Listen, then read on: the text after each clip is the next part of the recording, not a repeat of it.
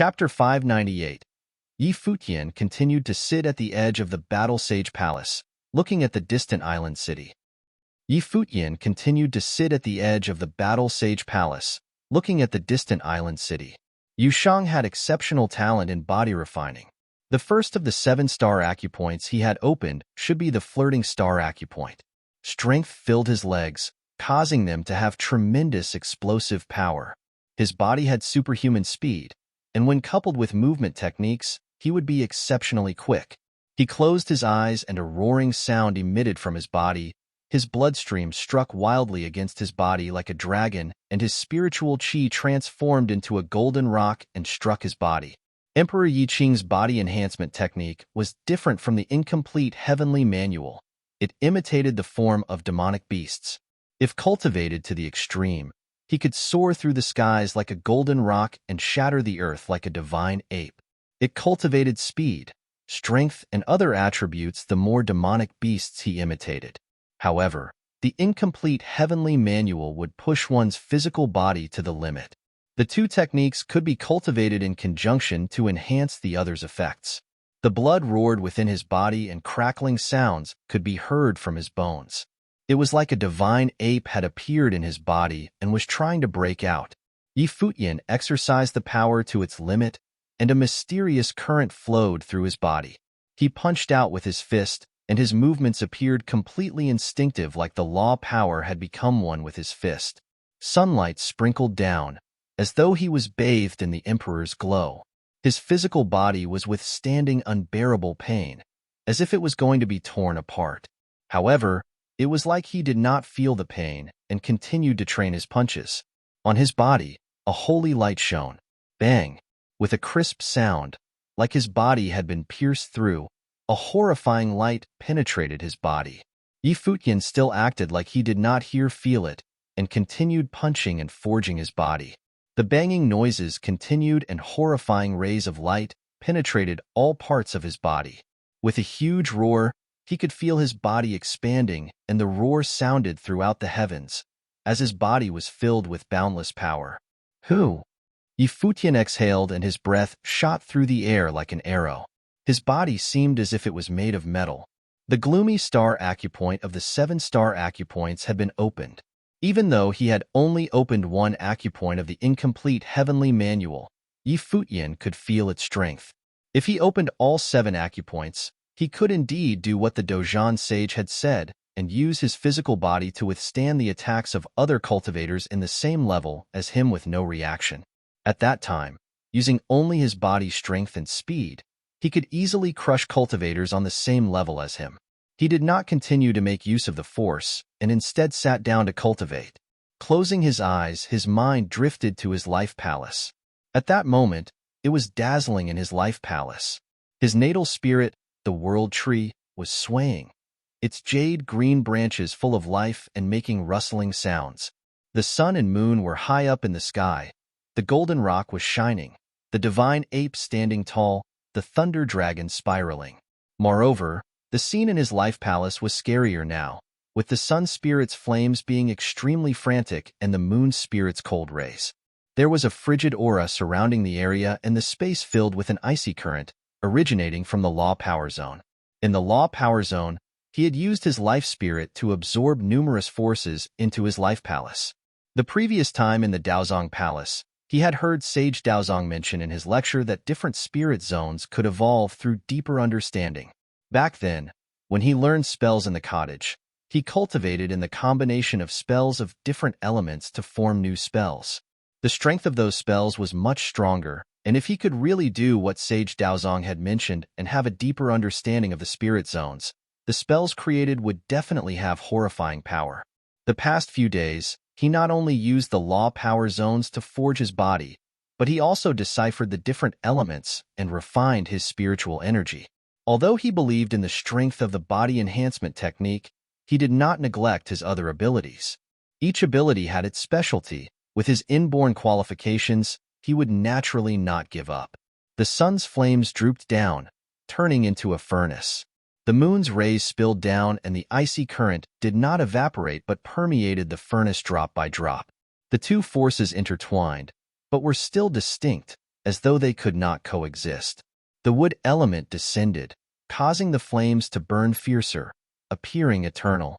Lightning struck down, and Futian walked through all the law power zones, wanting to see if all the elements that he had absorbed would have any change if he used his sun scripture sun furnace to refine them all. The furnace dimension became exceptionally horrifying. Like golden lava had appeared and was flowing around in the furnace like the flames of hell. However, they appeared to lack aggression. Futian felt the forces in the furnace and appeared to have a brainwave. He remembered Xiaohou, who he had met in the Holy Road, and the Holy Fire sect Xieji. They both specialized in flame abilities. Xiaohou's flames of ruin appeared inextinguishable and capable of burning everything, while Xieji's flames turned into a dark lotus and contained incredible destructive power. The flames of ruin and the dark lotus flame must have been created by elders. If that was so, why not just create his own flame? Closing his eyes, his spiritual energy entered the furnace, experiencing everything going on inside it. He melded his spiritual energy within to perceive the changes. Time passed by steadily. After a long while, Futian was still sitting cross-legged, but the spiritual qi around him was rampaging. There was an intriguing aura wafting in the air. His spiritual energy resonated with the heavens, and a unique force appeared. A terrifying destructive current appeared in the air and circulated steadily. Following that, wisps of flames appeared in the air. It was a white flame. It did not appear elusive, but flowing. It burned brightly, and soon, the area was full of the flames. Burning sounds could be heard in the air, and the flame had a demonic beauty. Success, Futian mumbled softly.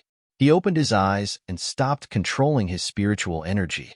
However, the countless flames continued to burn in the air, getting even more vigorous, as though an inextinguishable flame. Even if nobody controlled the flames, it would not be extinguished until it had burned up all the spiritual qi in the area. This flame is pure and untainted, like a glass lamp. Let's call it the white lustrous flame then, Futian muttered to himself. Everyone's perception was different, so the flame that they created would naturally be different as well. The flames of ruin was a different color from the flame that he had created.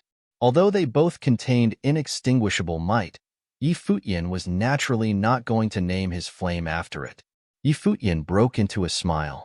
Although he did not break through his cultivation level in this period of time, he had significant improvement in his body refining and his spells. This year, he had stepped into the noble plane and entered the Holy Ji Palace to cultivate. Although his cultivation level did not improve as rapidly as before, it was still increasing gradually, and he was growing stronger. If this trend continued, he would step into the upper noble plane after 3 to 5 years of cultivating in the Holy Ji Palace, or even be close to the sage plane. Cultivation was the one thing he had never dared to neglect. There were many people waiting for him to become stronger. Big brother, second sister, and the rest of his brothers and sisters. They were all waiting for him to grow stronger. His masters and his godfather who had disappeared were also likely waiting for him to become stronger. Standing up, Futian left the place. The 10,006th year of the divine prefecture calendar was coming to an end. At the end of every year, many of the Holy Ji Palace's disciples would gather for a sparring session to compare their learnings. Not long after, many of those whose families were in Zhengzhou City would go home to visit their families. In the divine prefecture, even to the cultivators, the end of the year was still an important event for them. In the core of the Holy Ji Palace, there was an area with many magnificent towering palaces. At that moment, many people had come to that area for the sparring session. Out of the 3,000 disciples from the 6 palaces, many had stepped foot into the area. They wanted to see how the other Holy Ji Palace disciples were faring. After all, to many of them, even though they were all cultivating in the Holy Ji Palace, they barely met each other, just once a year. And there were many people who did not know each other. Only those elites who had made it into the law rank were known by all, even among the elite geniuses of the barren state. There were those who would end up as nobodies in the Holy Ji Palace. At that moment, in a certain location, a group of people was walking on the road, their gazes on the people all around. 1 year passed really fast. I've only raised my cultivation by 1 level this year. Looks like I'll only be able to be an onlooker in this year's sparring session, a teenager said with tones of indolence in his voice. Don't be so humble. The sparring session isn't ranked by battle ability. You can spar in whichever field you want. However, this year's sparring session will still be focusing on those people on the law rank. After all, they are the group that attracts the most attention, another replied. I've heard that there's a batch of newbies this year who are rather interesting. The first among them is already the 81st on the law rank and is only a grade 8 noble. Even, Bai Luli's younger brother, Bai Zhe, was dominated by him. It's as if Bai Zhe has no presence in front of him. Another voice sounded out from within the group.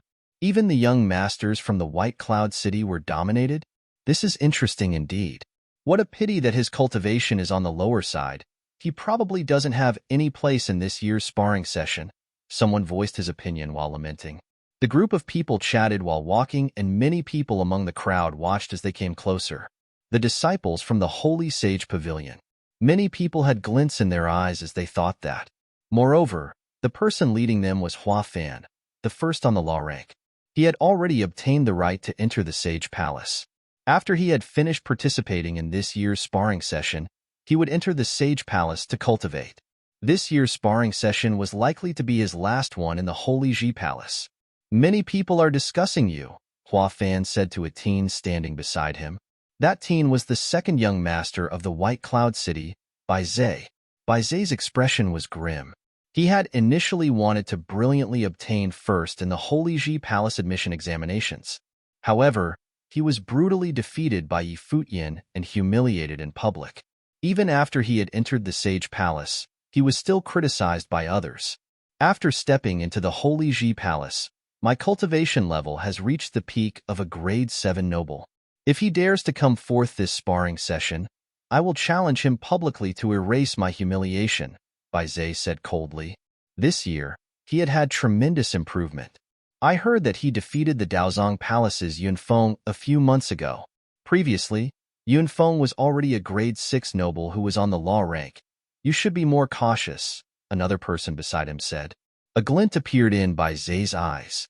He had previously heard that as well. Yi Futian's reputation after entering the palace was dismal, and it was only restored after he had challenged the Daozong Palace's Yunfeng and brutally defeated him. In the past, the person who got first in the Holy Ji Palace admission examination would always enter the Sage Palace. This time, Yi Futian went to the Battle Sage Palace instead. I would really like to meet him, Hua Fan said softly. Chapter 599. There were figures flying successively into the sparring session area. Yi Futian and Yu Shang had also arrived by then. Their group walked down from the air and landed on the ground. Apart from Yi Futian and Yu Shang, there was also Yi Shaoshi, Yuan Zhan, and Qi Jie.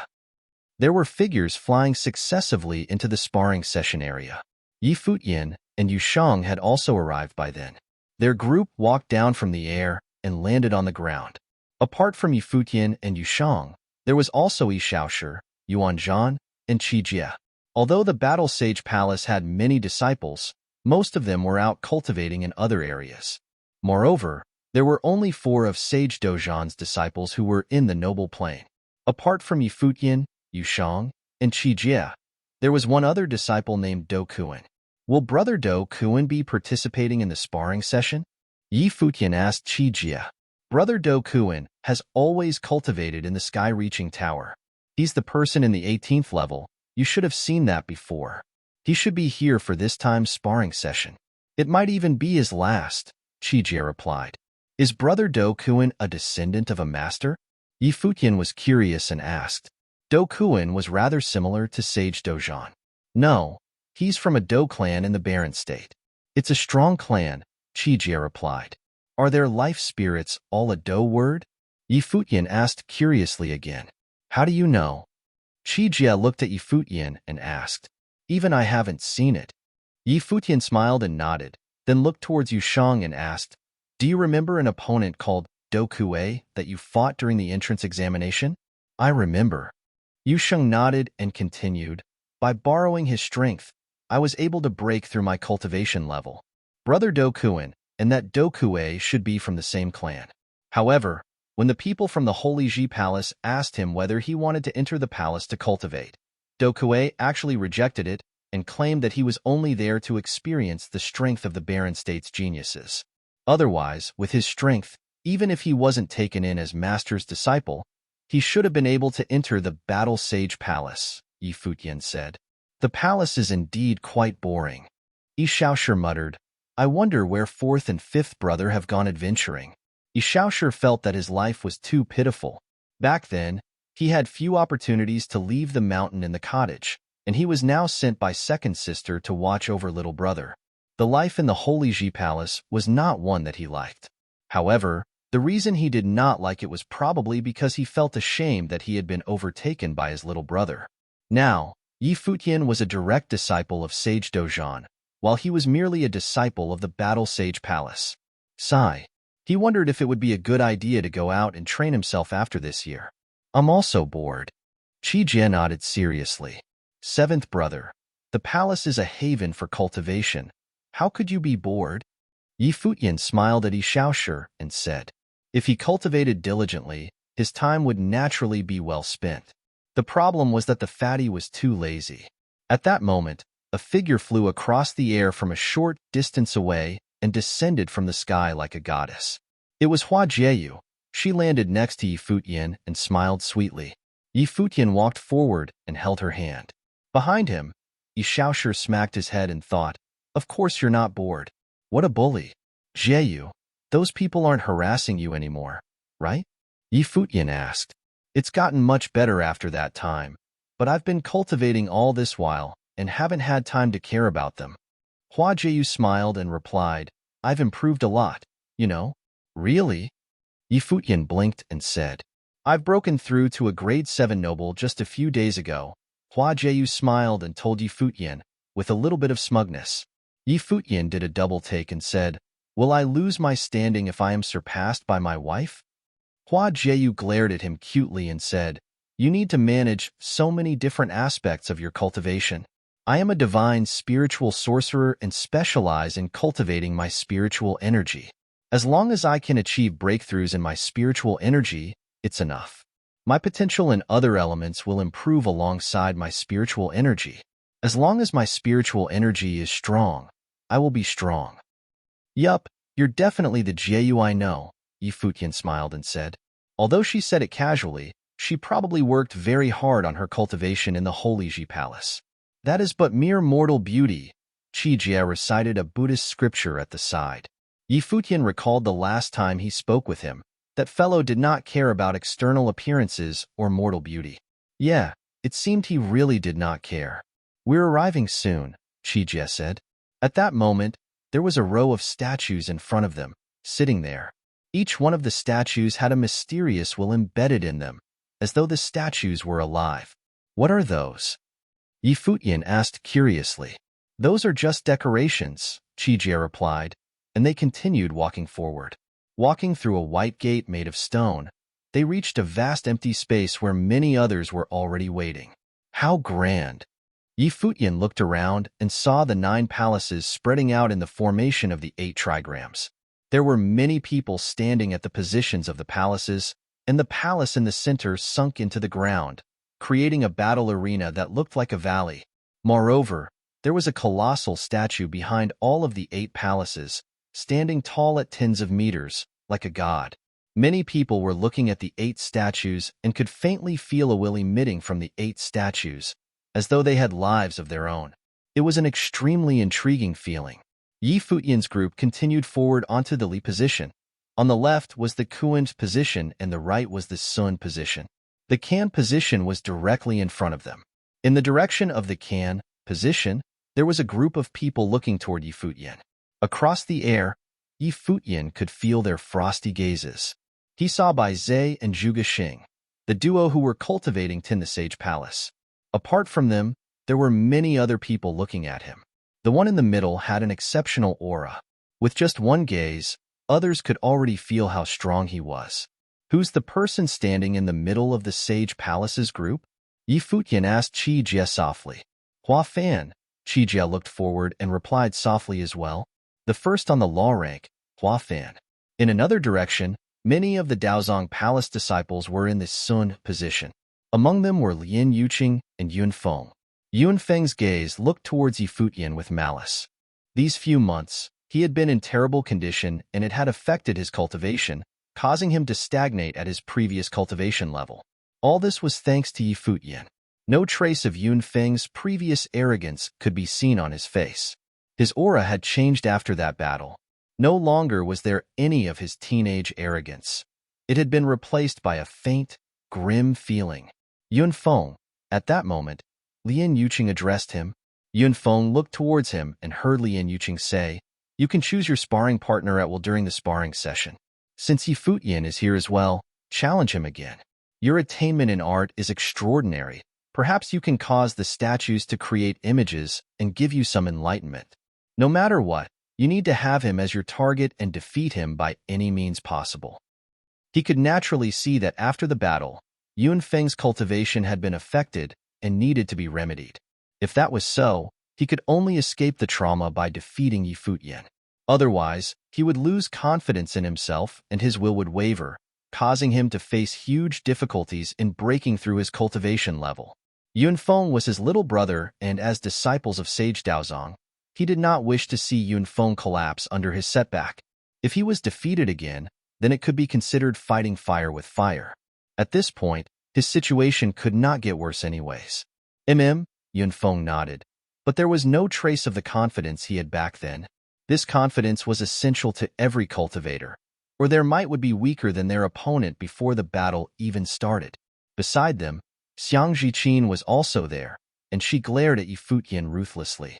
At that moment, a few figures flew towards Yi Futian. Yi Futian smiled and asked, "Wuchen, how has your cultivation been this past half a year?"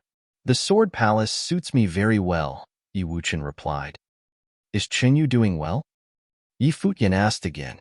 "She's doing all right. I often accompany her in her cultivation," Yi Wuchen replied. "That's good." Yi Futian looked at the people beside Yi Wuchen. They were Zue Qianqiu and Su Quebec. The few of them were all cultivating in the Sword Palace under the Sword Demon. "I've heard that you're impressive in the Holy Ji Palace." Zue Qianqiu smiled and said, "As a newbie, you beat up the palace's seniors?" "I didn't want to," Yi Futian shrugged and replied. "Arrogant." Su Keis looked forward and continued in a quiet voice, "However, you have every right to do so. In the palace, there seems to be a tradition of bullying the newbies. If I had the chance, I would have done so as well." "You've been bullied in the Sword Palace?" Yi Futian smiled at the three of them. "The three people beside you are the combination of the successors of the Baron State's 4 great swordsmen, excluding the Wuji sword. What do you think?" Suke said. He was the successor of the Tingshues sword while Zure Qianqiu was the successor of the Ghost sword. They could all be considered successors of sword demons. Indeed, apart from the sword Saint Villa's Yen Wuji, the three of them were the successors of the 4 great swordsmen. Had Su Ke's words hinted that they had joined forces? This was interesting. The Tingxue house's killer swordsmen always acted alone. To be forced into joining forces with others probably meant that newbies had it tough no matter which palace they entered. These prideful fellows would evidently not succumb to the pressure. There were a few other people who walked to the Li position where Yi Futian was. Zhongli and Yang Jian were all newbies from their batch, but they had all gathered together. The people from the other positions were all watching this scene with interested expressions. Many people who saw Yi Futian gradually got to know his identity. Standing beside Hua Jieyu, the two of them did in fact look like a well-suited couple. It seems like the person who got first in this time's admission examination has strong rallying power, someone who was watching commented. Entering the Holy Ji Palace in the same batch, the first among them beat up the palace's seniors and made it to the 81st spot on the law rank. He will naturally become a benchmark for other new disciples. Moreover, the newbies who entered the Holy Ji Palace must have suffered a lot, someone smiled and said. In reality, the treatment they received was also similar. Under the competitive environment in the Holy Ji Palace, it was perfectly common for battles to happen. However, it seems like those from the Sage Palace have formed their own clique. There were people who looked in the direction of the Qin Palace and saw Bai Zhe and Zhuge Xing. They were also new disciples from the current batch, but they had followed Hua Fan here. The first of past batches have always entered the Sage Palace. This trend continued for many years, and it has formed a tradition. They will always treat the previous generations first as their benchmark, but it seems that this batch is different. However, Hua Fan must definitely hope that Bai Zhe can take over his position and be superior to Yi Futian, someone in the crowd said. The first ranking on the law rank had been dominated by the Sage Palace for many years. Chapter 600. Holy Sage Pavilion was the best pavilion in the Holy Ji Palace and had a symbolic significance. According to some rumors in the palace at the moment, Bai Luli might have already been chosen as the next lord of Holy Sage Pavilion, and he would manage the Holy Ji Palace in the future. Indeed, Holy Ji Palace was already paving the way for him. Holy Sage Pavilion was the best pavilion in the Holy Ji Palace and had a symbolic significance. According to some rumors in the palace at the moment, Bai Luli might have already been chosen as the next lord of Holy Sage Pavilion, and he would manage the Holy Ji Palace in the future. Indeed, Holy Ji Palace was already paving the way for him. Hua Fan was ranked first on the law rank and was the most brilliant person after Bai Luli. The Holy Ji Palace similarly had high hopes for him.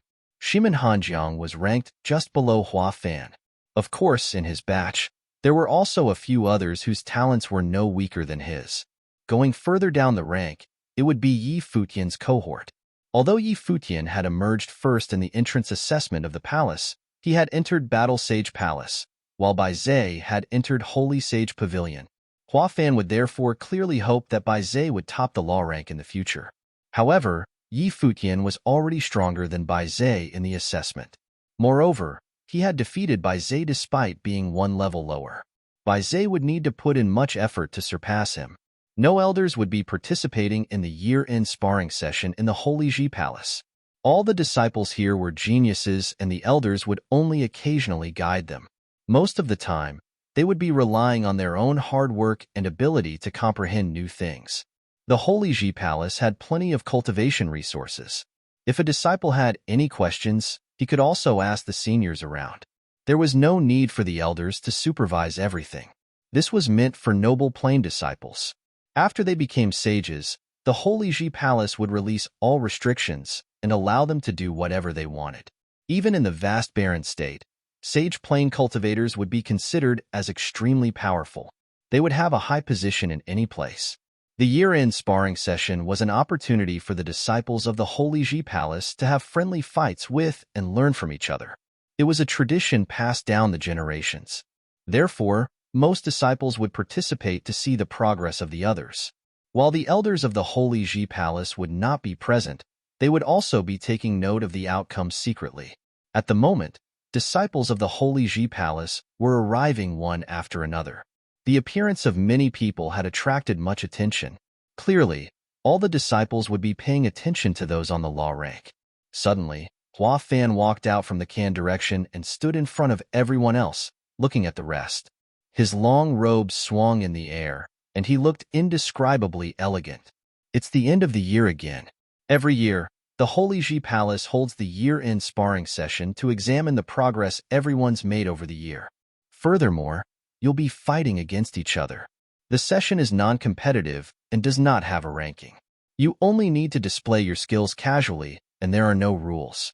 Most people should be aware of this, Hua Fan said. It's nice that this year, the Holy Ji Palace has admitted new disciples, which only occurs once every 3 years. We have many new people here. Juniors, you should make use of this opportunity to display your talents and the progress this upcoming year. There were no elders present during the session. Therefore, the first person on the law rank was the natural candidate for the host. After speaking, Hua Fan glanced at Yi Futian's direction.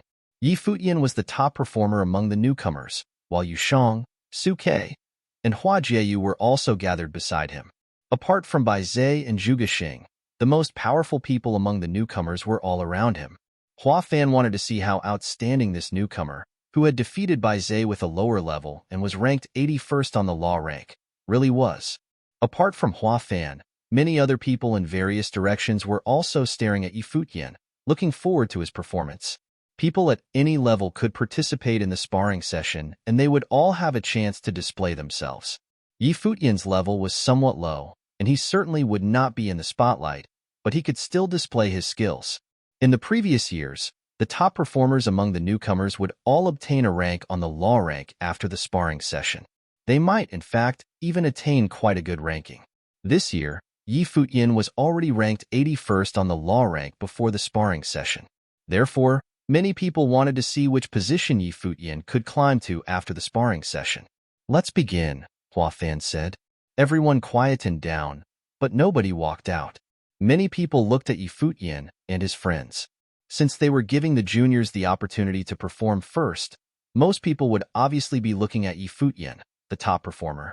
If Futian and his friends did not walk out, those who did not do so well in the assessment would also not walk out first as to not be humiliated.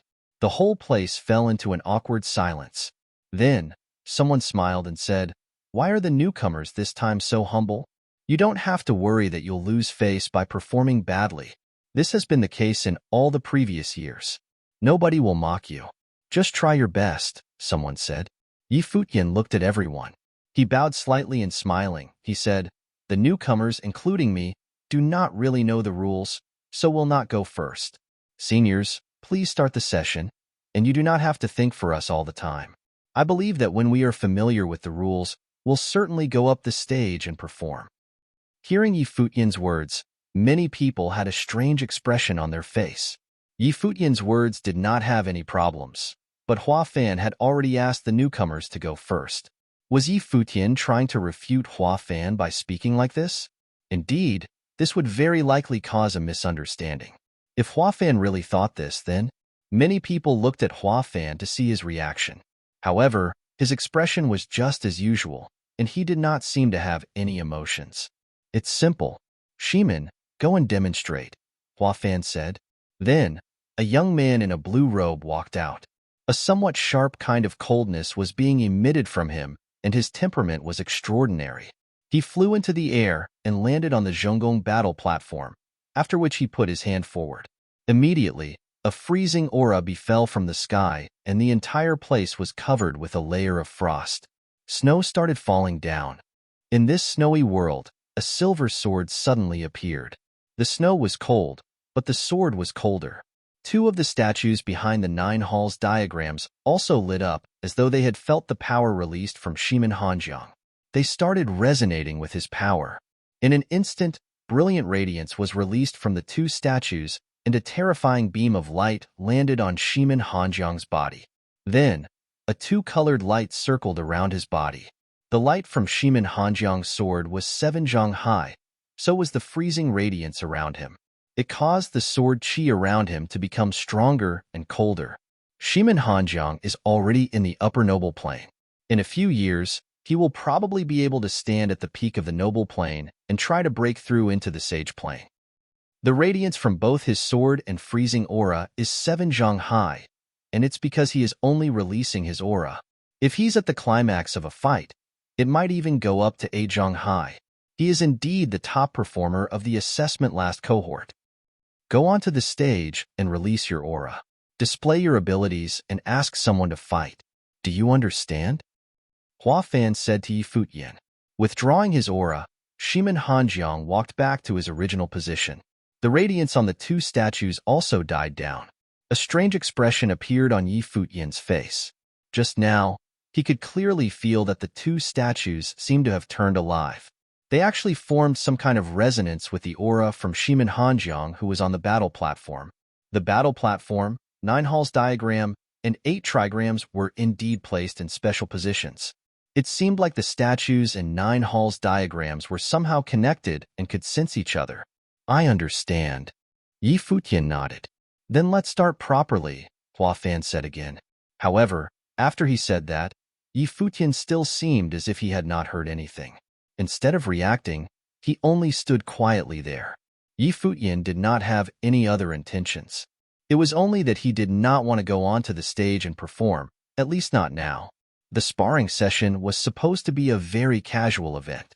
Futian had come here mainly to see how strong the other people of the Holy Ji Palace were and did not really want to display his abilities.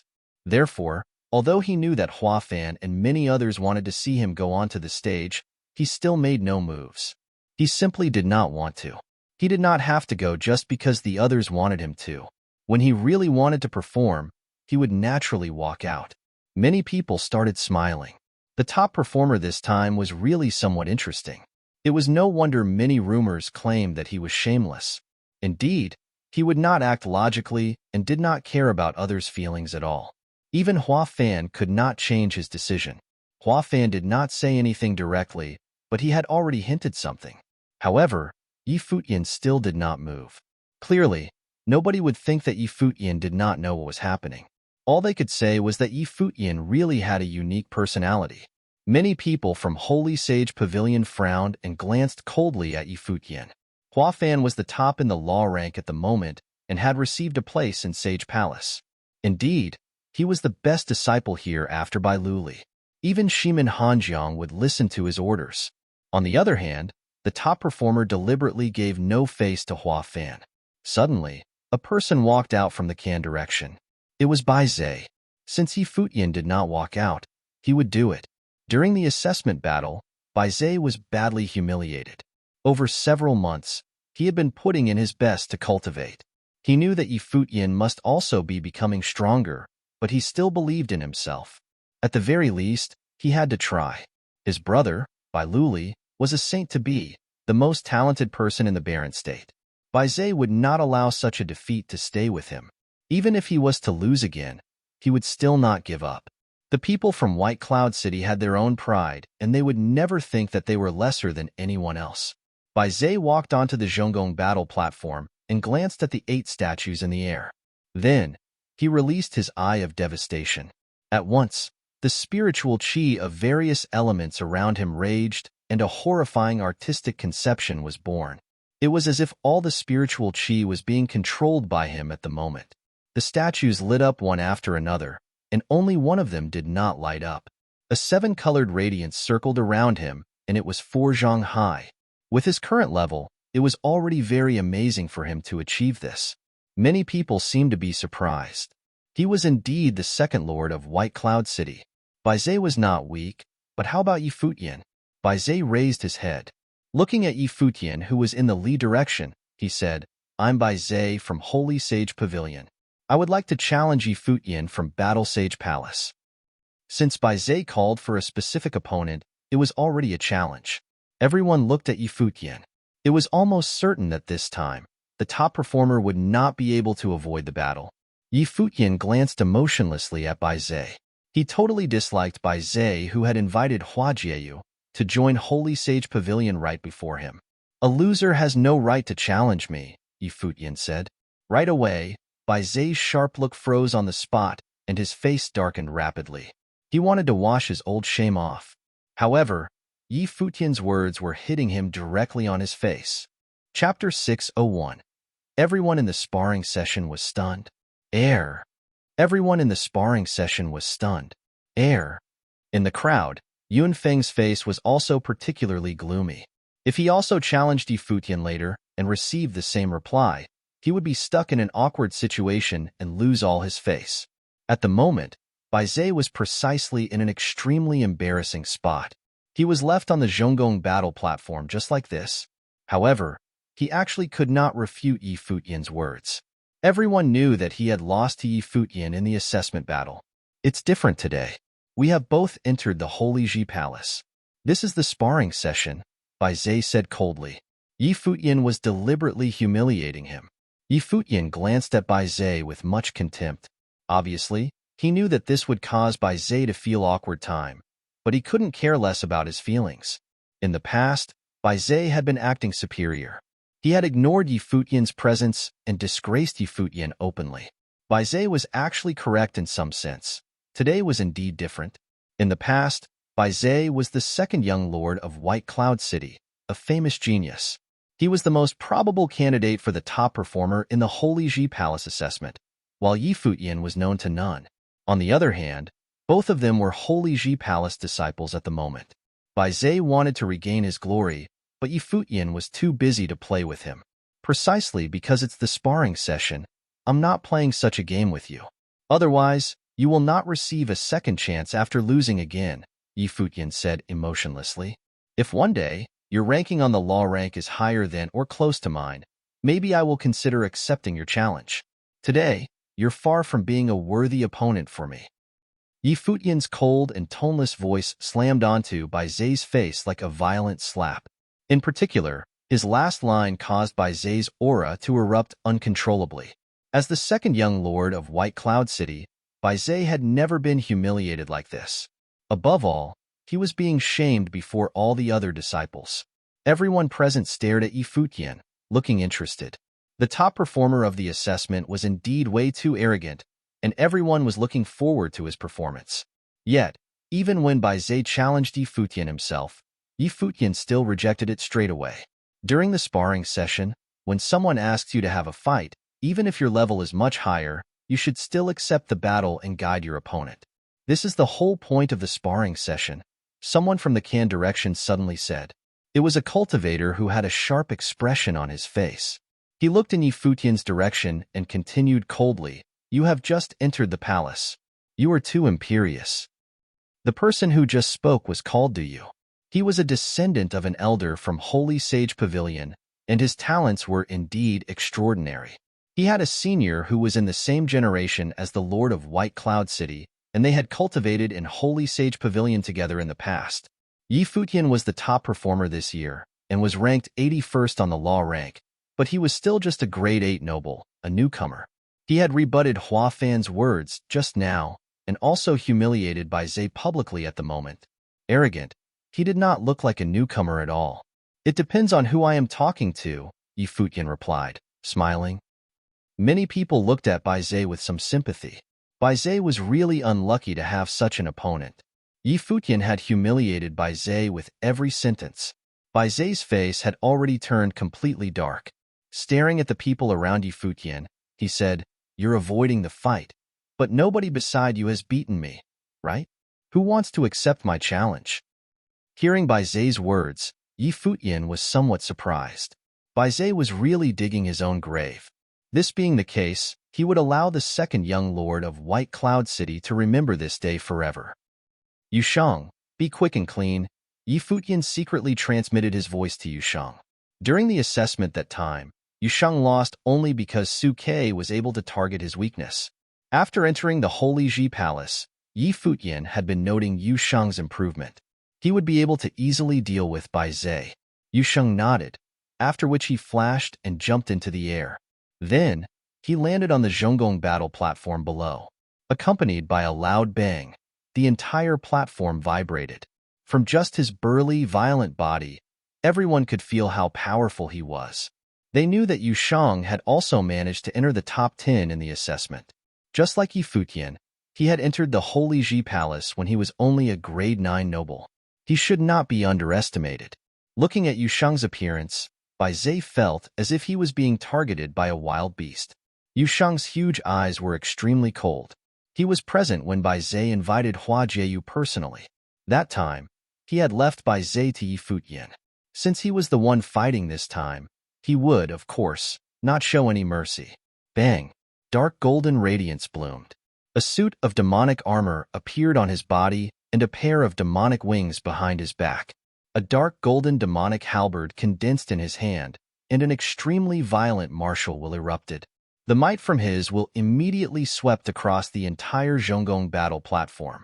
Bai Zai felt that a demon had just appeared before him, waiting for him to surrender himself. Yusheng was actually pressuring Bai Zai with martial will. Bai Zai released his life spirit. A terrifying pair of pupils and his spell scroll spirit appeared at the same time. Then, a powerful wave of spiritual will bloomed, and the entire place seemed to have turned into a gray world. Yusheng felt as though an invisible hand was grabbing him, wanting to drag him into the destructive gray world. In his mind, the pair of gray eye of devastation was causing him to lose himself. Spiritual attacks were most appropriate when fighting against martial arts cultivators. However, at the moment, an illusory, dark gold demon appeared in Yusheng's mind, guarding him. His demonic method focused mainly on martial arts, but it also contained a way to train his spiritual energy, namely the demonic meditation. It could allow his spiritual energy to be very stable. Although it contained little damaging abilities, it was sufficient for him to defend against spiritual attacks so that this would at least not become his weakness. Demonic might erupted wildly.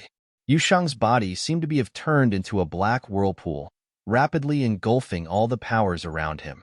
That included the spiritual qi that was controlled by the Eye of Devastation. In the sky above the arena, many dark golden demonic halberds actually appeared. They then charged forcefully towards Bai Zhe. Bai Zhe raised his head to look at the halberds which had appeared in the sky, and his face was only filled with coldness. Was Yushang trying to hurt him with this kind of attack in his eye sorcery zone? Even the speed of the halberds seemed to be restricted. Bai Zhe extended his hand. Right away, many frightening golden light runes appeared before him, turning into a defensive screen. When the halberds landed, many violent bangs were produced, but the screen remained intact. As the demonic halberds were falling down, an alarming golden radiance was also flowing on Yushang's body. Many beams of golden light penetrated across his body, all the way to his feet. Immediately, his power shot up again. In the sky, two of the stone statues lit up, one of which was extremely dazzling. Some of the radiance poured down onto Yushang's body and actually became 6 zhang high. What? Some of the cultivators looked at the statues, astonished. The light from the statue glittered, as if it was heavily stimulated. Why would Yushang, a mere grade 8 noble, cause such an intense response? Was his artistic conception of martial arts really this strong? Dong! With a loud bang, Yushang stomped his feet onto the ground and jumped into the air. His demonic wings flapped, and his speed was as quick as lightning. In an instant, his body penetrated across the space. Then he fell down from the sky and stepped towards Bai Zhe as if he was a god from the heaven. Yushang raised his arm and threw out the demonic halberd in his hand in midair. The halberd turned into a striking bolt of lightning and punctured through the air.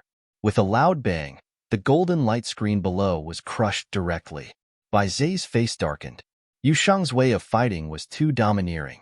Bai Zhe could not move Yushang at all with his spiritual energy. His Eye of Devastation was useful against spells, but highly ineffective against such a brutal martial arts cultivator. Bai Zhe used all his might to stimulate his spell scroll spirit. At once, many spell scrolls flew out from his life spirit, giving birth to a destructive power. It was much stronger than when he fought with Futian. Activating the Almighty Thunder Guide, countless chains of Thunder God immediately appeared on Yushang's body. At the same time, many spell scrolls circled around him, wildly devouring the spiritual qi in the sky. Many storms bloomed, and a golden lotus was being born. Bai Zhe extended his hand. The roaring, golden storms converged together, forming a destructive golden lotus which had 81 petals. The petals of the lotus rotated wildly, destroying everything around them like sharp blades. Die! Bai Zhe roared coldly in his mind. The deadly golden lotus charged towards Yushang, who was coming towards him from the air. After being defeated by Futian last time in just one strike, he was motivated by the bitter experience. In the end, he finally managed to learn this combined spell whose power was simply calamitous. Bang! 2 brilliant beams of light erupted from Yushang's feet as he continued coming down. His dark golden, demonic body seemed to have become even more intimidating, and he stepped towards the destructive lotus. Is he mad? Many people were bewildered. Yushang was trying to kill himself. Was he going to take such a horrifying spell with his body? Even if he had entered Battle Sage Palace and was learning body-enhancing techniques from Sage Dojan, he should not be so crazy. After all, Bai Zhe was powerful, and this particular spell was even more hair-raising. You're the one who's trying to kill yourself, Bai Zhe thought as he stared at Yushang, who was in the air. Then, Yushang stepped onto the destructive lotus directly. An ear-piercing noise erupted, followed by a loud bang. A godlike figure continued stamping down, and it was none other than Yushang. Although the dark golden armor on his body had already shattered, he had survived the attack from the golden lotus. Bai Zhe retreated backward. However, following a loud noise, Yushang landed on the ground and grabbed Bai Zhe's foot with his hand directly.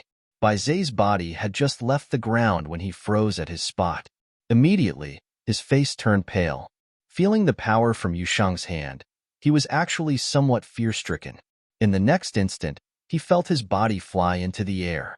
He quickly enveloped his body in spiritual chi for protection. Bang! After a loud bang, Bai Zhe was nearly unconscious. Nobody knew how many of his bones were broken, and his mind was totally blank. Countless people stared motionlessly at the burly figure, astounded. After smashing Bai Zhe on the ground just once, Yusheng let go of him. However, Bai Zhe continued lying on the ground, his body twitching uncontrollably. Dong! With another loud bang, Yusheng jumped off the battle platform and ascended into the air, returning to the lead position. Futian widened his eyes at Yusheng in dissatisfaction and said secretly, "I only asked you to be quick and clean, not to be so serious." Yusheng's external defense was broken, and his shirt also had many holes, through which some blood stain could be seen. Clearly, even though he had activated his acupoints to release more power, his body was still damaged under the destructive power. He could have finished the battle in other ways. Of course, this was indeed the quickest and cleanest way. From the start to the end, he trampled Bai Zhe. "I'm fine. Already used to it these days," Yusheng replied. Futian was speechless. As for Bai Zhe, he would spend his remaining time in the Holy Ji Palace in sheer embarrassment. Chapter 602. Bai Zhe's body was carried out on a stretcher. Many had learned of him before he went to study in the palace, and that was due to him having a brother of unparalleled talent. It was even rumored that his brother was to be made the successor of the Holy Ji Palace itself. Bai Zhe's body was carried out on a stretcher. Many had learned of him before he went to study in the palace, and that was due to him having a brother of unparalleled talent. It was even rumored that his brother was to be made the successor of the Holy Ji Palace itself.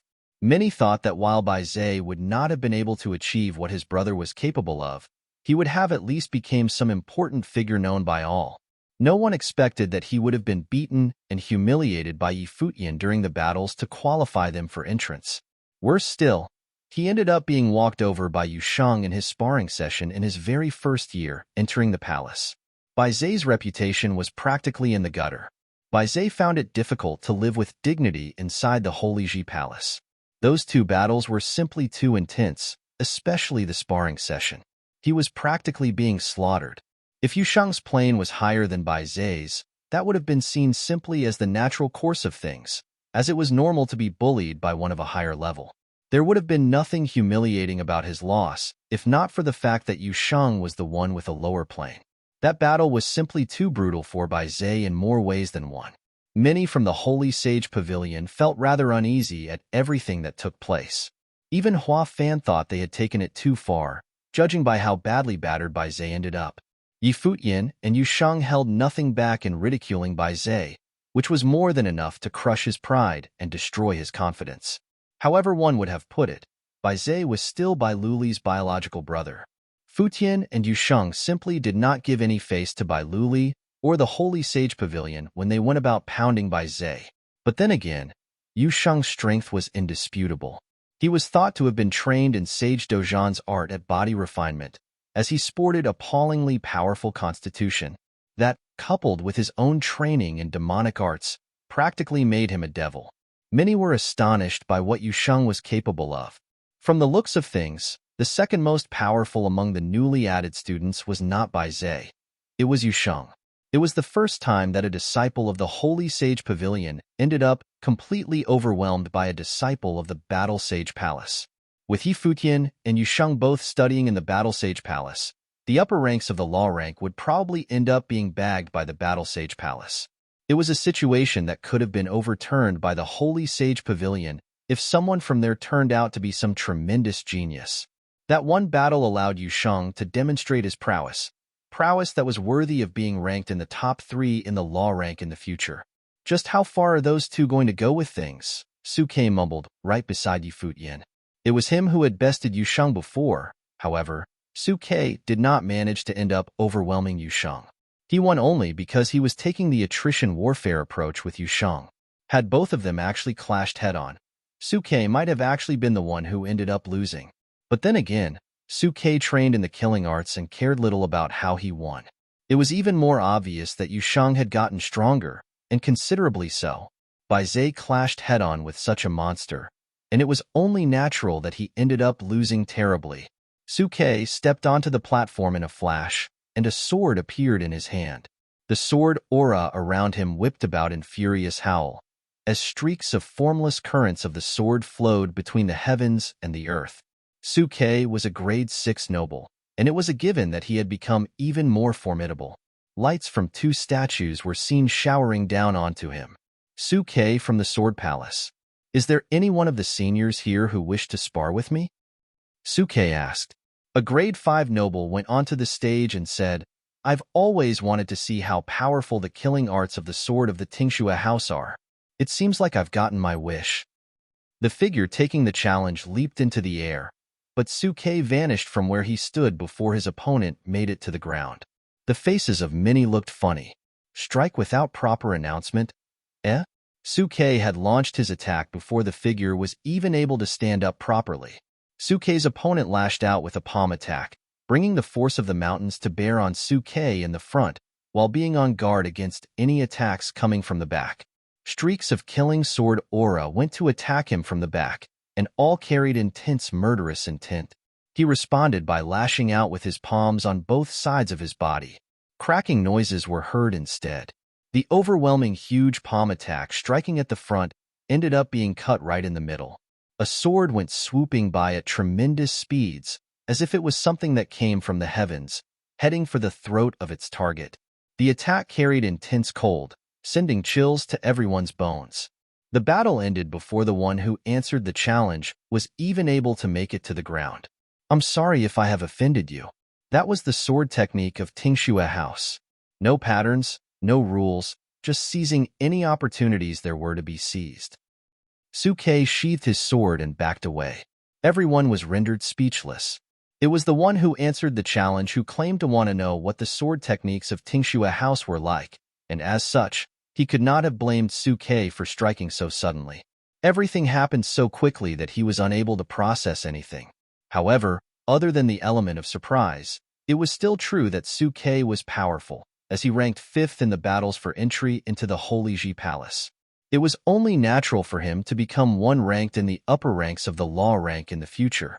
He would at least be able to make it to the top 20. However, the one he fought was not one personally instructed by the palace lord, but one who advanced from the 1,000 Holy Islands. Even if he were to fight squarely with Suke, there was no certainty that he would have come out on top. That attack would have been even more ferocious if it came from the front, Futian said to himself after watching Suke fight. Futian was thinking that Suke had definitely merged the essence of the sword techniques of the master of Tingxue House with those learned from the sword demon. It seems like the little brothers who entered this time around all sport incredible prowess. It would be wise to take them seriously, Hua Fan said. Many spectators looked amused. While the sparring session was definitely an opportunity for the newbies to show what they were capable of, the stage still belonged to the old-timers. Every time there were newbies to fight, everyone would allow the newbies to demonstrate their abilities for a bit before the old-timers went in to teach them a lesson. However, the newbies from that particular batch were interesting, especially those who had experienced sparring sessions 3 years ago. They felt the talents demonstrated by this particular batch were possibly higher than that of the last batch. At the very least, from the looks of things at the moment, Futian, Shang, and Suke performed admirably. Hua Jieyu of Daozong Palace was also a divine spiritual sorcerer, and it was a given that she was meant for great things in the future. Understood. Many went on to try their hands against the newbies, and the fights felt rather fun. There was nothing wrong with finding something amusing to do before the true mighty ones on the law rank were pitted against each other. Yuan Zhan stepped out and made it onto the platform. Its wild body coursed with overwhelming force. He looked like a meaty mountain made of gold by just standing. A mighty one who seemed to be basking in dazzling golden lights walked out, looking down on the ape. Many who saw him walking out looked amused. Yuan Zhan is really going to get hurt really bad. The one who walked out was someone from Tianqing Pavilion, a grade 4 noble with incredible powers. Boom! Yuan Zhan stepped forward and began running in the battlefield.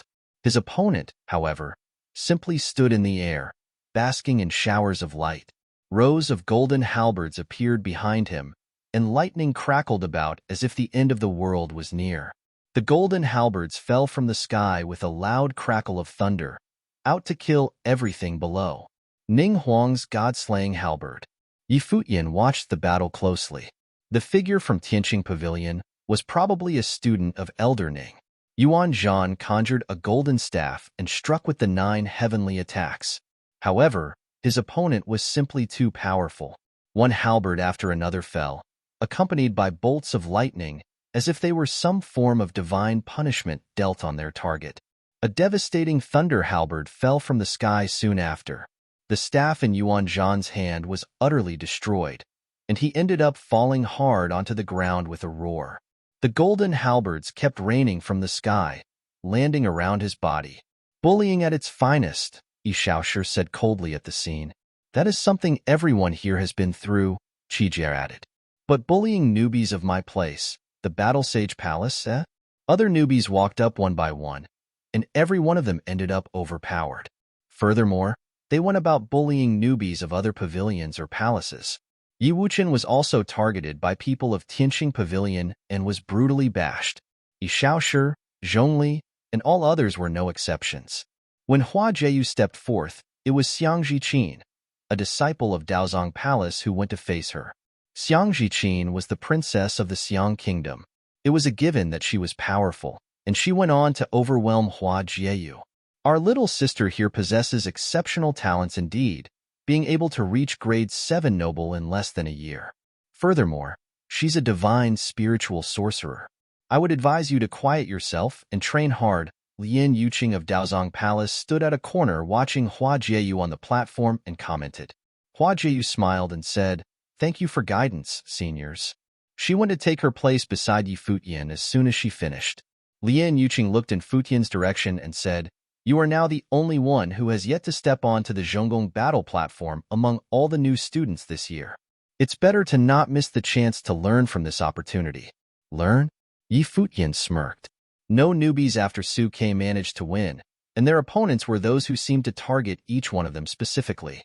They did well in teaching the newbies by pummeling them to the ground. "I don't see any meaning to all of this," Yi Futian said plainly. "All of you new little brothers and sisters were proud sons and daughters, and you all had an intense ego. This served as an opportunity to warn all of you to never be arrogant and keep your feet on the ground with your training. It is also an encouragement of sorts," Lien Yuqing elaborated. "Whatever you say, senior." Yi Futian smiled.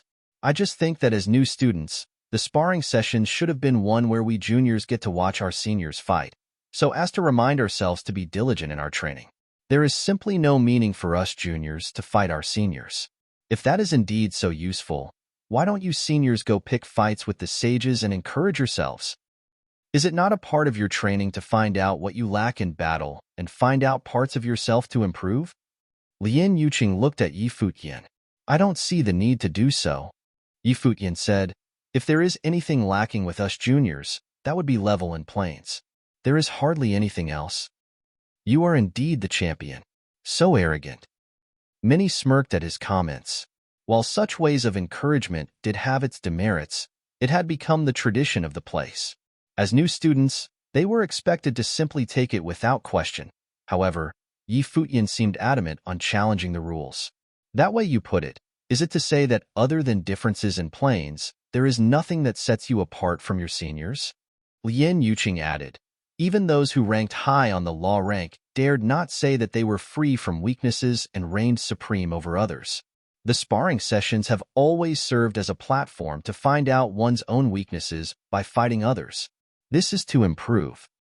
Yi Futian looked at Lien Yuqing and smiled brightly, then said, "Indeed." The eyes of everyone present turned to look at Yi Futian. He actually said, "Indeed.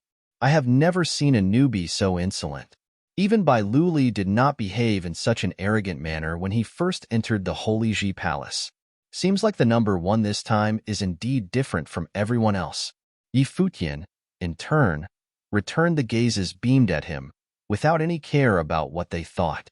Many new students looked at him and thought him to be immensely pompous. Qijie blinked and felt impressed. "Our little brother is indeed no common folk. I never thought he would be daring enough to say something like that in front of his seniors." Chapter 603. Lien Yuqing stared at Yi Futian. The newcomer had been pretty arrogant back in Daozong Palace, asking to spar with Yunfeng on the platform, then went on to practically beat Yunfeng to a pulp. The damage was so bad that Yunfeng had yet to overcome the resulting emotional trauma. His mind remained very much crushed. Lien Yuqing stared at Yi Futian.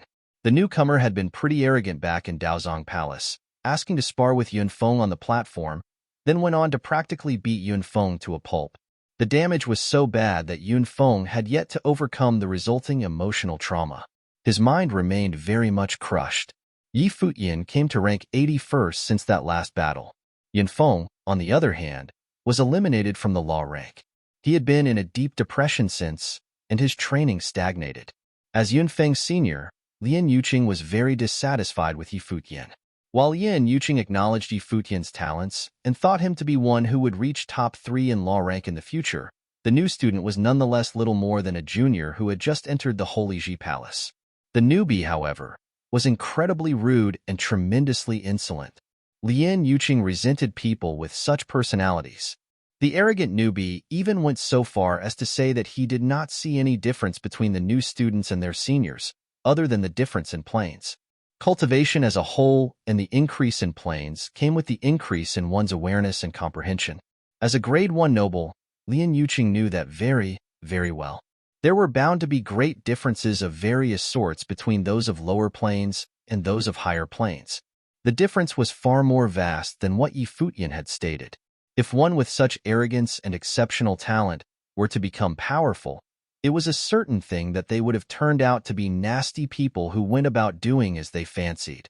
"You are quite insolent indeed," Lien Yuqing looked at Yi Futian and said. He grew to dislike the newbie even more. "Are you saying that none of the disciples of the Holy Ji Palace are better than you in any way but difference in planes?" Shimin Hanjiang quipped. The way Yi Futian had put it was indeed too arrogant. Even he, the champion of the last batch, found Yi Futian insufferable. Shimin Hanjiang saw not even a single hint of humility in Yi Futian. All he saw was arrogance and rudeness. Hua Fan's gaze turned to Yi Futian as well. Yi Futian had never been one to follow rules, right from the very beginning. Hua Fan came to know that from the very moment Yi Futian was accepted into the Holy Ji Palace.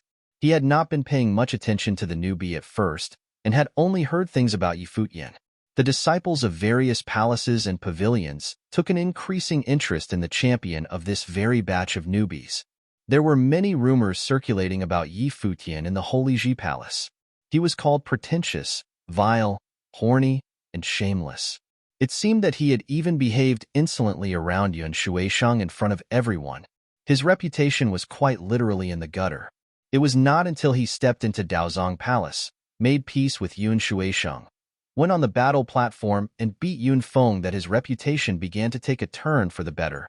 Hua Fan was finally able to see Yi Futian with his very own eyes, and everyone seemed to get to know Yi Futian in the flesh better. His flamboyant attitude, blatant disregard for rules, and even his handsome face, all seemed to speak volume about his pride and confidence. Such people were utter geniuses. Yi Futian might have still been a low-grade noble for the time being, but no one could guess how he would turn out if he became a sage one day. Yi Futian cast his gaze at everyone present and said, "If the sparring sessions are simply meant for gauging each other's strengths, there would have been nothing wrong with them. How it is done here, however, is simply an excuse for some to immerse themselves in the twisted joy of bullying those who come later. How is this even sparring? I participated with the intention to learn, to truly see the seniors spar against one another, and develop a comprehension about what I lack personally. I believe most newbies felt like I did. But from the battles that have taken place before, I failed to see any meaning in them." Yi Futian went on to look at everyone present. "If all here actually believe that being oppressed equals being encouraged, why don't you all get tortured by the elders of the place a time or two and encourage yourselves? During training, disciples at the top of the noble plane go looking for sages to evaluate their own progress. Do they have to spell it out for you?" Lien Yuqing added plainly, while the sparring sessions were indeed a little bit too intense, doing so allowed for seniors to demonstrate their capabilities in front of the juniors, to test themselves out and to allow juniors develop an even deeper comprehension of many things. Yet, all you were able to see was how people of higher planes trampled over those of lower planes? Or rather, as you have said before, do you think that none of the disciples of the Holy Ji Palace are better than you in any way?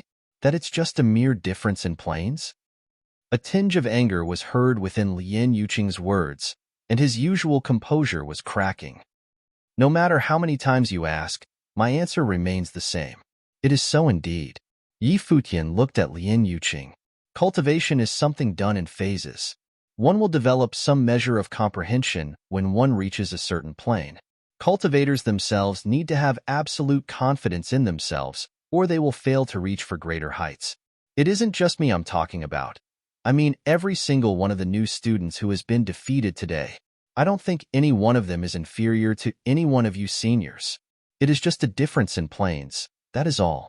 I believe they all feel the same. As soon as Yi Futian finished talking, the newbies, who had their share of getting beaten up, all turned to sport sharp looks on their faces and went on to stand tall and proud, shooting their gaze at the likes of Lien Yuqing. The sessions had all of them feeling frustrated and deeply resentful.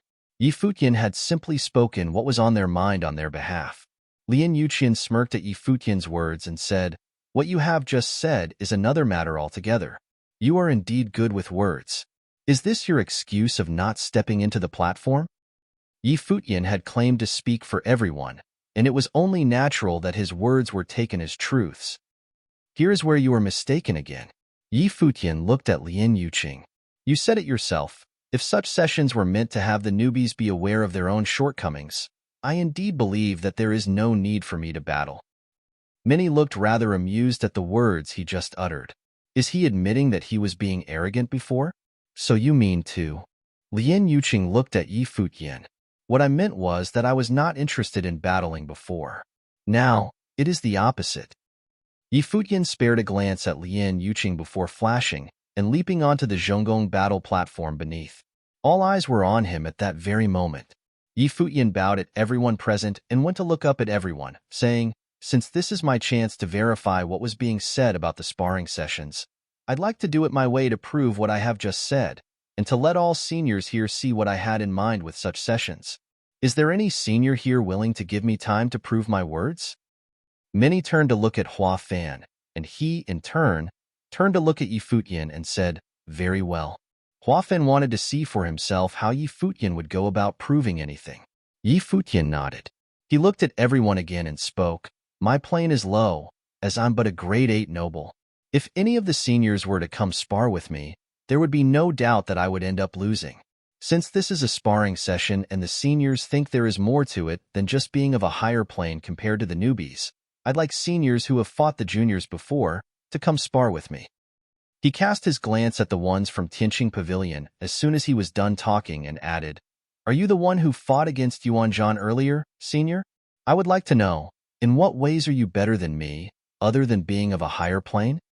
Everyone within earshot looked bemused and came to somehow understand what he was trying to pull. This is one unbridled asshole indeed.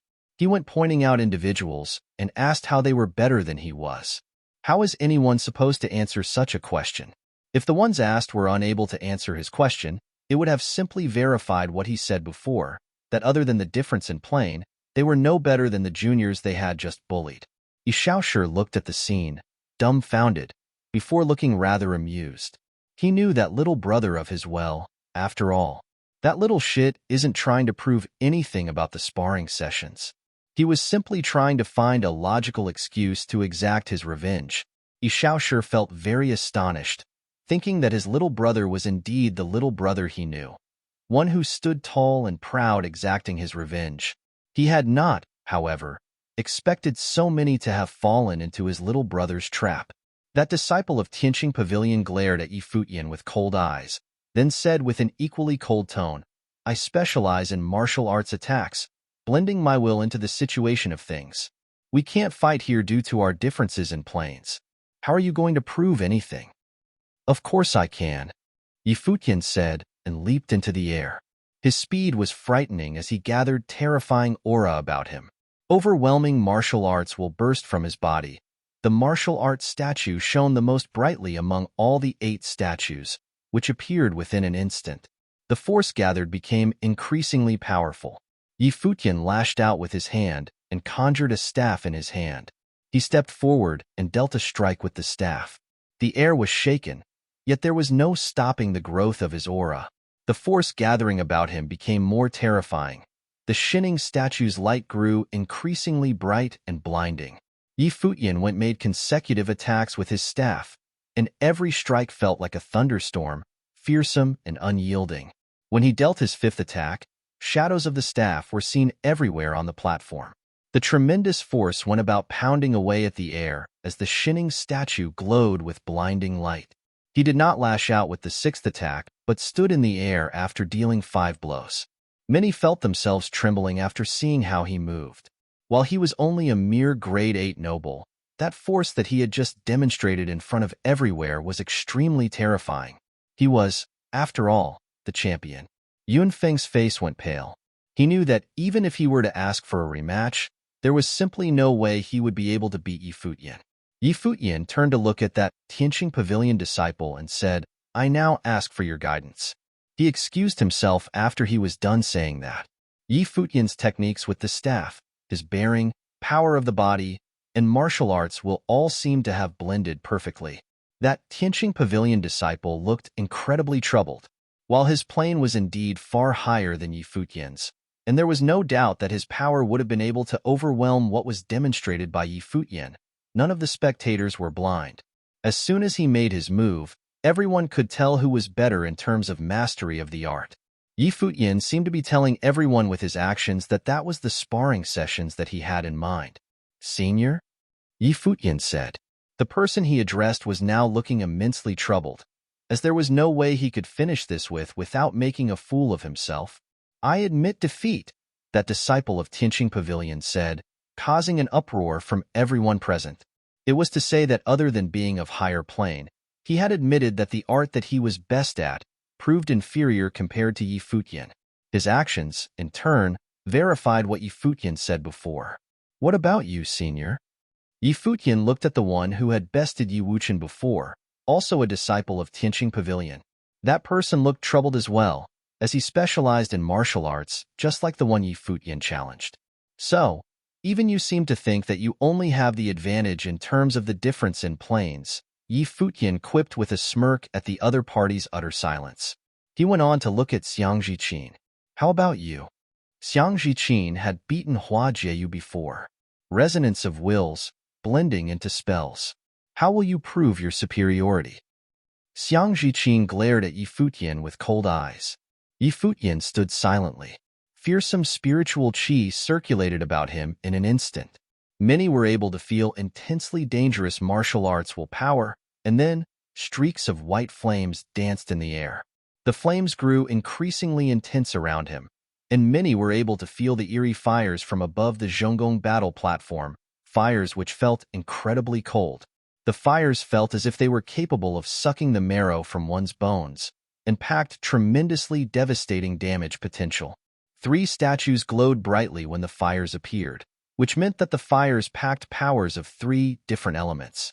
When Futian ceased casting the skill and stopped what he was doing, the fires remained dancing in the air, as if they were fires that were capable of burning indefinitely. Futian looked up and said to Xiang Zhiqin, "Please, your guidance." Xiang Zhiqin felt the power infused with the fires and was speechless. Many were shocked to their core at the scene and came to understand what Futian was trying to do. He was retaliating as the champion of the battles to gain entry into the Holy Ji Palace. He was retaliating against everyone and proving his point along the way. It was natural that Lien Yuqing came to understand what Futian was trying to do, as he glared at the newbie with cold eyes. That guy is indeed a genius like no other. Lien Yuqing felt a bad taste in his mouth admitting that, but the truth remained the truth. You are indeed the champion, one to emerge once every 3 years. I have to admit that your talents are indeed exceptional. All of them are middle-grade nobles. While they are of higher planes, they are inferior compared to you in these areas demonstrated, and it is no surprise. Lien Yuqing went on to add, "This hardly proves anything." "Well then, what did all those battles before prove?" Futian looked at Lien Yuqing and continued, "I wonder what you specialize in, senior?" Countless eyes froze as soon as he finished. Did Futian just ask Lien Yuqing that? Lien Yuqing, who ranked 5th on the law rank. Lien Yuqing was startled himself, before shooting back at Futian with a gaze as sharp as blades. I play the guqin. Do you? Yi Futian smiled and said, I know a thing or two about that. Chapter 604. Everyone's eyes fell onto Yi Futian and Lien Yuqing on the sparring place. Everyone's eyes fell onto Yi Futian and Lien Yuqing on the sparring place. Yi Futian answered that he knew a thing or two. He even knows how to play the guqin? And is he really trying battle Lien Yuqing using the guqin? Isn't this going a little too far? Lien Yuqing isn't like those Futian has beaten. He is a grade 1 noble and furthermore, one who at the pinnacle of the plane and ranked 5th on the law rank. The progression of one's cultivation was usually as most guessed, the higher one's plane, the deeper one's comprehension in all areas became. No one thought an outlier like Yi Futian would have appeared, let alone one capable enough to beat both the Tianqing Palace and Xiangji Qin. However, it was only natural that Lien Yuqing's comprehension was definitely higher than Yi Futian's, as he was, after all, a grade 1 noble ranked 5th on the law rank. Just how did Futian think he was going to best Lien Yuqing playing the guqin? This is a joke. It was true that Yi Futian had demonstrated extremely eye-catching talents prior to this and proved his worth as the champion of the entrance battles. He was even deemed capable of taking the entire Holy Ji Palace in 5 years. His name on the law rank would have been incredibly distinct as well. However, now he behaved like a thug. If he were to actually fight Lien Yuqing, wouldn't he just be trying to embarrass himself? Of course, there were also those among the spectators who knew that Yi Futian was good at playing the guqin, like Zhuge Xing. Zhuge Mingyue was Yi Futian's second older sister, and it was only natural that he knew where Yi Futian came from, as well as the reason why Zhuge Mingyue was able to go home, the guqin song played on Sky Mountain all those years back. He knew what others did not, for many of the students of the Holy Ji Palace had trained only within the palace for the past several years. They would not have known much about a nobody like Yi Futian. If Yi Futian had been unable to make it into the Holy Ji Palace, those senior students probably would not have even learned of his existence. But Zhuge Xing was nonetheless curious. Even though Yi Futian inherited the scores of the Ukiyo song passed down by the 2 emperors, is he actually capable of playing the subtleties of the song as intended? Just how does Yi Futian compare to one like Lien Yuqing in the art of the guqin? Lien Yuqing's eyes never moved away from Yi Futian all that while. Know a thing or two. So, you mean to test what you are capable of against me? Lien Yuqing asked calmly. He felt something was amiss. Yi Futian playing the guqin against me? Lien Yuqing recalled the day on the law battle platform where Yi Futian said that he would like to hear Lien Yuqing play a song sometime in the future. By that day, did he mean this today? Lien Yuqing became curious as to how capable Yi Futian was at playing the guqin and if Yi Futian was indeed as exceptional at the art of the guqin as he was at martial arts and sorcery. Even if he proves exceptional, so what? It would be my honor, Yi Futian said slowly as he fixed his gaze on Lien Yuqing. Lien Yuqing's gaze remained fixed on the silhouette on the Zhonggong battle platform. The tone Yi Futian had taken was similar to when he spoke to the Tianqing Palace students in Xiangji Qin. Calm, yet brimming with confidence. Lien Yuqing was puzzled about what Yi Futian actually based his confidence on, yet the origin of this said confidence hardly mattered. He believed Yi Futian would learn that while it was indeed important for cultivators to have faith in themselves, they were also required to know their place. You are a new one on the law rank, and it shouldn't be someone like me to teach you anything personally. However, since you are so eager to prove your skills with the guqin, I am not in a position to refuse, Lien Yuqing replied and began taking his steps toward the Zhonggong battle platform. He dropped onto the platform and came face to face with Yi Futian. As both of them were standing on the Zhonggong battle platform and were going to determine who was better at the art of the guqin, it was only natural for them to do it with guqin songs. Yi Futian wanted to verify the validity of his idea about the sparring sessions, and as such, he was forbidden from fighting directly. There was, after all, little meaning for a grade 8 noble fight a grade 1 noble. How do you want to go about it? Lien asked Yi Futian. Yi Futian crossed his legs and sat. A guqin appeared in front of him. He caressed the strings with both hands, and the aura around him changed into something else entirely in an instant. At that very moment, Yi Futian looked calm and collected, as if he had become one with the cosmos around him, and of course, one with the guqin before him. I will let you decide on that, senior, Yi Futian said as he began plucking the strings. The sound of the guqin was soon heard, depicting a realm within the minds of those within earshot. Tranquil and peaceful like a silent night, casting off all worries and being kept company by nothing else but the sound of the instrument. The song was one capable of cleansing people's minds, enabling those who heard it to relax. That demonstration was devoid of the prickly, antagonistic air demonstrated prior. At the very moment, those who heard the song felt as if they were basking under moonlight while listening to a soothing melody, instead of being at the sparring place. The song was simple, yet the simple song was capable of bringing people of their levels into a realm that was so peaceful and quiet. Yi Futian's skill with the guqin was indeed formidable. Yi Futian's mastery of the guqin apparently was far more than what he had described himself, knowing a thing or two, and he was definitely a master at it. Seeing that tranquil and handsome young man playing the guqin made everyone feel as if they were watching someone else altogether, as the one playing the instrument was devoid of any hint of obnoxiousness that he so happily demonstrated before. The spectators felt as if they were seeing another side of Yi Futian. Lien Yuqing knew what Yi Futian was trying to pull. He went on to sit cross-legged as well, and began playing the guqin across from Yi Futian. The sound of his playing melded perfectly with the feeling exuded by Yi Futian.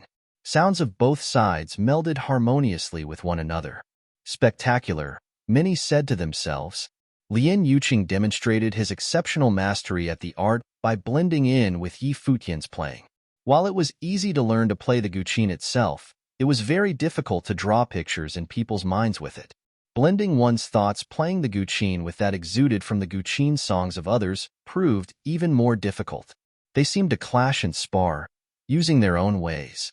Yi Futian's guqin sounds went smoothly as intended, growing increasingly intense. It was as if a scroll painting was being unfolded gradually, being laid before the eyes of everyone. Yi Futian was not disturbed in any way by Lien Yuqing's playing. He kept playing his tune. The painting seemed to depict a young man learning to play the guqin from a master. One simple guqin song after another was blended seamlessly by Yi Futian into one song, as if every song had actually been a part of one long one. With the painting unfolded, the guqin sounds spread out as well. The melody of the white feathers garment was heard, and many felt as if they saw a palace before them. The young man was playing his guqin there for amusement, yet he also seemed to have been fighting and arguing with someone else. Lien Yuqing was still playing. His style changed continuously, following Yi Futian's changes, and went on to stick closely to Yi Futian's tempo, blending his tune into the illustration. He played a dance tune as Yi Futian was playing melody of the white feathers garment, and the two seemed to be benefiting from each other. Lien Yuqing's playing hardly affected Yi Futian's sounds. The illustration of the songs was still in Yi Futian's control. The World, a song depicting the grace and glory of the world, was soon quickly replaced by a chaotic nation, singing about the sorrows and bloody, noble sacrifices of the world in chaos. As the intensity of the guqin sounds grew, many were swept off their feet and taken into the realm illustrated by the guqin sounds. Many saw Yi Futian's expression change, blending many simple tunes and making one perfect tune out of them. He even infused the song with his own emotions. The resulting image depicted was rich and vivid. Is this what you'd call knowing a thing or two? However, what Lien Yuqing was capable of seemed even more out of this world. Regardless of the illustrations of the songs played by Yi Futian, Lien Yuqing had no problem keeping up, blending Yi Futian's style with compatible tunes. There was never a hint of messiness, and it spoke volumes of Lien Yuqing's mastery at the art. He must have mastered countless guqin songs, being able to play with such poise and composure. Both men demonstrated their art at guqin through different means and styles. He is illustrating his own life and experiences using the instrument. Many listened quietly, and their eyes were filled with astonishment as they looked at Yi Futian. The ups and downs and joys and sorrows of his life were made into something like a fine brew, all found within one song. One was able to feel the impulsive youth gradually turn into someone composed, reserved, and confident throughout his experiences. The state of his mind changed with the tune, yet the purity seemed to remain the same throughout. When the song, Elegance, was played at its climax, everyone's emotions burned alongside the sound of Yi Futian's playing. Streaks of light emanated from the statue, draping over Yi Futian as if it had achieved some mystical resonance with him. Lien Yuqing continued matching him with a compatible tune. The long robe reaching the floor billowed in the wind, making him seem like some legendary figure. Lien Yuqing is indeed a musical sorcerer ranked 5th on the law rank, able to blend seamlessly with other people's playing. While Yi Futian's skills with the guqin are indeed those of a master, brimming with youthfulness, Lien Yuqing's mastery is superior in terms of technique. Many thought it impossible for Yi Futian to learn songs from Lien Yuqing. However, Yi Futian paused and smiled. Your art is definitely exceptional, befitting of one ranked 5th on the law rank, senior. You are not bad yourself, Lien Yuqing replied. The tune I will play next will not require you to play something compatible. If you were able to play something remotely similar, it would be my defeat, Yi Futian said. If I'm unable to, I'd be the one defeated instead, Lien Yuqing replied forcefully. He deemed himself unbeatable in the art of the guqin. It is a song that I have acquired by chance. I seek your guidance for it, Yi Futian said, then lowered his head, plucking the strings. An illustration of some sort was born yet again, and it was different from what was played before. What Yi Futian was playing now was no longer about his own life, but was of a spectator telling the story of the life of another person. Lien Yuqing's expression was calm. He plucked the strings and played in a similar way. The faces of those around them began to change. They had heard the song on the day of the entrance battles.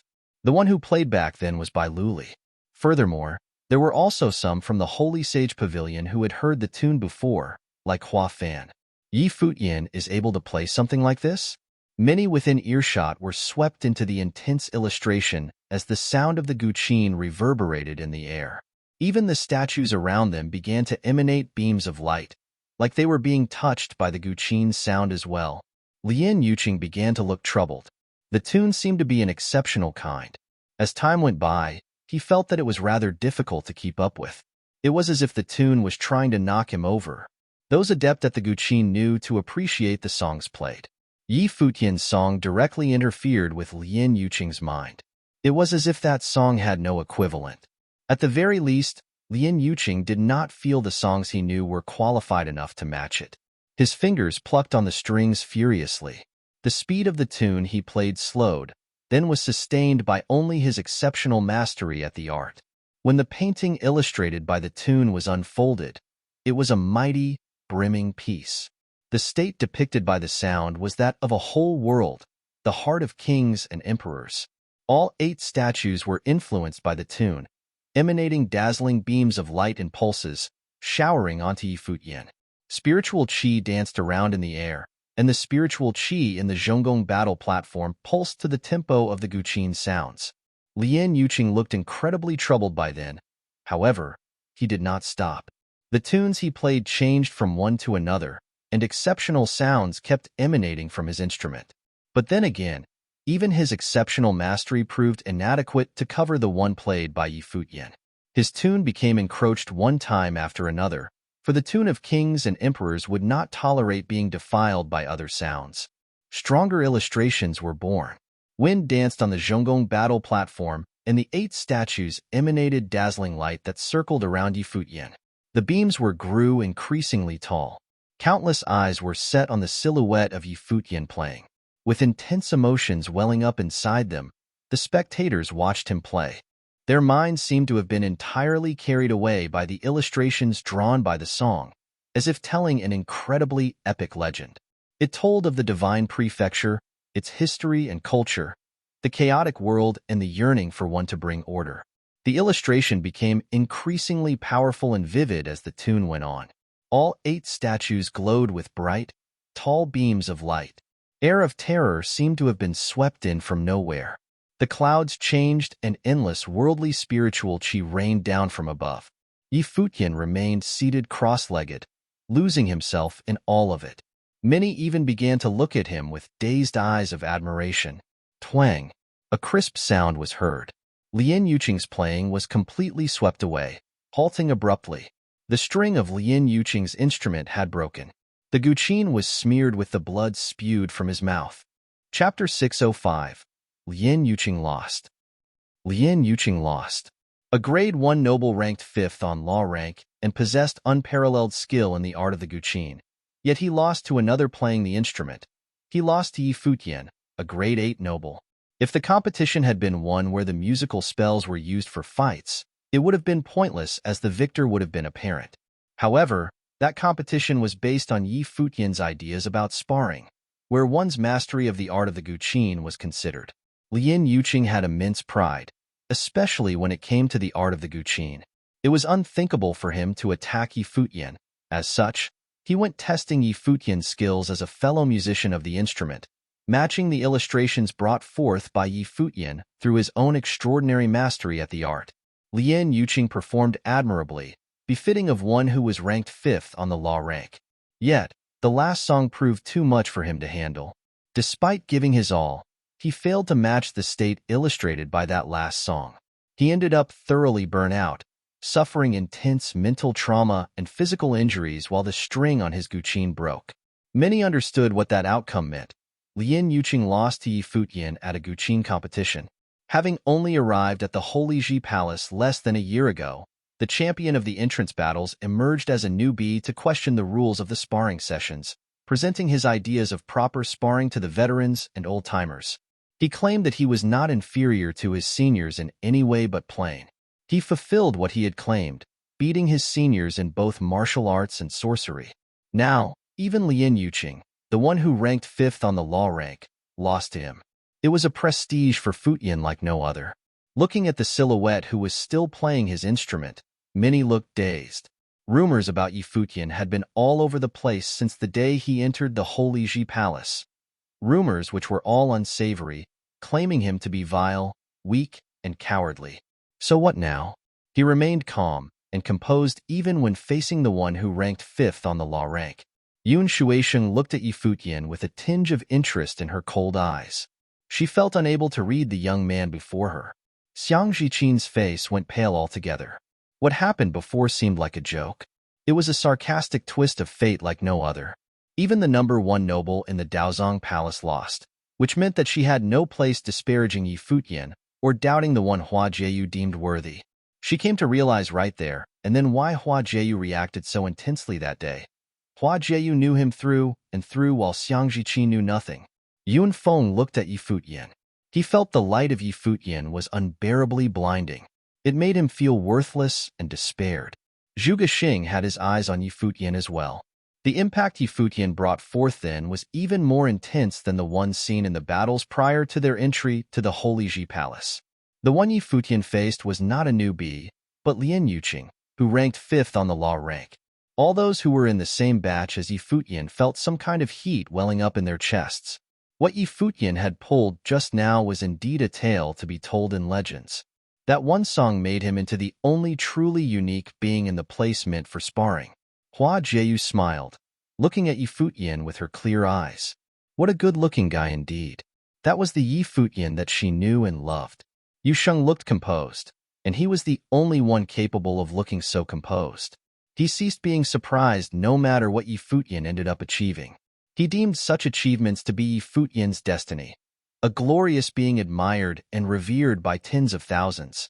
That was his destiny regardless of where he ended up, even in the Holy Ji Palace.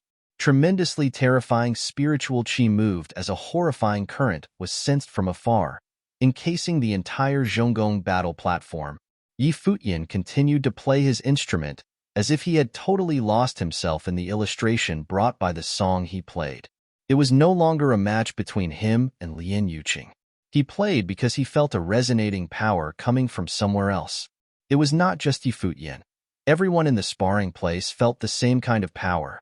They looked far away and saw a gust of terrifying air moving toward them with the wind. Intense vibrations were whipped up around them. The air came from an area located between where they were and the Law Power Zone. The area was incredibly vast, with many secret sites and ruins strewn about the place, as well as blessed sites for training left by the predecessors of the Holy Ji Palace for those who succeeded them. There were even places that were incredibly difficult to tread. The students of the Holy Ji Palace spent many years to advance themselves, not even having to go on pilgrimages outside. The reason for that lied within the tremendously rich resources for training in the Holy Ji Palace. Even if one were to spend 5 to 10 years studying there, it was still impossible for one to step foot in every single place for training there was. The song Futian was playing grew incredibly loud and vivid, reverberating everywhere. All 8 statues resonated and burst with dazzling light. Mystical energy was conjured in the air, resonating with the sound of Futian's guqin. The tune was practically heard everywhere by then, spreading far and wide, invoking even stronger vibrations. Its musical notes. Many were shocked to their core. Lien Yuqing looked up in the air. Countless musical notes were seen coming from the area of ruins, attracted by Futian's playing. They resonated with the sound of Futian's guqin, writing a new tune with him. Lien Yuqing's pride was practically shattered by then. He was utterly crushed by a student who had just entered the Holy Ji Palace. That day on the law battle platform, Futian said that there would be a day when he would have Lien Yuqing hear him play. Lien Yuqing did not bother with him. It was totally unexpected that that day would have come so soon. Within mere months, Futian indeed came to play him a song. That was the Ukiyo song. Although Lien Yuqing had no idea that the Ukiyo song was introduced to the barren state through Futian, he nonetheless knew of the song renowned to be one of the top 10 pieces in existence. What Futian played was infused with the will of rulers. Thus, it was none other than the Ukiyo song introduced to the barren state. It was said that Bai Luli learned the song, but it was unexpected that Futian knew how to play it as well, and furthermore, was able to be so richly illustrative with the Ukiyo song. Lien Yuqing lost to Futian in the art of the guqin. He was pitiful, yet he did not feel much sadness about it. To anyone who devoted their lives to the guqin, there was nothing to be sad in losing to someone playing the Ukiyo song. What was embarrassing about his predicament, however, was that the one who was playing the Ukiyo song was Futian. Futian, who Lien Yuqing disliked intensely, bested him with one such legendary song. The crazed rush of the current continued as more and more musical notes were seen. One figure after another moved to the site where the tune was played. Even some of the elders in the Holy Ji Palace were so moved that they had to hear the song in person. The minds and hearts of many were shocked. The sparring sessions attracted the attention of the elders due to Futian's actions. They had thought the sessions were just about to begin only to find out that it was already the climax. With such a magnificent display of skills and power demonstrated at such a stage, what more could have happened that was deemed capable of surpassing what was seen right there and then? Some of the Holy Ji Palace elders looked in the direction of somewhere in the area of ruins. They knew of a mystical place there, a place left behind by an extraordinarily powerful predecessor, and it was a place few were able to tread. At that moment, musical notes traversed the space between the two places to write a song with Futian. Following the trail of the musical notes, head to Guqin Valley, an elder told Futian as they looked in the direction of the Zhonggong battle platform. A spark was seen in Futian's eyes, and he leaped up from where he sat, playing his instrument as he headed for the place where the musical notes came from. If it was a place the elders of the Holy Ji Palace told him to visit, then there was no doubt that it was a place worth visiting. So the resonating power came from Guqin Valley? Guqin Valley, Lien Yuqing went pale as he uttered the name of the place. It was as he had guessed. The sounds came from Guqin Valley indeed. He had tried multiple times to venture there, yet he was unable to enter the mystical place even now. However, right there and then, the possibility of Futian being given the right to enter was incredibly high. It was indeed sarcasm like no other. Lien Yuqing suffered a truly crushing defeat. Everyone stared at Futian as he left for Guqin Valley, and they turned their eyes to Lien Yuqing, feeling extremely uneasy. The sparring session had been rather cruel to Lien Yuqing. Not only did he, the one who ranked 5th on the law rank, lose to Futian at a Guqin battle, but the victor was also even summoned by the valley itself. It was natural that many had heard of the Guqin Valley. It was said that there was a frightening, powerful figure in the Holy Ji Palace who reached incredible heights training with the guqin, becoming an existence feared by many. His skill in the guqin allowed him to mesmerize people and take control of their minds. It even allowed him to stimulate the latent potential of people, and his abilities were incredibly eerie in nature. Many top-class figures in the barren state avoided him like a plague. It was said that he was the number 1 on the barren sky ranking of the previous generation. That figure was none other than Lu Guangxing, the nine-fingered Guqin demon told in legends. He had been a madman throughout his life, and his soul came to rest in Guqin Valley. Many in the Holy Ji Palace knew that Lin Yuqin tried many times to gain entrance into Guqin Valley to inherit the lineage of the ruins of Lu Guangxing. However, he failed at every single attempt and had never been able to truly step foot in Guqin Valley. Yet, Yi Futian's song managed to move the Guqin Valley instead. It would have been anyone's guess how Lin Yuqing, the one known to be the best in the art of the Guqin in the law rank, felt. Lin Yuqing's eyes were locked on the figure who just left the site. His expression changed as he took to the air, chasing after Yi Futian. He wanted to see yet again if he would be able to make it into Guqin Valley. Yu Shang, Hua Jieyu, and some others flashed and took to the air, going after Yi Futian. Many in the sparring place looked funny as one figure after another left. Despite the event of the day being sparring sessions, Yi Futian practically stole the event's thunder. With Guqin Valley resonating with Yi Futian, many went after him, and that rendered things rather awkward for the event itself. Shall we continue, or just pause it for now? Many turned to look at Hua Fan. At that very moment, an elder said while standing in the air, "Those who wish to leave are free to do so, but it is probably something that has nothing to do with you. Those who stay, continue the sessions." They left as soon as the announcement was made. Some others were seen leaving, but most elected to stay behind. That practice was indeed inappropriate. Since Yi Futian proved his point to be true, we shall just abolish that round of events in further sessions then, said a voice. Many turned to look at the one who spoke. It was Do Kuan from Battle Sage Palace, and Yi Futian was considered his junior. Do Kuan was ranked second on the law rank. Many went silent at his words. While there was no absolute right or wrong, Yi Futian had beaten Lin Yuqing, and it was only natural that his points were right. From that battle, it was obvious that Yi Futian's ranking on the law rank would have made a considerable leap. This will be my last time hosting the sparring sessions. The future sessions will be in your hands. The sessions for newbies in the future shall be restricted to the difference of 2 planes at best, and they should be held mainly to provide guidance, Hua Fan said calmly. The battle of the day spelled more than Lin Yuqing's defeat. It was also the defeat of obsolete rules. Yi Futian broke it as a newbie. If there was a day where he would end up as the champion of the law rank, it was something that had to be acknowledged, regardless of what everyone else thought of him. Hua Fan did not make one thing clear, however. There was a huge possibility that the future law rank would have been overseen by Yi Futian, and that was probably something that would happen within just a few years. Continue. Hua Fan cleared his thoughts as he said. He felt immensely moved. Many prominent figures appeared from every generation, and the ones to emerge from the younger generations were destined to best the ones who came before them. Chapter 606.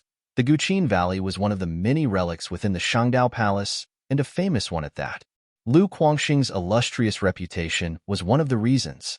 Another was that no one had been truly able to touch Lu Guangxing's Guqin in the Guqin Valley and get his approval. This was indicative of the kind of character Lu Guangxing was. True to the meaning of his name, he lived wildly, and even after his death, none of the palace's talents had been able to impress him. The Guqin Valley was one of the many relics within the Shangdao Palace, and a famous one at that. Lu Guangxing's illustrious reputation was one of the reasons. Another was that no one had been truly able to touch Lu Guangxing's Guqin in the Guqin Valley and get his approval. This was indicative of the kind of character Lu Guangxing was. True to the meaning of his name, he lived wildly, and even after his death, none of the palace's talents had been able to impress him. The entrance of the Guqin Valley was a stone cave. Many people were gathered here, and at the head of them was Yi Futian. He was holding a Guqin in his arms, playing continuously. If Yi Futian were to stop playing, the resonance between him and the Guqin Valley may be disrupted. Yi Futian could feel the incredibly powerful energy of musical will within this valley. He walked through the stone doors into the valley. It was a whole new world on the other side of the arched doors. Startlingly bright and cheery, it was like a private little world of one's own. There were green plains and strange jagged rocks, mountains, and springs. It was a world filled with life, and an invisible energy seemed to inhabit the space as well. Those were the musical notes that danced in time to Yi Futian's music. Behind Yi Futian, many people walked out into the valley as well. Unlike Yi Futian, they felt a sort of pressure, one that surrounded them from all directions in the Guqin Valley. It was as if the musical will was seeping into their minds, making them feel incredibly uncomfortable. It was as though they were about to lose their minds. "Let's wait outside," Yi Wuchen whispered. Hua Jieyu and Yu Sheng nodded, and they all retreated. Suke, Zhongli, and many others had come as well, but they too went outside the Guqin gardens to wait. Only Lien Yuqing followed Yi Futian in, similarly holding a Guqin in his arms and playing. However, the musical notes were relentless still in their invasion of his mind. In the past, even if one was not a musical sorcerer, they would still come to the Guqin Valley in order to train their spiritual will. But to him, this place held a different significance. Furthermore, regardless of who came here to train, they would not come before the Guqin in the Guqin Valley. Lien Yuqing lifted his head to gaze into the distance. The ground was higher there, and the surroundings elegant. A Guqin lay quietly on a smooth, large rock. At this very moment, the Guqin was actually playing itself, and the musical notes that spread across the space were resonating with the Guqin in Yi Futian's arms. Lien Yuqing saw with his own eyes how Yi Futian walked forward until he was right before the Guqin. This Guqin had become famous because of Lu Guangxing, and was hailed as an iconic Guqin in the Barren State. It was called the Soul Guqin. Lien Yuqing's Guqin was peaceful and calm, just like his own inner state. He had always wanted to experience just how proudly defiant the enchanted Guqin of Lu Guangxing's was, though it was a pity that he never actually got the chance to. Now, he watched as the newcomer to the Holy Ji Palace, who had been first in the law battle, walk before the Soul Guqin and sit down, crossing his legs. He felt a twinge of jealousy towards Yi Futian. Yi Futian had stopped playing by now, and he glanced at the Guqin in his hands. He remembered how this Guqin from the ancient Lulan in the ancient barren world had been unwilling to follow him back then. Now it seemed like he would never have any use for it in the future. However, Yi Futian would keep the Guqin with him as a memento. Since he had already walked all the way over here, he could predict what would happen next. It was a form of acknowledgement that the musical notes had drawn him here. It would also be a form of inheritance for him as well. Yi Futian sat down on the ground and looked at the Guqin before him. The words Soul Guqin were carved into the side of the Guqin. It was probably the name of this Guqin. He reached out and touched the Guqin lightly. In an instant, the strings of the Guqin moved, and Yi Futian's fingers danced along with the strings as well. The surroundings were immediately filled with musical notes, which floated into Yi Futian's mind. Yi Futian closed his eyes and immersed himself within the experience, quietly feeling the musical notes that were floating into his head and remembering every single note, burning them into his memory. An image surfaced in Yi Futian's head. A middle-aged man sat right where he was, playing the Guqin with both hands. It was the previous owner of the Soul Guqin. As Yi Futian listened to the music, he felt a hint of Guqin's spirit within the Soul Guqin. This was the resonance created between him and the Guqin spirit, which had also laid down a musical boundary around the Guqin Valley to seal the Guqin here. If Yi Futian was not playing the Yukio song, he would not have been able to even set foot into this place. The music playing in Yi Futian's mind felt wild and unrestrained to him. He had never learned such a wild song before. Back then, he had learned songs like The World and A Chaotic Nation. Those were songs that had moments of magnificence and solemnity, but the only word that came to mind as he listened to this song was wild. It was as if the song had taken on a form of its own and was on the level of a grandmaster. At this moment, Lien Yuqing was still struggling outside the musical boundary, trying to get to where Yi Futian was. However, he realized that he was slowly losing his will.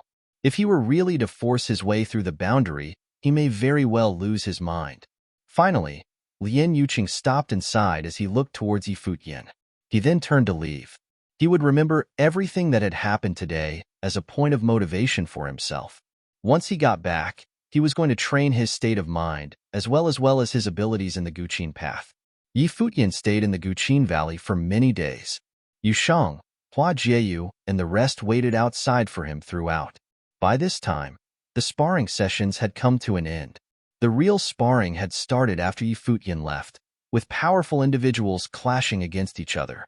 Even those at the top of the law rank had gotten involved as well.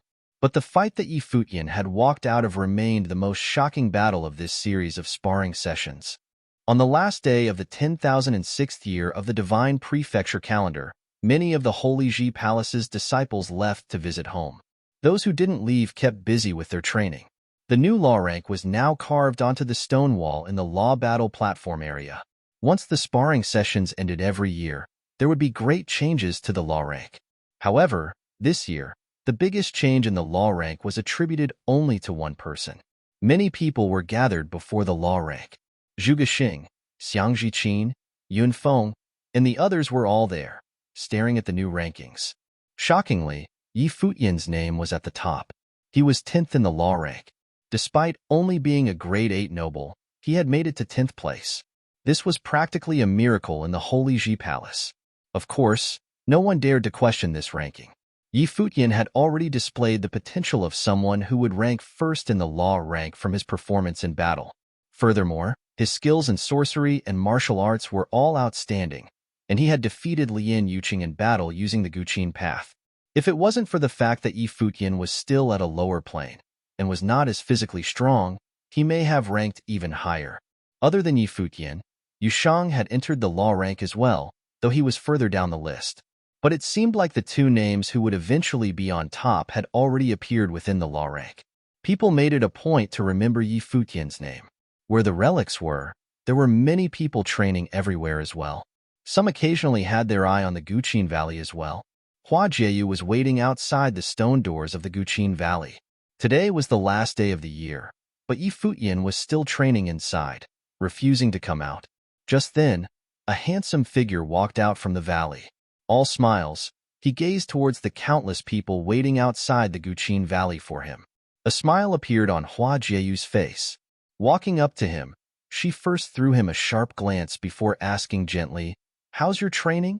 "There was the inheritance of a senior within the Guqin Valley," Yi Futian replied. "I managed to obtain several superb songs, and the senior's Guqin." He then chuckled. "Did a day without me feel like an eternity?" Hua Jieyu pouted at him. She thought he was being incredibly thick-skinned. "I thought you weren't going to come out," Hua Jieyu said softly. "Why wouldn't I? I'm planning to welcome the new year with my wife-to-be." Yi Futian laughed, before looking at Yi Wuchen. "Wuchen, call Qinyu over. Let's find a place to sit." "Sure," Yi Wuchen replied. "Where shall we meet?" "Up there." Yi Futian pointed to a mountain. "That's the highest point in this place. We should get a pretty good view." Yi Wuchen nodded and turned to leave. "Yushang, I'll get little Condor to bring Qingxian over. Let's head there first." Yi Futian smiled. Yusheng nodded, and they set off towards the tall mountain. At the peak of that mountain, one could get a bird's eye view of the area. Staring down at the many relics below, Yi Futian laughed. "Just training in the law power zone alone has taken me half a year, and there's still plenty of resources left for me to train with for a good while. There probably are still places like the Guqin Valley among these relics. Seems like I'll be able to train well in the palace for the next few years." After the sparring sessions, no one will be picking a fight with Yi Futian, which was good, since he had come to the palace in order to train and ascend to higher planes. "We're still going to be training here for a few years?" Yi Shaoshi clenched his teeth. He was thinking that he wouldn't be able to take it. "Seventh brother, if you're going to be so lazy, I'm going to have a chat with second sister when I get the chance." Yi Futian grinned at him. "You think that scares me?" Yi Shaoshi glared scornfully at Yi Futian, but he still seemed a little unconfident. "Yuan Zhan, why didn't you go back to Mount Taihang?" Yi Futian turned to Yuan Zhan and asked. "The old man had me follow you," Yuan Zhan replied, gazing into the distance. "But you didn't have to stick with me all the way." Yi Futian rubbed between his eyebrows, marveling at how rigid these demonic beasts could be. Soon, Yu Wuchen, Lu Chenyu, the Black Wind Condor, Yi Qingxian, and Lu Lanshui arrived at the mountain peak at the same time. Yi Futian smiled at Lu Chenyu. "Chenyu, you've become prettier. Looks like our Wuchen has done a good job taking care of you." Lu Chenyu had been training in the palace as well. As she transcended to a higher plane, her aura became even more outstanding as well. "Who is Yun Shueshang, and why have I been hearing things about her even at the Sword Pavilion?" Lu Chenyu looked towards Yi Futian, seeming to ask in all seriousness. Futian blinked and looked at the stunning figure before him. I was in the wrong. This woman is ruthless, he thought to himself. It's the last day of the year already, let's not argue today. Qingxian walked up to them, smiling gently. Qingshuan's right. Futian nodded. Why does it feel like we're missing something, like roasted meat or whatnot? As he spoke, Futian's gaze landed on the black-winged condor, and the condor jumped up hurriedly, speaking up woefully, Boss, if there's anything you want, just give the order and I'll go get it done. The condor was wary of the others having any funny ideas about it. It spooked him. Does anyone want alcohol? A voice rang out. Futian turned to look and saw Zue Qianzhou walking over with Su Ke, carrying a pot of wine with him. Sure. Futian smiled and nodded. This situation was perfect for drinking. Looks like I have no choice but to bring out the good stuff. Zue Qianzhou seemed a little pained. From a storage ring, he took out many wine cups. There was a great variety of cups, with some made of gold and others of jade.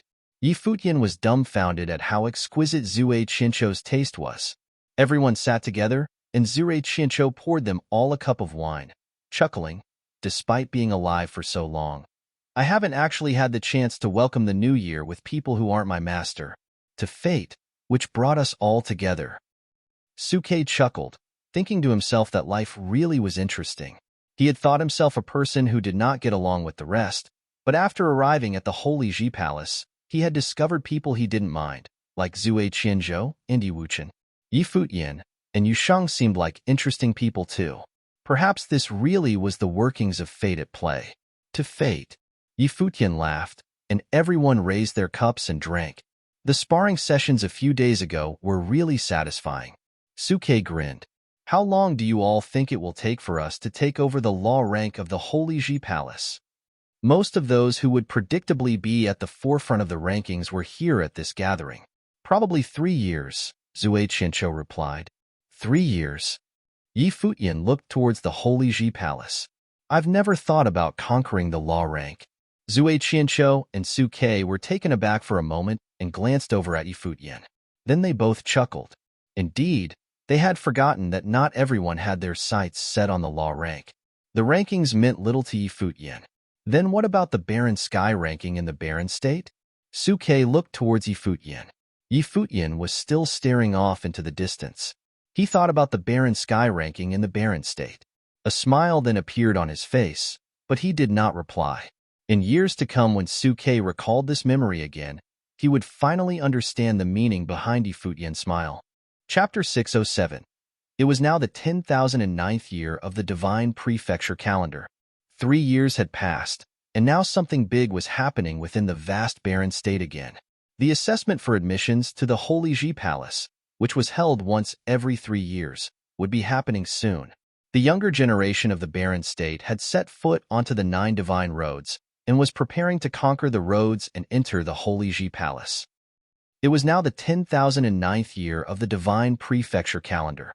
3 years had passed, and now something big was happening within the vast Barren State again. The assessment for admissions to the Holy Ji Palace, which was held once every 3 years, would be happening soon. The younger generation of the Barren State had set foot onto the 9 divine roads and was preparing to conquer the roads and enter the Holy Ji Palace. Just like 3 years ago, many young talents had gathered at the divine roads, heading towards the Holy Ji Palace. Powerful individuals from all across the land had also arrived in large groups at the foot of the palace, preparing to watch the final battle from there. Among them, there were many influential characters who had come in support of their disciples participating in the assessment. Within the Holy Ji Palace, the disciples were busy training. At this moment, there was a crowd gathered before the law rank, staring at the rankings carved into the stone wall. After 3 years, immense changes had occurred within the law rank. About 2 years ago, after the sparring sessions had ended, Hua Fan entered the Sage Palace and emerged from his training as sage. Afterward, Do Kuan and the person who was 3rd in the law rank entered the Sage Plane as well. Even then, they had not been replaced by the 4th and 5th person in the original rankings. Instead, the top 3 positions had been taken over by those who were lower down in the rankings.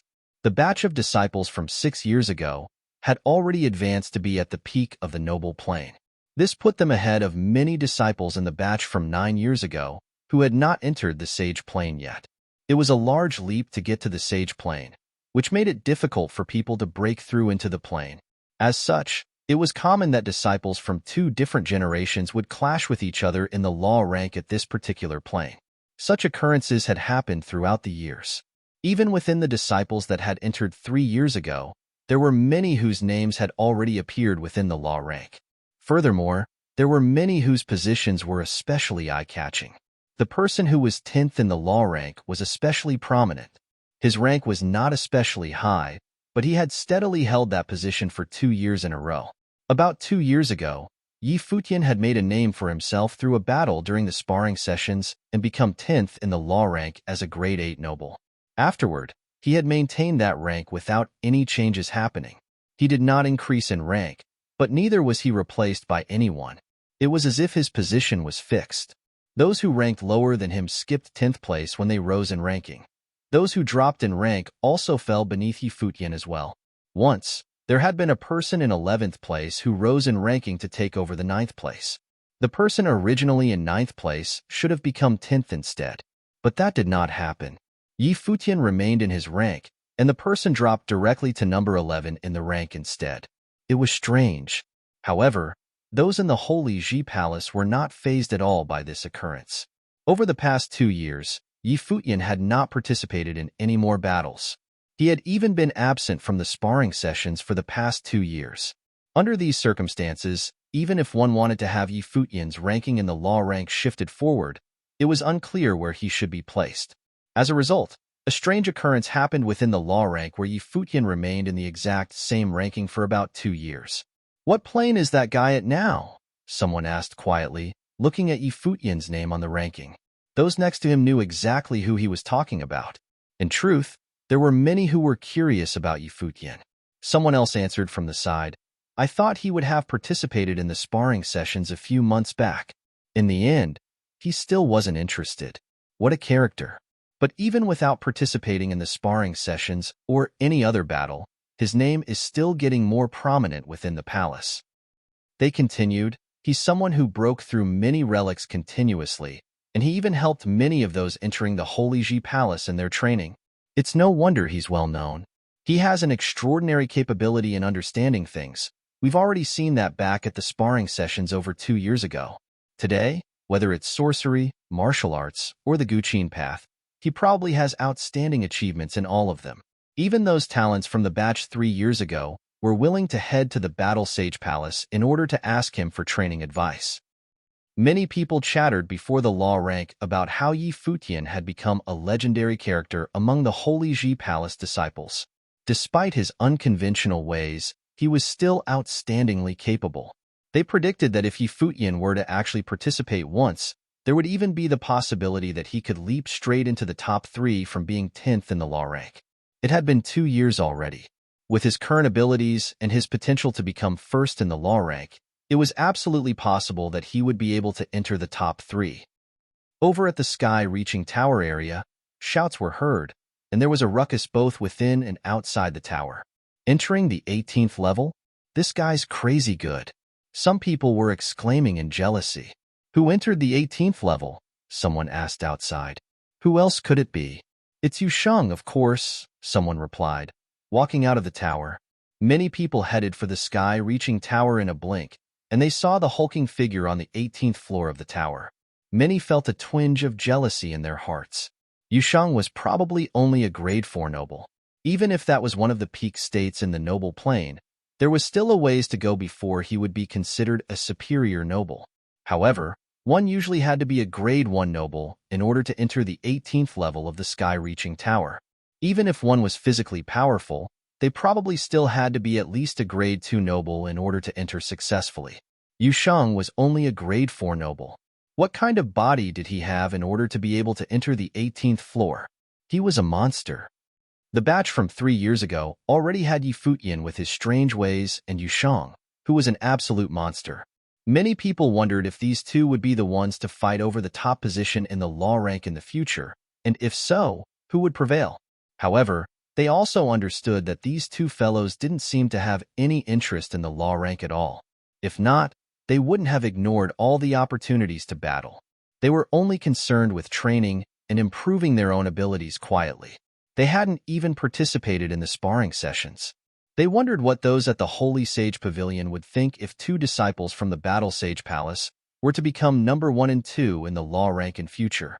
It would probably be humiliating for them as the top palace in the Holy Ji Palace. Throughout history, it had always been a disciple from the Holy Sage Pavilion who stably held the first position in the law rank. The current disciple at the top of the law rank was a disciple from the Holy Sage Pavilion as well. The Holy Sage Pavilion was the top palace of the Holy Ji Palace. Situated within the northern parts of the Holy Ji Palace, the Holy Sage Pavilion towered over the land. At this moment, a person walked out from an ancient hall within the Holy Sage Pavilion. While this person had absolutely no aura, the sight of him standing there gave one the impression of grandeur. He lifted his eyes to look at the skies, and his gaze seemed as though it could penetrate through the sky. Assistant Palace Lord, an elder from the Holy Sage Pavilion bowed and greeted him from aside. This person who had just walked out was the second most powerful man in the Holy Ji Palace and was third in the Barren Sky ranking. "It's time for the next batch's assessment, isn't it?" The Assistant Palace Lord spoke in a low tone. "Yes." The other man nodded. "Are there any good seedlings in this batch?" he asked. "There are a few," came the reply. "They are pretty talented, but they may not be as strong as the disciples from the previous batch. Baize's already considered pretty good in terms of capability, yet in the previous assessment, he was crushed by 2 other participants. It was a huge emotional blow to him, and I don't think he's walked out of the shadow of that event yet. Training is an individual responsibility. When it comes to one's emotional state, no one else can help him but himself. If he can't let that event go, he's destined to remain average for life," the Assistant Palace Lord mused. Then he asked, "What about those 2 from the Battle Sage Palace? How far have they come along in their training?" "They're both at the peak of the Grade 4 Noble Plane," the elder answered. "It's not clear how their battle abilities are at this moment, but with their performance so far, it seems like they'll be very powerful. They're both rare geniuses that you can only find once in a blue moon. Perhaps they'll be of great help to Luli in future. It's just that a senior of theirs from the eastern region of the Barren State seems to have some disagreements with Luli. As you cultivate, you train the heart as well. If Luli can disregard the animosity between Baize and himself, then hopefully he'll be able to look past these affairs between seniors," the Assistant Palace Lord said. "The Battle Sage Palace will nurture them properly. When they reach the peak of the Noble Plane in the future, then we'll gather the Pavilion Lords for a discussion to permit their entry into the Sage Palace to train." The man at his side nodded in response. Many of the disciples in the Holy Ji Palace thought that the Holy Sage Pavilion would be concerned that Yi Futian was becoming so prominent. This was but an underestimation of how gracious the elders in the Holy Sage Pavilion could be. They were not concerned with the internal competition between the 6 palaces. The competition between disciples was a way to motivate them in their training, and the palaces would not interfere in that. "Time's beginning to run out. It's about time to put the marriage between Luli and Zhuge Mingyue on the agenda," the Assistant Palace Lord whispered. The Barren State had to have a saint. Many top individuals had failed in the past. Even their senior had failed. Bai Luli was to be their new hope. At the Battle Sage Palace, a few people had appeared by the Golden Cliffs. Yi Futian was there as well, and was sitting opposite an incredibly beautiful woman. That woman was Phoenix from the Daozong Palace. Next to her, white flames hid her figure from sight. A strange area of will fell upon her, making it feel as though she couldn't even move her body. Sage Daozong once mentioned in his lecture that when we reach the plane we're in right now, integrated energy should come from areas of will. Since everyone has a different perception of energy, the new areas of will created would all be different as well. "This is the area of will that I've perceived," Yi Futian said, looking at Phoenix. He then took back his energy. "Thank you." Phoenix nodded at Yi Futian in gratitude. Over the past 2 years, Yi Futian had entered many of the relic's secret realms. This had not escaped the notice of people, and many came to him for training advice. It was just surprising to Yi Futian that Phoenix, who was reticent in nature, would come to him for advice today as well. Phoenix's plane was higher than his. No problem, we can help each other to become better. Futian smiled. I'll take my leave now. If the chance arises, I'll come seek your advice again. Phoenix stood up and turned to leave. Her sleeves fluttered as she moved, adding to her loveliness. Brother Yi, seems like you've got pretty good luck with the ladies. At this moment, a figure moved through the sky towards him. It was Zhongli, another talent who had entered the Holy Ji Palace at the same time as him. Don't talk nonsense. Futian chuckled and shook his head. Yeah, I'm talking nonsense here. Zhongli laughed and threw a glance at the beautiful woman next to Futian. In Futian's second year at the Holy Ji Palace, Mu Jiqiu had come to the Holy Ji Palace's core island from the 1,000 Holy Islands through a selections process. Since then, she would often meet Futian to discuss their training in the celestial way. They come here for the same purpose as you do, Futian explained. Over the past 2 years, he had also gotten closer to Zhongli. Got it. Zhongli chuckled before coming to Futian's side to seek his opinion on problems he had faced during training. Though they could turn to the elders for guidance should they meet with issues during their own training, they found that sometimes hearing about Futian's own experiences in training could inspire them, given that Futian was a peer whose plane was not far from theirs. At the side, Mu Jiqiu watched Futian and Zhongli quietly. After 3 years in the Holy Ji Palace, the young man who had once come to the Zhaixing house in order to claim the divine destruction polearm had now become someone who had an incredibly high standing among the disciples of the palace. She knew that within the palace, there were many disciples who declared that Futian would indisputably become first in the law rank in the future. Younger brother, Qijie called out, walking towards Futian. Futian looked up at him and responded, Older brother, is anything the matter? It's now the assessment period for admissions to the Holy Ji Palace. Qijie smiled. Those going through the assessment have already stepped out of the divine roads, and many of them are outside the Holy Ji Palace now. Someone asked me to convey a message to you. Who? Futian asked. Your older sister, Qijie replied. A smile twinkled in Futian's eyes, and he asked, What did older sister ask you to say to me? She said to tell you that you were a rascal for not thinking about her for the past 3 years, and that you better go and see her tomorrow. Qijie spoke, his expression caught in the middle of seriousness and mirth. Futian was speechless. He blinked before breaking out into a grin. His second older sister was coming. It had been 3 years since he last saw her.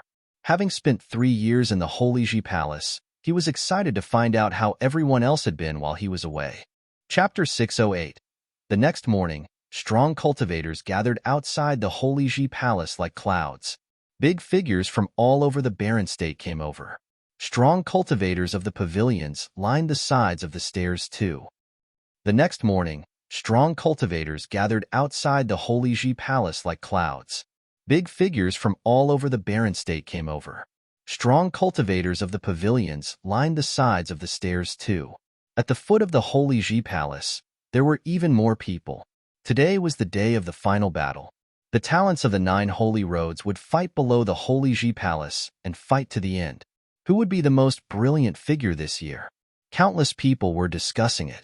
Many of the names were already familiar, but everyone was thinking whether the winner would be an underdog, just like last time.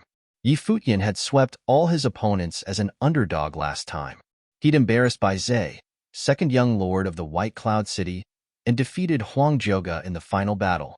Under everyone's shock, he'd taken first place and entered the Holy Ji Palace, becoming Sage Dozhan's personal disciple. This year was a new round. They wondered what cultivation plane Futian, who had entered the pavilion 3 years ago, would be at now. He'd been at grade 9 then. Would he be a mid-level noble now? In the crowd, Chen Yuan, chief of the Divine Sky City Starry School, arrived as well. He'd come to see how Futian's cultivation these 3 years had been, and also see if Starry School disciples could enter the Holy Ji Palace once again. Long Mu and Gu Yunxi's group joined this trial, journeying down the Holy Road. 3 years ago, they'd followed Futian. Now, they were grade 7 nobles and could hold their own. They traveled down the Holy Road to here. Long Mu Yunxi, how confident are you? Chen Yuan asked the ones beside him. Long Mu was the descendant of his disciple Long Etian. Qin Yuan had high hopes in him. It was just that Yi Futian had appeared and outshone the other disciples. Long Mu seemed to have been affected by the Holy Road last time. He worked harder on his cultivation and had improved greatly. I will try my best, Long Mu answered. He gazed at the vast battlefield. 3 years ago, he'd watched Yi Futian get first place.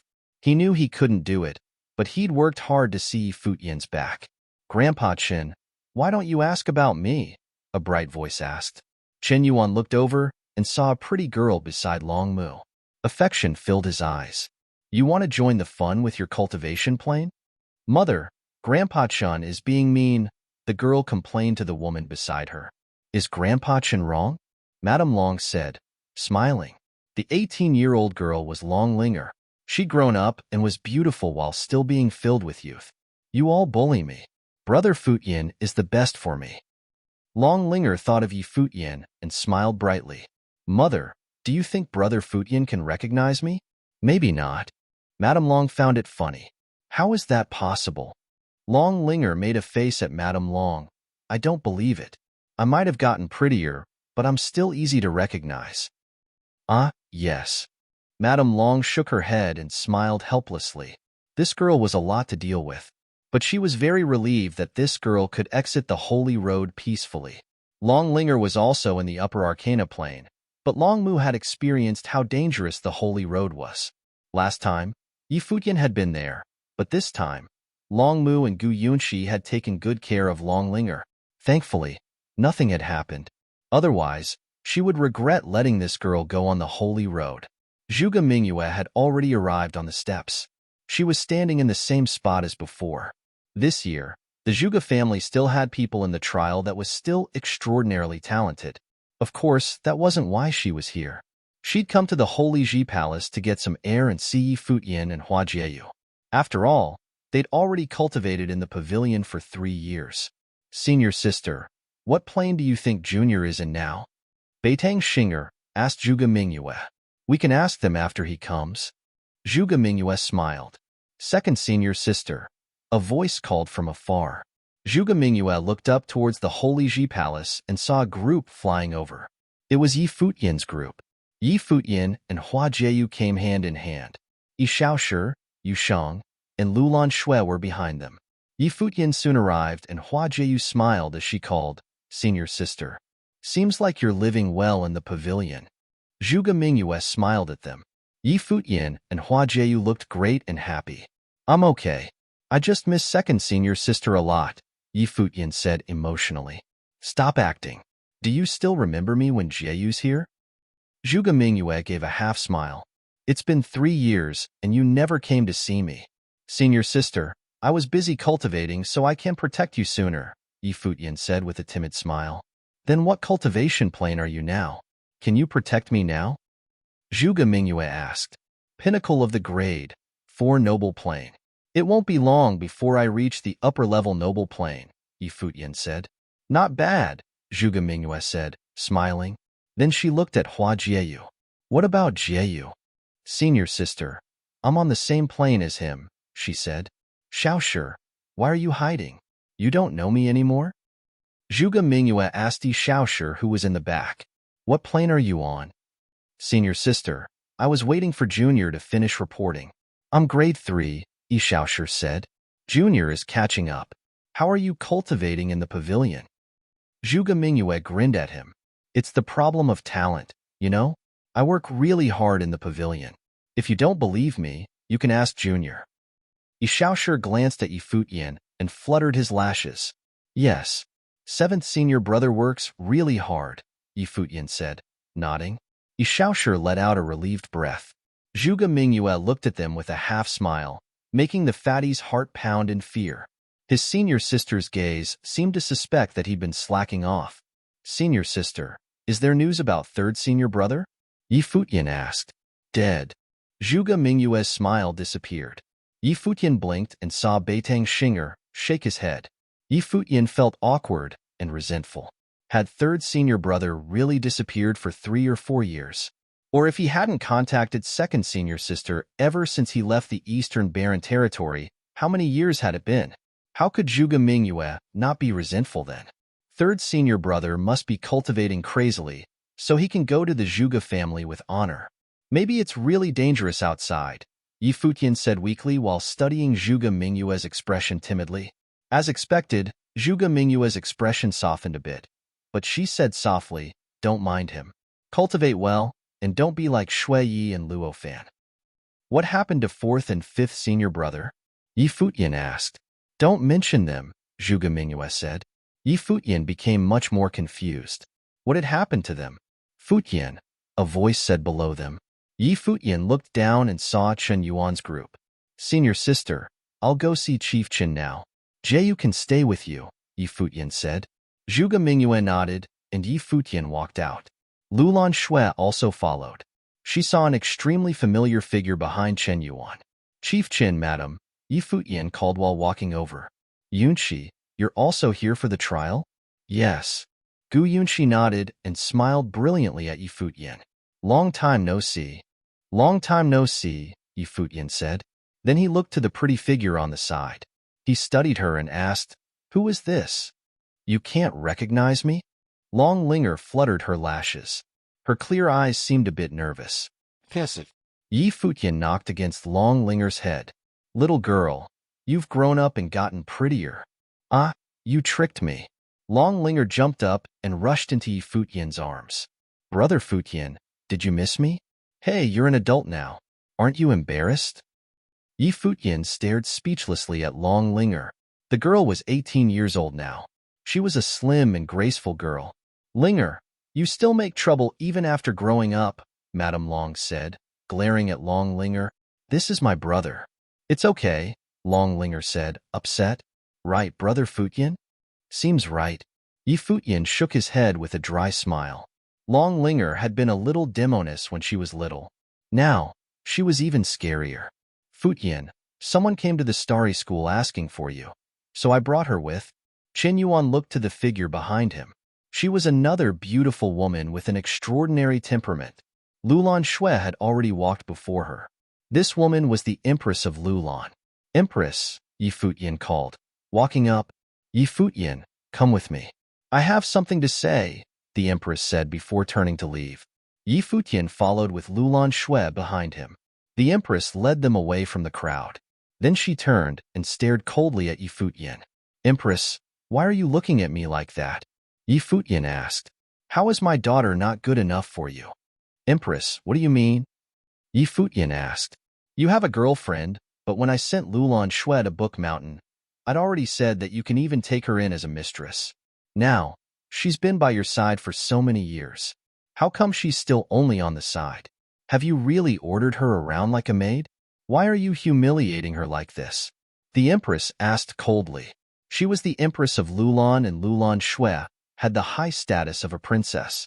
She could give Lulan Shui as a mistress, but Yi Futian still didn't think she was enough. This was definitely humiliation. Yi Futian looked at the Empress, confused and speechless. What kind of mother was this? Thinking of this, he became more upset. You forced Lulan Shui into Book Mountain back then, but I'm the one who mistreated her? Hearing this, the Empress became even more furious. Coldness radiated from her and enveloped Yi Futian. Don't get angry.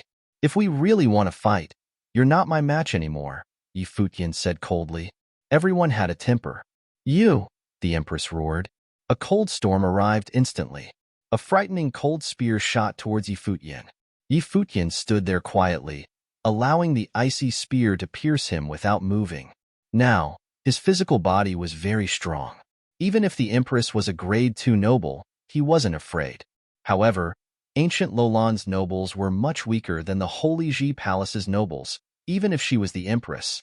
If you keep attacking, I won't be polite anymore, Yi Futian said coolly. The Empress shook in anger, her chest rising and falling. This bastard, she thought. Lulan Shui, come back, the Empress said in anger. Don't serve him anymore. Looking at her mother, Lulan Shui shook her head. What do you mean? The Empress stared at her. He's humiliating you like this and you'll still follow him? You're the princess of Lulan. He's really treating you like a servant and you throw yourself onto him? Mother, I'm doing this willingly. It has nothing to do with him, Lulan Shui said softly. The Empress looked at her, speechless from anger. Then she said coldly, then I won't have a failure like you as a daughter. With that, she really turned to leave. Lulan Shui ran over, but the Empress waved her hand. Don't run after me. Just follow him. Lulan Shui stopped. She stood in her spot, eyes a bit wet. The Empress' body flashed and quickly disappeared. Her eyes were also damp. She'd asked for Yi Futian's news in Book Mountain and learned about the Divine Sky City's Starry School, so she went there. Then she came all the way to the Holy Ji Palace and learned about Yi Futian's achievements over the years. She didn't bear to do this to her daughter, but she was clear about Yi Futian. He would only go further and higher. In this case, she would just let her daughter go. She could only help Lulan Shui to this point, and she hoped the girl would understand her intentions. Chapter 609. After the Empress left, Lulan Shui remained in her spot, staring at her back. They hadn't seen each other in years. Would she just leave after scolding her? After the Empress left, Lulan Shui remained in her spot, staring at her back. They hadn't seen each other in years. Would she just leave after scolding her? Lulan, don't think too much. It's not how you think, Yi Futian said. The Empress isn't as heartless as you think. She did all that for you. Lulan Shui froze and looked at Yi Futian with her silver eyes. For her?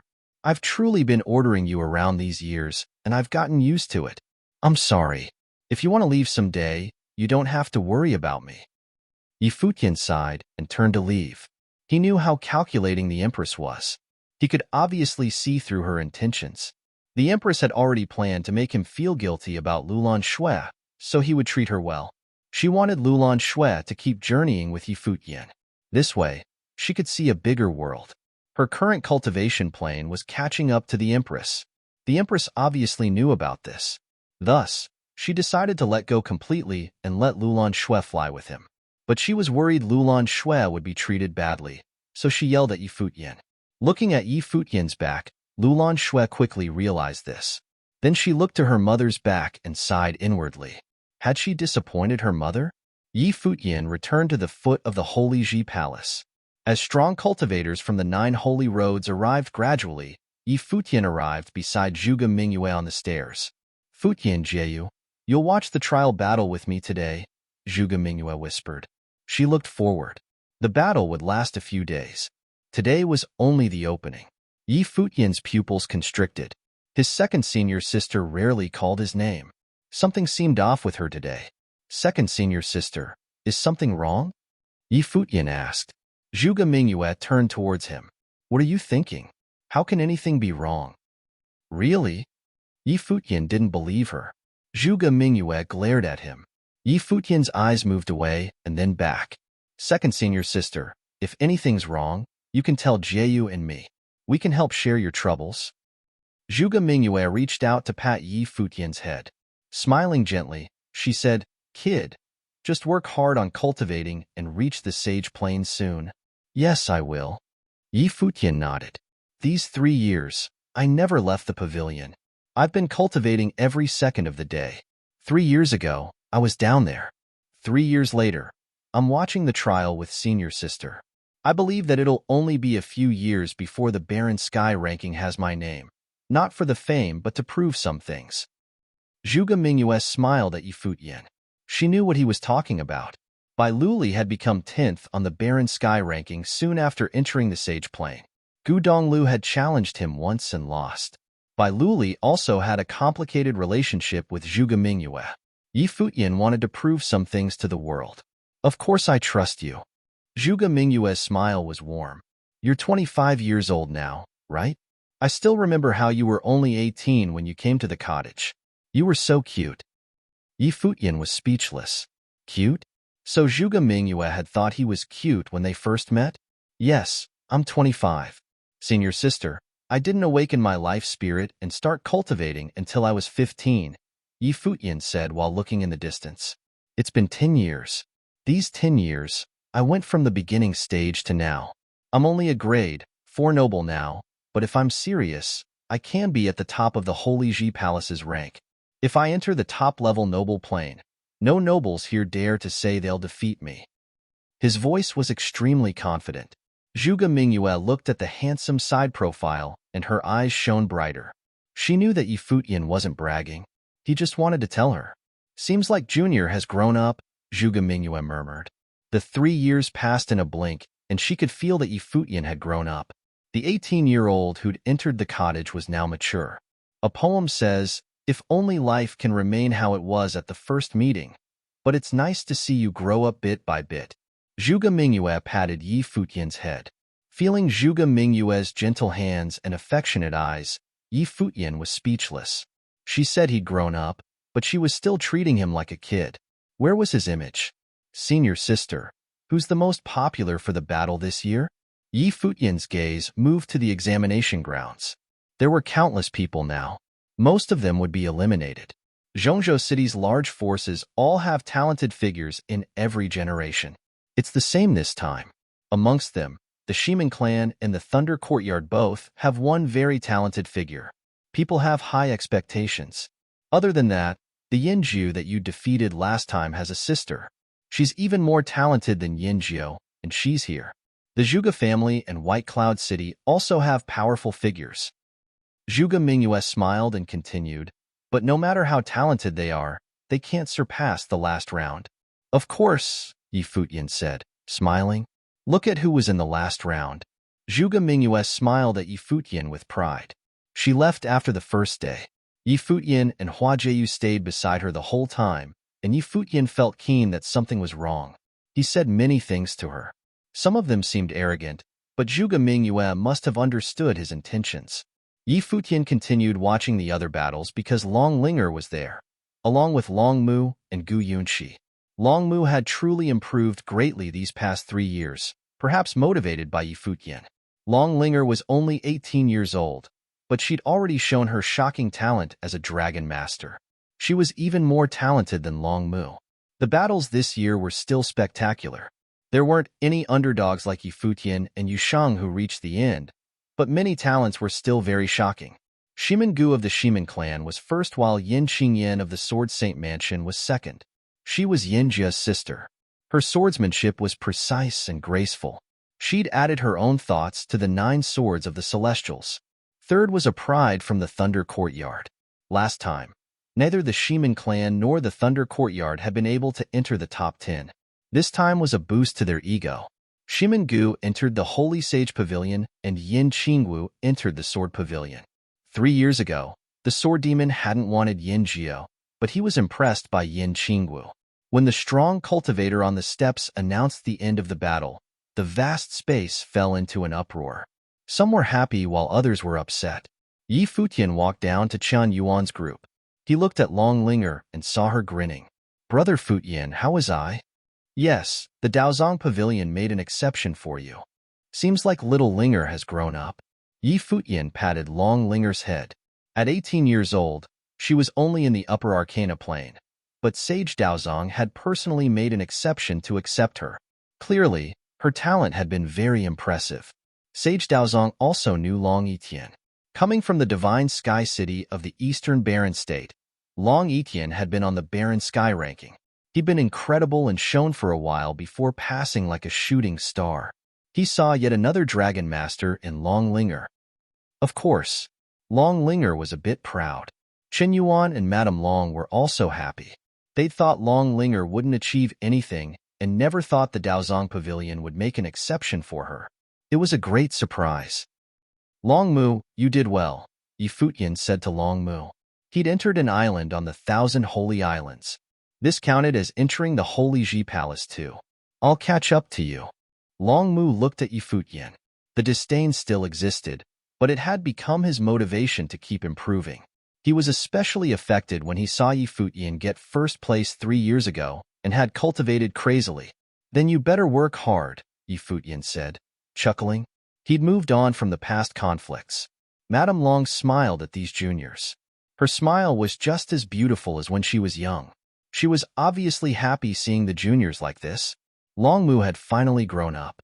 In the future, he could be a good and reliable man like her brother, Long Yitian. "Are you going back with me, or entering the palace directly?" "Madame Long, I'm not going back." "Mother, tell father that I didn't disappoint him this time," Long Linger said. Okay. Madame Long nodded. Your father's strictness was for the best of you. Now that you and Long Mu have entered the Holy Ji Palace, you must cultivate well. I will, Long Linger said. Mother, don't worry. I have brother Futian and sister Jiayu here. Futian, you'll have to take care of this girl, Madame Long said. Madam, don't worry. I won't let anything happen to Linger, Yi Futian said. I obviously don't worry with you. All right, go on now, Madame Long said. Yi Futian nodded and looked to Gu Yunxi. Yunxi, don't be disappointed. You can cultivate well in the Starry School too. Yes, I will. Gu Yunxi nodded, but how couldn't she be disappointed? She'd already worked hard, but it still wasn't enough. Chief Chin, madam, I'm going now. Yi Futian bid farewell to everyone and took Long Linger into the Holy Ji Palace. It wasn't just them. Many entered the palace directly instead of going back. With Yi Futian and Hua Jieyu, there was no need for the guards to lead the way. The group soared in the sky. Linger, I'll take you around the palace, Yi Futian said. Okay. Long Linger's eyes glowed with curiosity and excitement. Yi Futian brought her around the pavilion's law power zone. Long Linger looked down and said, What is that? It doesn't look like a cultivation area. There are so many people there. That's a law power zone. Some disciples plan battles there. Many enter the law rank there. You newbies are usually more interested in them, Yi Futian said. Chuckling, law rank? Long Linger was interested. Brother, I want to go see. Okay. Yi Futian smiled. The group landed before the law rank and Long Linger rushed to the front. Brother Futian, you're number 10, she exclaimed. Many people looked towards Yi Futian. The older disciples also looked at him. He'd already entered the rank more than 2 years ago. If he fought again, he would definitely be higher up. Many newbies were looking at him. Was this the winner of the last pavilion battle? You're Yi Futian? A sharp gaze looked towards Yi Futian right then. Yi Futian glanced over and saw a pretty girl dressed cleanly. Her entire body radiated with sharpness, giving her a different kind of beauty. This was Yin Qinggu, second of the battle and Yin Jia's sister. Yes. Yi Futian nodded with a smile. It's because of you that my brother returned soulless that year. Someday, I'll challenge you, Yin Qinggu said. I'll be waiting, Yi Futian said, smiling. He didn't mind. His mindset was completely different from 3 years ago. Number 1 from the last round? Someone muttered, standing before the law rank with his back to Yi Futian. It's a pity I wasn't in the same year. Many people looked at the speaker. It was Shimingu, the winner of this year. Was this newbie challenging his senior? Yi Futian glanced at him. He was really arrogant, but Yi Futian didn't mind. The winner of the battle would definitely be arrogant. If you're in the same year, you won't be anywhere near number 1, Long Linger said. Shimingu turned around.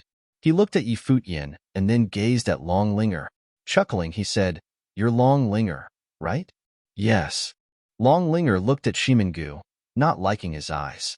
Look at who's number 1 on the law rank, Shimingu said. Long Linger looked and saw that the name at the top was Shimin Hanjiang.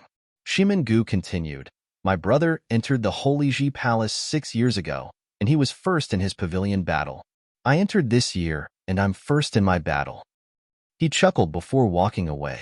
If you pretty girl wants to find someone to kiss up to, you can come to me. You. Long Linger looked at his backside. Her expression changed slightly. Yi Futian glanced at the law rank. Shimin Hanjiang was a strong competitor. If he could be first on the law rank, he was naturally very talented. The Shimin clan had produced 2 winners of the pavilion battles. No wonder this guy was so arrogant. Wait, Yi Futian uttered. Shimingu paused and looked up at Yi Futian. Yes? Apologize, Yi Futian said nonchalantly. Chapter 610. Shimingu stared at Yi Futian, though Yi Futian continued to turn his back on him. Shimingu stared at Yi Futian, though Yi Futian continued to turn his back on him.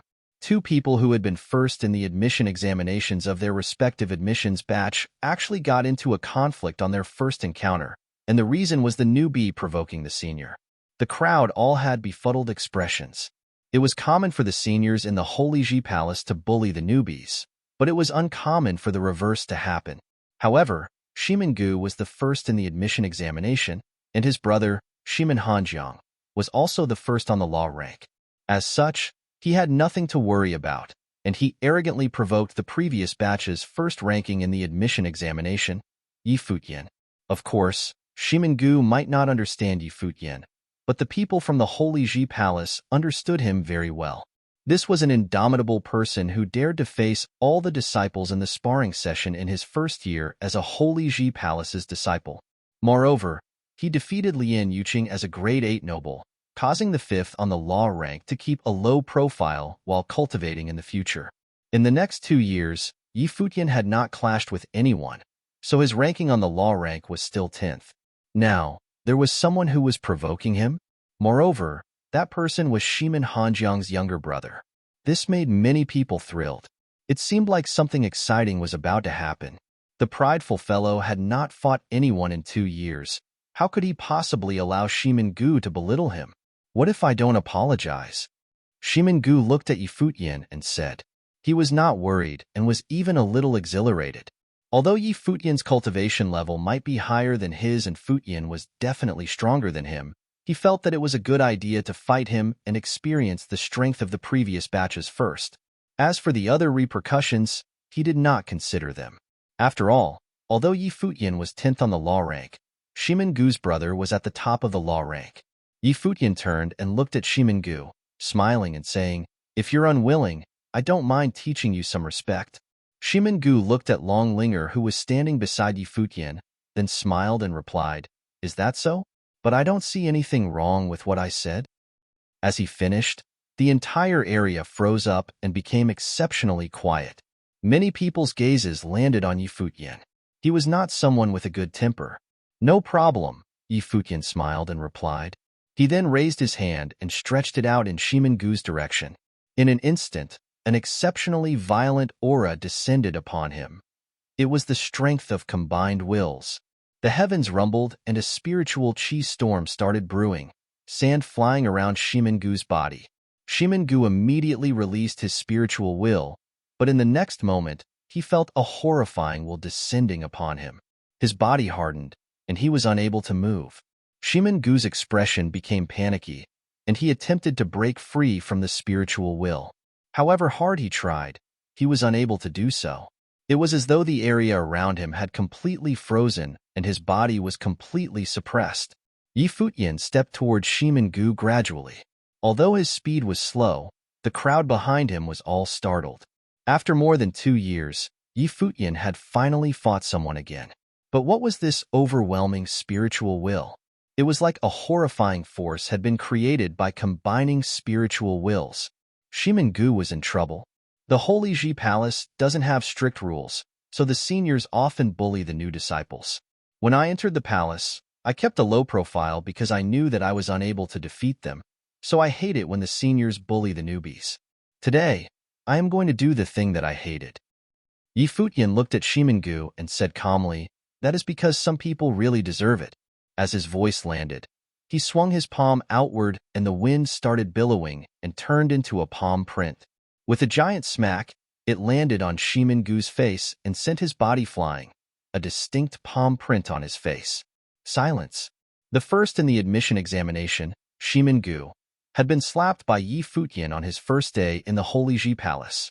This was a feat that probably nobody would ever achieve again. Shimingu stood up and wiped the blood around his mouth. He raised his head and stared cruelly at Futian. "You humiliated me intentionally?" Shimingu clenched his fists and growled. "It looks like you understand how it feels to be humiliated." Futian had no pity for him and did not feel that he had gone overboard. It did not matter how arrogant the first in the admission examination was, since he was arrogant as well. However, he had dared to say such humiliating things to Long Linger and had no remorse. He could only let Shimingu feel the impact of his actions. Shimingu laughed mockingly and said, "You're a senior. Since you said that the Holy Ji Palace has no rules, it's fine if you humiliate me. However, have you thought of the consequences?" As he said that, he looked derisively at Long Linger, who was standing beside Futian. He would remember this slap. "It looks like you haven't learned your lesson," Futian said calmly.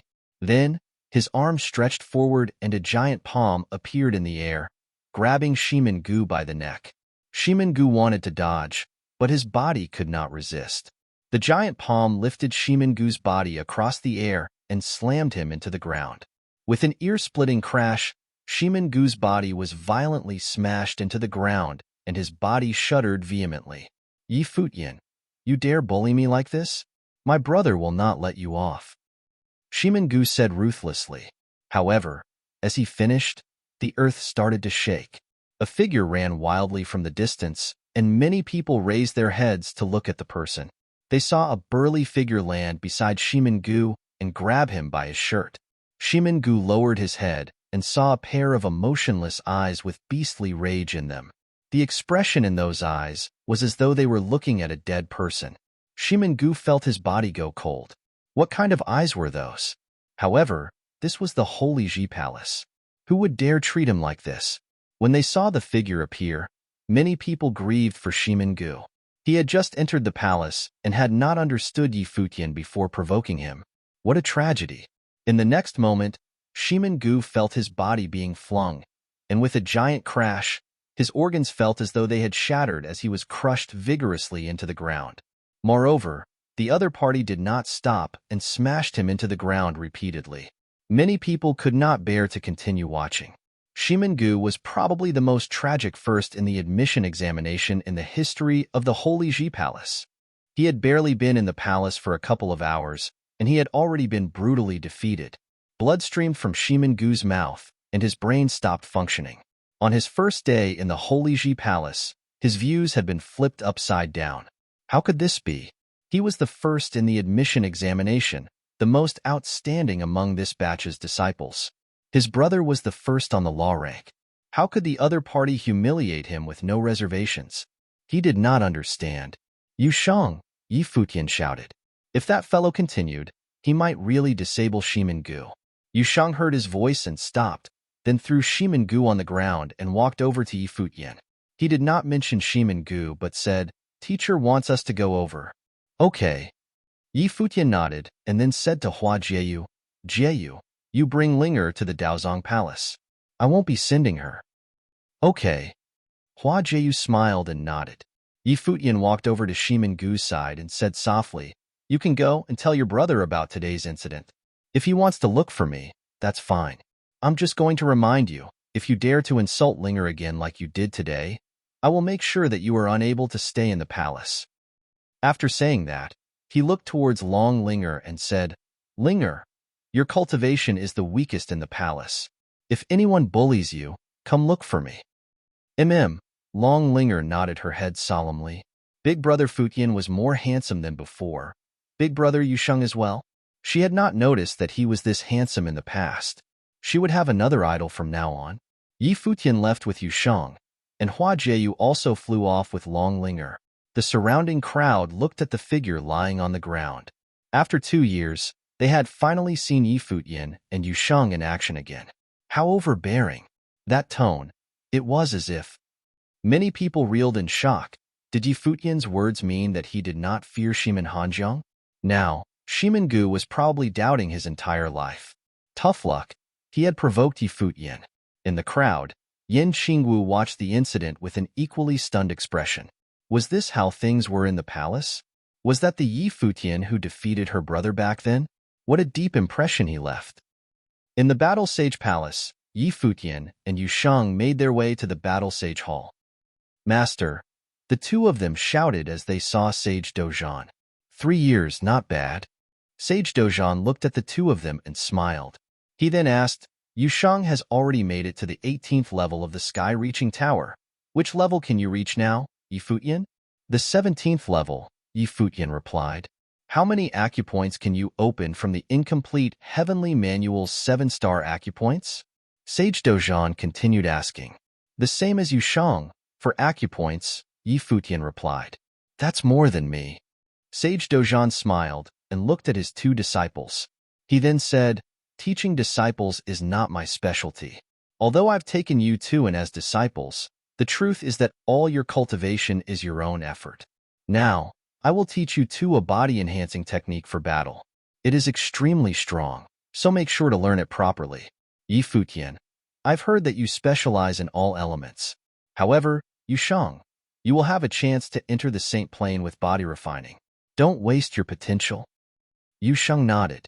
He also knew that his physique was superior to others and was a natural warrior. Body refining was indeed very suitable for him. Prepare yourselves. The eye in between Sage Dojan's brow chakra opened again, and a gleaming light emitted from it, heading straight towards Yi Futian and Yu Sheng's brow chakras. Following that, images flooded into their brains. In their heads, they saw what looked like a god. Sage Dojan stood in the air, naked. His frame appeared to be bigger, like an ancient god. What was even scarier was the gleaming light around his body. An unparalleled shadow appeared. It was an imposing golden figure. The Dojan body can create a martial arts body and provide astonishing power. It is an unstoppable offensive ability. A voice sounded in their heads. Next, the cultivation method and things to look out for were all imprinted into their brains. Yi Futian and Yu Sheng closed their eyes, taking it in silently. The incomplete heavenly manual combined with the Dojan body created Sage Dojan, who is 7th on the Barren Sky ranking. Your potentials are both higher than mine, so your achievements will definitely surpass the 7th on the Barren Sky ranking.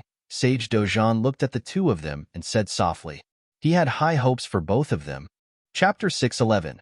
The Holy Ji Palace was refreshed by the addition of new students. The news of the champion of this year's law battle being humiliatingly crushed by Yi Futian and Yu Sheng within a mere 2 hours after entering the palace spread far and wide like wildfire. The Holy Ji Palace was refreshed by the addition of new students. The news of the champion of this year's law battle being humiliatingly crushed by Yi Futian and Yu Sheng within a mere 2 hours after entering the palace spread far and wide like wildfire. The prestige of being the champion of the law battle had originally been unspeakable. Even though they might have suffered some oppression or bullying due to being a lower plane, none had ever suffered what Shimengu had been through, getting trashed after being there for just 2 hours. Shimengu was then ridiculed as the most pitiful champion of the law battle in the history of the Holy Ji Palace. Many felt rather excited at the news, as both Yi Futian and Yu Sheng had not been seen in action for 2 whole years. Many wondered if their first battle after all that time to teach Shimengu a lesson would earn them the wrath of Shimen Hanjiang, the one who ranked first on the law rank. Everyone thought it would be interesting if Shimen Hanjiang were to avenge Shimengu. Were Yi Futian and Yu Sheng trying to provoke Shimen Hanjiang? Their action of trashing Shimengu was a sign saying they gave no face to the champion of the law rank, Shimen Hanjiang. Shimen Hanjiang eyed his brother while they were in the Holy Sage Pavilion. His eyes looked rather cold doing so. Other than Shimen Hanjiang, there were also other students of the Holy Sage Pavilion present, such as Bai Zhe and Zhuge Xing him again. Bai Zhe's eyes flashed with murderous intent. If anyone was said to hate Yi Futian the most, it would have been none other than Bai Zhe. We were preparing to welcome Shimengu, we never thought. Zhuge Xing said as he saw Shimengu lying there in a bloody mess. He really showed no mercy at all, just as arrogant and reckless as he has always been. Brother, crush him, Shimen yelled as he looked at his older brother. You, shut up. Shimen Hanjiang berated him coldly. You dare pick fights with the law-ranked disciples of the latest batch as soon as you get in the palace? Did you really think you were invincible just because you're number 1? He knew how terrifying Yi Futian was. Yi Futian had been a grade 8 noble all those years before, but he displayed immense talent like none other. While he did not actually fight with anyone, there was no doubt about his talents, be it martial arts, sorcery, or music. All were immeasurably superb. It was anyone's guess how powerful he had gotten now that he had become a grade 4 noble. Shimengu's picking a fight with Yi Futian as soon as he got into the palace was little different from trying to make a death wish come true. I said little more than 2 lines. I never knew those two could have been so vicious. Shimengu's eyes were practically filled with hatred. 2 lines, you said? Shimen Hanjiang retorted coldly. You deliberately insulted a girl, and you didn't see that to be an act to provoke him? You said you wanted to know how powerful the champion of the last batch was, and now you know. Tell me, how does it feel? Shimengu was speechless. He had meant to provoke Futian after all. Let what happened this time to be a lesson for you. Put your pride aside from here on out when you're in the palace, and be diligent in your training, Shimen Hanjiang said coldly. Shimengu's knuckles went white. So that's it? Take him to rest, Shimin Hanjiang said to someone around him, and Shimin Gu was carried away from where he lied. Shimin Hanjiang looked in the direction of Battle Sage Palace. While there was no doubt that Shimin Gu was indeed the one at fault, it was also true that Yi Futian went too far. Brother Shimin, are we going to just let this slide? Bai Zhe asked as he looked at Shimin Hanjiang. Since he is already at such a level now, it'll only be a matter of time before we clash. He probably won't miss this year's sparring sessions, Shimin Hanjiang said calmly. His main objective at the moment was to make it into the ranks of saints, as he was already at the pinnacle of noble plane. The fact that Shimin Hanjiang was not nominated by the Sage Palace was an obvious indication to him, saying that he, despite being the one ranked first on the law rank, was not someone of exceptional caliber like Hua Fan of the previous generation. He failed to prove himself worthy of entering the Sage Palace. No one else said much after that, but Zhuge Xing quipped, Alchemy City is inviting forces from all over Barren State to witness their ceremony. Are any of you, seniors, interested in going? I'm preparing to train behind closed doors. As such, I won't be going. In the case of all of you, however, this would prove a great chance for you to train and get exposed, as mighty ones of all kinds will gather in Alchemy City, Shimin Hanjiang said. The Holy Ji Palace was a comprehensive, self-sufficient place in itself. Most nobles simply trained within the palace and rarely made contact with the outside world. However, if an opportunity presented itself, the Holy Ji Palace's members were free to venture outside. Alchemy City was highly renowned and held an important status in the Barren State. The city never participated in the Holy Ji Palace's selections, and the city served as the symbol of the southwestern region of Barren State. Many nodded lightly. The trip to Alchemy City this time was indeed seen as one worth making. Mighty ones from all sorts of places in the Barren State, other than the Holy Ji Palace and the Ice Temple in the southernmost regions, would probably gather in Alchemy City. The members of the Holy Ji Palace felt rather disappointed, however, that the predicted fight between Shimin Hanjiang and Yi Futian was not going to happen. They had, after all, been anticipating a clash of the titans. However, the news that Alchemy City was about to hold the Alchemy Conference spread out from the palaces and pavilions, taking the entire Holy Ji Palace by storm. Yi Futian knew of the news through the mouth of Sage Dozhan. Alchemy Conference? Yi Futian eyed Sage Dozhan in the temple. Indeed. The Alchemy Conference is the largest armor competition in Alchemy City, and everyone below the Sage Plane is invited to the event. It is held only once in 10 years. Forces from all over the Barren State are invited by Alchemy City, and the Holy Ji Palace is, of course, among the ones invited. However, as Alchemy City never bothered participating in the Holy Ji Palace's selection processes, the elders of the Holy Ji Palace saw no need to give them face. You people, however, are free to visit them, Sage Dozhan said. I'm not an armorer. What is the use of me attending the event? Yi Futian said, showing that he had little interest in it. The armorer competition will be a gathering of mighty ones from all over the Barren State. You have been training in the Holy Ji Palace for more than 3 years. Don't you want to go outside and have a look at things? Sage Dozhan smiled as he said, finding it impressive that despite Yi Futian's youth, he was hardly bothered by loneliness. Do you wish for me to go, teacher? Yi Futian asked Sage Dozhan. I do indeed. Sage Dozhan nodded. I will make the trip then, Yi Futian answered with a smile. Very well. Sage Dozhan smiled. The act of cultivation through the refinement of one's body is a lifelong process. This isn't to say that one stops developing their physical body upon becoming a sage. Rather, the higher you go, the steeper the requirements will be on your body. By then, even the resources the Holy Ji Palace are able to provide will not necessarily fulfill your needs. Furthermore, it isn't possible for you to just keep staying in the Holy Ji Palace. Alchemy City has the finest armorers in all of the Barren State. You will be able to find powerful body-refining implements in Alchemy City, and so, it will do you good to make friendly relations with the people of Alchemy City. It was obvious at that point that Sage Dozhan had other intentions. Yi Futian felt rather speechless at his teacher's blatant intentions and plans for Alchemy City. Teacher, I heard that the City Lord of Alchemy City is ranked 8th on the Barren Sky ranking. But why is it that Alchemy City has such a prestigious status in Barren State? Futian asked out of curiosity. First of all, that would be attributed to their prowess as armorers. Forces everywhere probably have needs that can only be fulfilled by the city.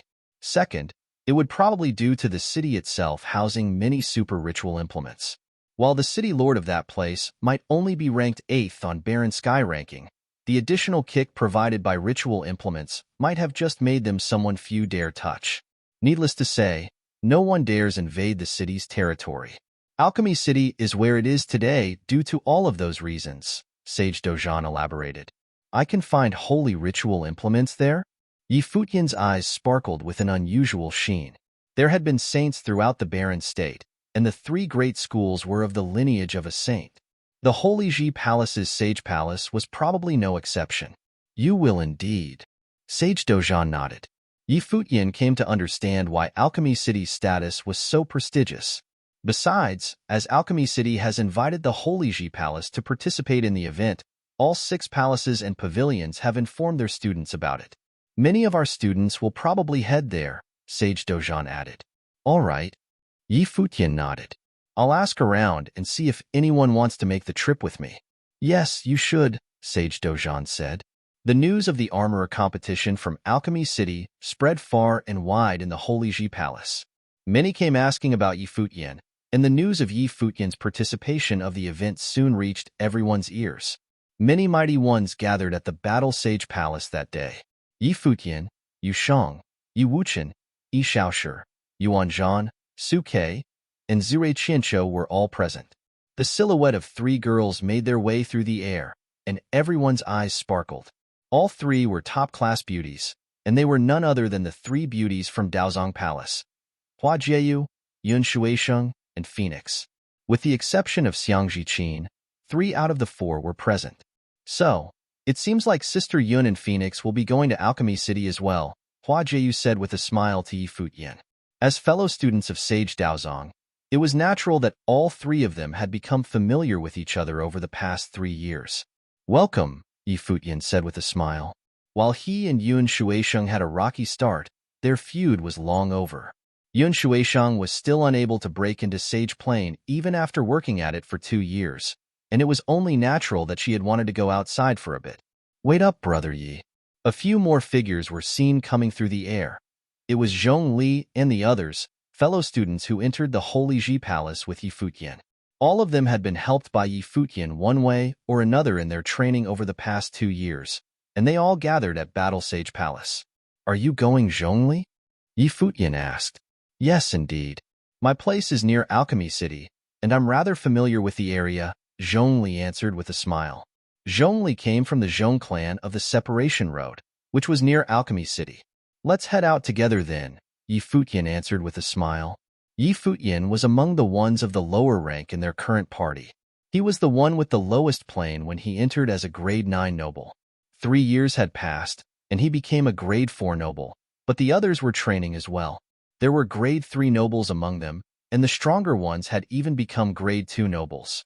Yun Shuisheng had been at the pinnacle of the noble plane all that while. The party was indeed a fearsome one, as many hailed from top forces from all over Barren State. They leaped into the air and quickly vanished into the clouds. Sage Dojan and Sage Jingang stood looking in Battle Sage Palace after they left. Sage Jingang was seen with a smile, saying, "That batch from 3 years has indeed become quite formidable. This time, it's no longer the Holy Sage Pavilion being the center of things, but Futian. That guy really has a way with things."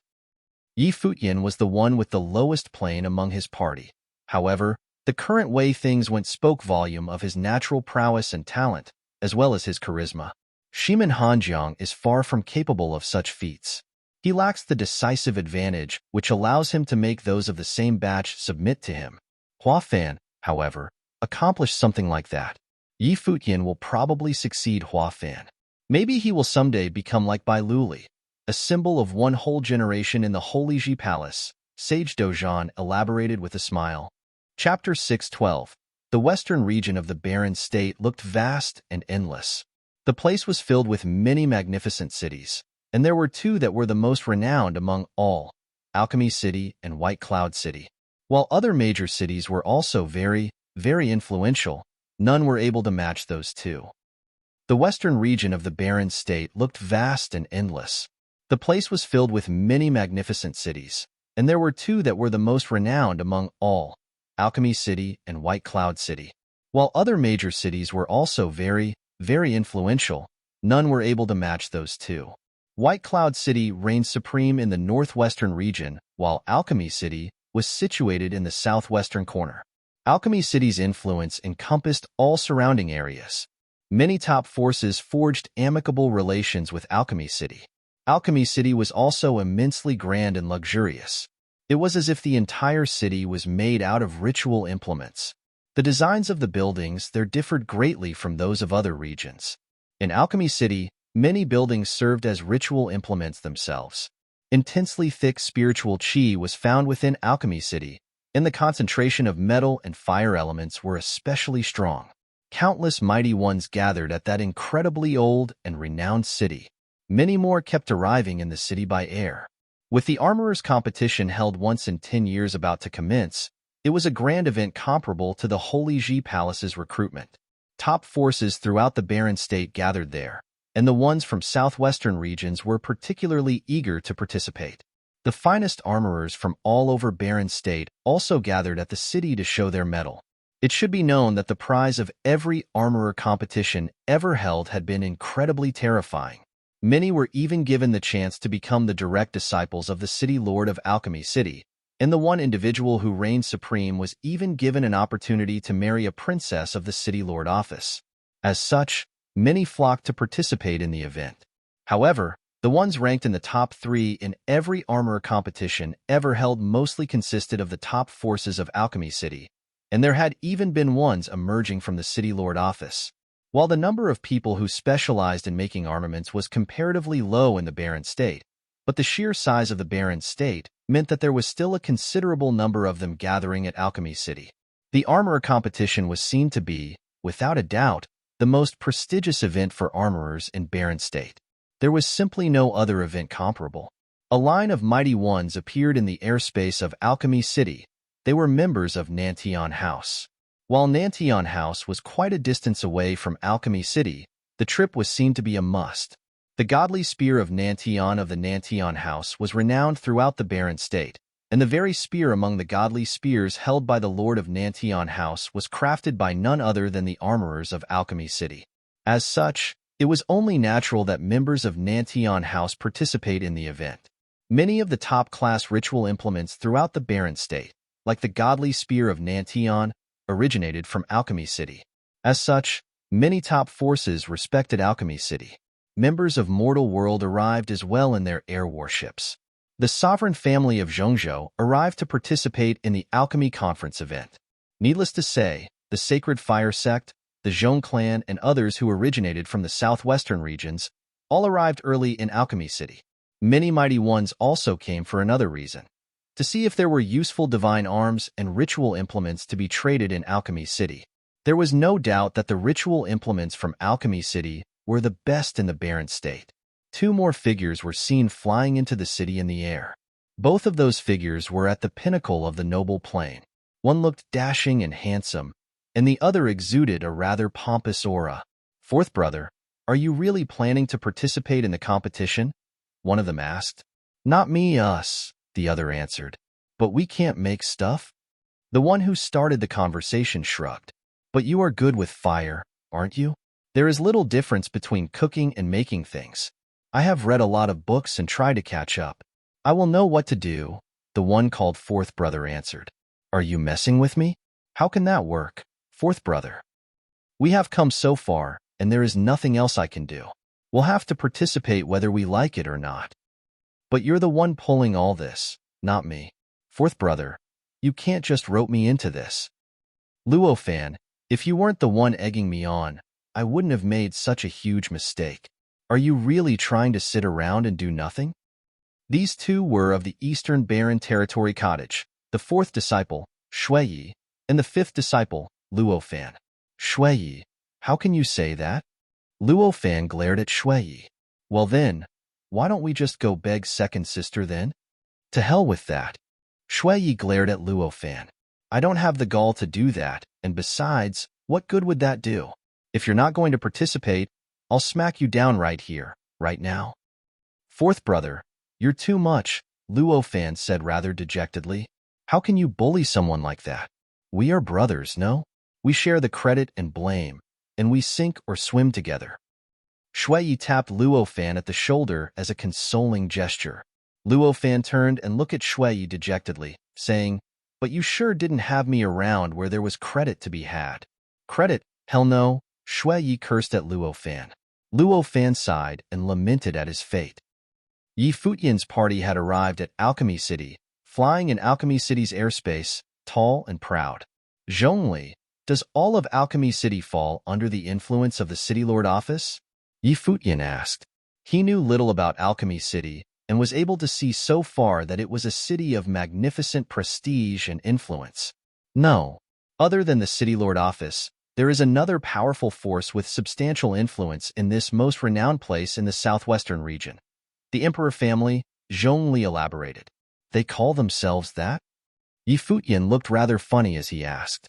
The Emperor family of Alchemy City has influence on par with that of the sovereign family of Zhongzhou City. Zhongli added, It's said that in ancient times, the ancestor of the Yu family, which is the City Lord clan, was best friends with the Emperor family. They were both saints and armorers when they came to Alchemy City. In later days, the Yu family retained the armorer lineage and talents of the ancestors, while the Emperor family emphasized the cultivation of their own powers, leaving their armorer lineage behind. Both forces maintained very good relations and completed with each other, ruling the renowned city in the barren state together. Their relations stayed amicable, even to this day, and it was common for members of both families to marry. The City Lord of Alchemy City ranked 8th on the Barren Sky ranking, while the head of the Emperor family ranked 12th. Both forces never bothered participating in the Holy Ji Palace's selection processes. They made it out solely on their own. Zhongli continued, Furthermore, exceptionally talented individuals emerged frequently from both forces, and it was said that one of the exceptional talents, capable of going against the heavens, has emerged. Rumors that person rivals the likes of Bai Luli, and the Emperor family has pinned great hopes on them, hoping that they will one day to become a saint. Yi Futian nodded. The barren state was a vast place, and while the Holy Ji Palace was a sacred ground in the barren state, it was not the only one. Huang Jiuge of the sovereign family refused to train in the Holy Ji Palace. The likes of Alchemy City and the Ice Temple made it on their own as well, and mighty ones emerged one after another from their ranks. They thought themselves to be able to meet many excellent armorers participating in the event this time. Will many forces from Barren State come? Yi Futian asked. Many will. Zhongli nodded. The armorer competition is a festival for armorers of the noble plane like none other. Some of the best armorers will stay behind in Alchemy City, but there will also be a substantial number of great armorers being bought away by outside forces with hefty prices, becoming their personal armorers. When they become sages one day, those armorers will go on to craft something befitting of their status and power. Understood. Yi Futian nodded. It was only natural that any top forces lacking good armorers wanted to recruit from here. The event will be held in several days. Anywhere else we can go? Yi Futian asked the members of his party. We'll go see if there are any good ritual implements for sale, and have a look around since we're already here in Alchemy City, Suke said with a smile. Ritual implements were what Alchemy City was most famous for. After all, you have a point. Yi Futian nodded with a smile. He glanced at Hua Jieyu beside him and thought of finding something to give to her as a gift. However, while the stock of spirit stones on his person was indeed substantial, it would still probably be inadequate as it was still the best sage ritual implements they were talking about. But many of the ones around him were known to be incredibly rich. Should I just go all out and leech on them? But wouldn't that be rather inappropriate for someone as principled as I am? Futian thought. There are few renowned spots in Alchemy City. The two most famous ones are the Sky Treasure Tower, established by the City Lord, and the Alchemy Casino. The Sky Treasure Tower houses many top-class ritual implements to be bartered for. The Alchemy Casino also houses much powerful stuff, but the interesting part about the place is that it is still a casino. Every ritual implement can be acquired by betting something of equivalent value, like powerful spells, techniques, and methods, other precious ritual implements, and so on. They can be used to trade in gamble fights. Zhongli then added, the casino was the most popular place in the city in every armor competition. Won't we end up emptying the place if we were to participate? Futian asked, looking rather shocked. Zhongli glanced at Futian without saying a thing. Just what is with this guy? Easy for you to say. The rules of gamble fights are determined by the casino, as they are the house, after all. As such, they almost always end up being the winner. But those who gathered here for the event were all incredibly confident people, Zhongli said with a smile. Futian nodded in acknowledgement. Looks interesting. Futian looked at everyone around him, and some looked interested. The casino it is then. Very well. Zhongli nodded with a smile before taking the entire party there. The Alchemy Casino was located at the center of Alchemy City. It was indeed the most popular place in the city, and it was said to have very powerful backing. The City Lord office and the Emperor family, as well as many clans and forces, were rumored to be the ones backing the place. As such, no one ever dared kicking up a fuss with the casino, as it was no ordinary casino. The Alchemy Casino was incredibly lavish, grand, and magnificent.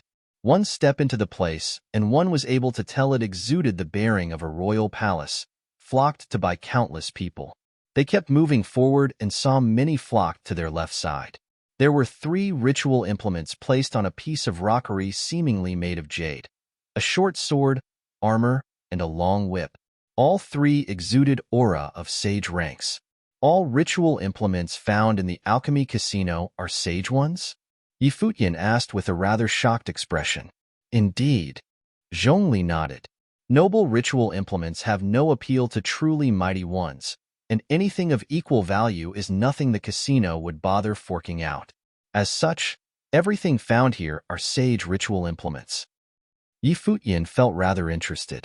The sage ritual implements were simply placed where they were without any concern about them being stolen. That fact alone spoke volume about the casino's confidence, and that in turn meant that their backing was very terrifying. Everything found as they moved forward was tremendously precious. They were not even allowed to go near them, as there were matrices to keep them aloft. Futian saw a fearsome golden spear before him, which seemed to have whipped up an appalling storm. The tip of the golden spear emanated light of destruction, where one could somehow see a terrifying black hole. No one dared go near the weapon. Many gathered around the spear, and everyone lifted their heads to look at the weapon that exuded destructive powers. Their eyes burned with a tinge of passion, and it was obvious that the spear was an incredibly precious ritual implement. There is a magical bell. In another corner, a large magical bell was levitating in the air. The light spilled out of it contained terrifyingly destructive powers, and many gathered around the magical bell as well. Futian swept his gaze around and found the place littered with powerful ritual implements. His eyes sparkled. What a nice place to be. Jieyu, if you see anything you like, just pick it out. Wuchen needs a sword as well. Qingxian and Qinyuan don't lack anything, so there is nothing for them here. Futian's eyes continued shining. Everyone's eyes froze, and they stared at him speechless. Is this guy actually behaving like he owns the place? Futian, I see that you've come to Alchemy City. A group of people arrived in the air, staring down at Futian's party. They were members of Nantian House. Nan Hao, Nan Feng, Nan Yu, and all the others were there. Let's go. Futian kept going forward without paying them any attention. Can't you hear what I said? Nan Yu's expression turned rather sour seeing Futian ignore them. Futian spared a glance at Nan Yu and said plainly, Who do you think you are, talking down at me like that and what not? Chapter 613, You. Nan Yu pointed at Futian, his face livid, never expecting to be insulted in front of everyone. He was, after all, still a member of the Nantian House and was of the noble plane. He never thought Futian would have grown even more arrogant and contemptuous. You. Nan Yu pointed at Futian, his face livid, never expecting to be insulted in front of everyone. He was, after all, still a member of the Nantian House and was of the noble plane. He never thought Futian would have grown even more arrogant and contemptuous. Nan Hao and Nan Feng eyed Futian coldly, Thinking that the law battle champion had indeed grown increasingly arrogant, he deliberately refrained from making a move against Yi Futian on the Holy Road, due to wanting to see where Yi Futian would end up with Hua Jieyu after they made it out of the Holy Road. Nanyu had never expected him to defeat Zhuge Xing and crush Bai Zhe, emerging as the ultimate dark horse by becoming the champion. Yi Futian then entered the Holy Ji Palace and became a couple with Hua Jieyu. Furthermore, many who entered along with Yi Futian were by his side, even Suyu, who had defeated him. Yi Futian spared a glance at Nanyu and saw that the elders of Nantian House were there as well. However, he did not care about their presence and continued to eye Nanyu sarcastically. Nanyu was all high and mighty as he deemed others to be below him, and now Yi Futian thought it best to have Nanyu taste his own medicine, humiliation and ridicule. Yi Futian, the law battle champion to enter the Holy Ji Palace 3 years ago. Many turned their eyes to look at them, mainly Yi Futian. They were guessing if the incredibly handsome young man was Yi Futian or not. He was able to beat Bai Zhe and Huang Zhuge 3 years ago, earning his place as the law battle champion. 3 years had passed since, and he should have grown even stronger.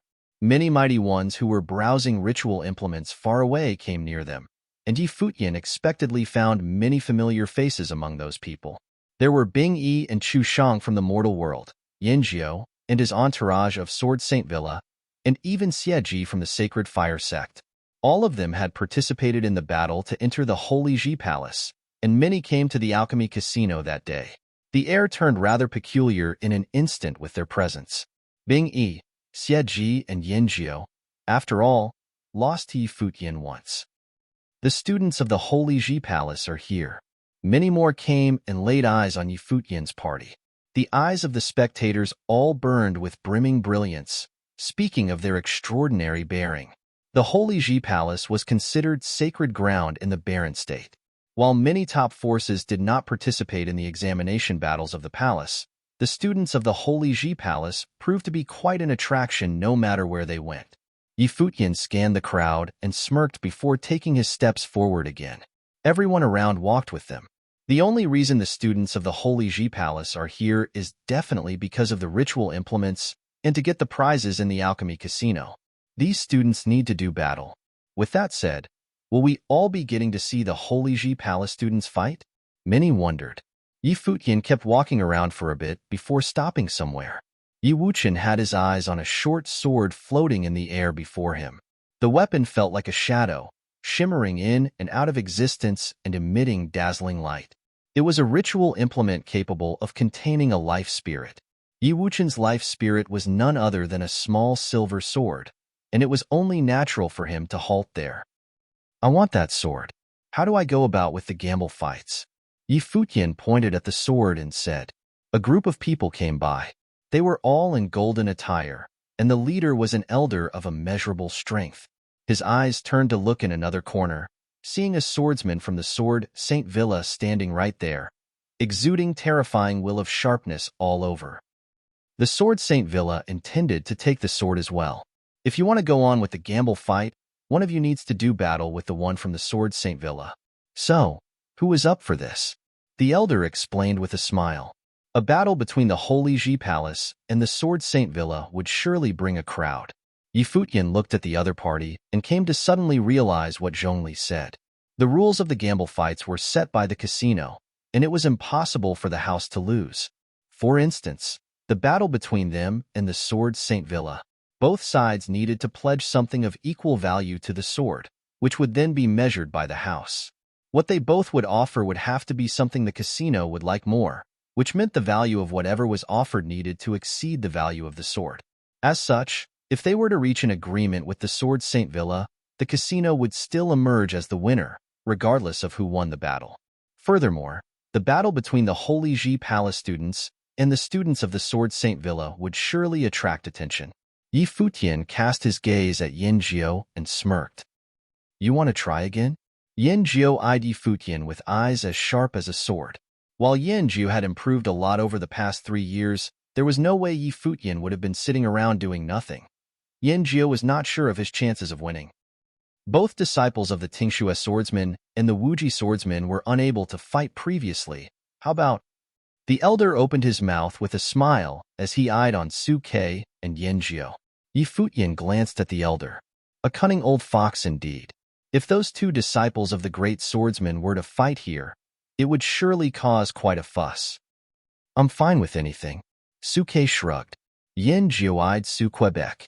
He looking for a sure win in gamble fights like these, and there was no certainty he would emerge as victor if he was to be pitted against Su Quebec. How about you pick between me, Su Ke, and Yusheng? Yi Futian intervened. He did not bother asking about Yanjia's plane level. He resorted to make his own measurements with things. As the heir of Sword Saint Villa, Yanjia's results from training for 3 years would be formidable. Yi Wuchen's chances would be slim if he were to fight, as Yi Wuchen's plane was definitely lower than Yanjia's. I'll pick Yusheng, Yanjiu said as he pointed his finger at Yusheng. He lost to Yi Futian back then, and Yusheng lost to Su Quebec. Yusheng's combat capacity was utterly terrifying. But Su Ke had been able to fight Yusheng and win by combining his speed with sword techniques. Yanjiu's sword attacks were as fast as lightning, and he deemed himself of being able to accomplish what Su Ke did back then. Deal. Yi Futian smirked. Yusheng glanced at Yanjiu plainly, his eyes colored with a tinge of ridicule. The sword was something forged by a sage, a high-class sage ritual implement. What do you offer as a bet? The elder looked at Yi Futian's party. The Guqin score of Lu Guangxing, the 9-fingered Guqin devil. Mesmerize, Yi Futian said. That will do. The elder nodded with a smile. The 9-fingered Guqin devil was a senior from the previous generation. His song, Mesmerize, was notorious in all of Baron State as many top-class figures fell under the song. It was deemed a worthy bet, and it seemed that Yi Futian was incredibly confident about the battle. Please, if you would. The elder led the way. Yi Futian and his party moved, and everyone around them began to move in the same direction. Someone beside the elder asked the elder, "How about we make a bet on the fight?" "That is a given." The elder's eyes sparkled. There was no way that there would be no bets with one such battle. The odds. 2-1 if Yusheng wins, 1-2 if Yanjiu wins, the elder said with a smile. Wah. The pupils of the eyes of everyone around dilated. You have that much faith in Yusheng? Yanjiu was famous, and that was further compounded by the fact that while Yusheng was formidable, he had lost to Su Quebec. Such odds would have had most betting on Yanjiu. If Yusheng lost, they would have lost a big one. Relax. The elder then left with a smile on his face. He deemed that there was no way that Yusheng would lose. The odds he put were simply to have people bet on Yanjiu. As the game was set, many in the Alchemy Casino bet on Yanjiu in a crazed rush. Yanjiu was a top-class genius and the heir of the Sword Saint Villa. While he did lose to Yi Futian's emergence as #1 in the battles meant that there was nothing surprising about Yanjiu's loss. While Yusheng was indeed formidable, he ended up losing to Su Quebec. As such, the odds of both people should have been even. However, since the odds were set in such an imbalanced manner, most would have bet on Yanjiu. Of course, there were still quite a number of people who refrained from betting. The casino was clever, and they deemed it wise to be on their guard. There were definitely reasons for them to place so much faith on Yusheng. The Alchemy Casino had specialized platforms for holding gamble fights. Both Yusheng and Yanjiu stepped onto the platform and found themselves surrounded by countless people. There were many who were unable to personally witness the fight for entry into the Holy Ji Palace, and it was only natural they were now excited to witness Yusheng, who was already studying in the palace, fight Yanjiu. Those scum from the Alchemy Casino. The members of Sword Saint Villa looked livid hearing about the odds. Are they trying to insult the Sword Saint Villa? 1-2 and 2-1. The difference was 4 times. Yanjiu knew of the odds. He stood covered with intense sword aura on the platform, sporting very cold looks. Please, the person hosting the fight said. The sword aura covering Yanjiu burst, covering the entire platform in his sword might. As a superior noble, he was far stronger than he used to be. Incredibly dazzling swords were conjured in the air, and each and every one shone with golden light. Their collective weight seemed comparable to mountains as they floated above Yusheng's head. It was as if they were going to fall on him. Such strength. Many of the spectators were excited. While it was common for sages to fight in the casino, Fights between top-class geniuses were rare instead. The fearsome sparkle of swords flashed in Yinjiu's eyes as he pointed his finger. 9 tremendously heavy swords fell straight down at Yusheng. Yusheng looked up. Layers of light burst from his body shortly after, as if piercing through his body. He stomped on the ground, and his body rumbled in response. Gloomy and ruinous star acupoints opened, drawing out terrifying power from his body, as if dark golden storms whipped about. Boom! A heavy sword was seen coming for Yusheng. He took the sword with both his hands. Many trembled at the sight as the heavy sword got closer and closer, but was surprisingly stopped by Yusheng's hands. He held his ground as the clothes on his body burst from terrifying sword aura. A tremendously stout bronze-colored body was seen, brimming with intense power. Many saw Yusheng simply pick up the sword and fling it away, hitting the other 8 swords falling onto him. Wah! Many witnessed the scene in shock, and those who bet on Yinjiu began to have a bad feeling about things. Rumbling sounds of explosions sounded out as the heavy swords were destroyed one after another. Flashes of swords shot out from Yinjiu's eyes, and beams of dark and light swords zipped through the air. Yusheng's stout body was, however, covered in dark golden demonic armor.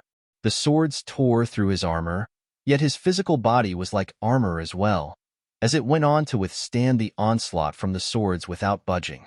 Yinjiu's swords of light and darkness were tremendously fast and ferocious.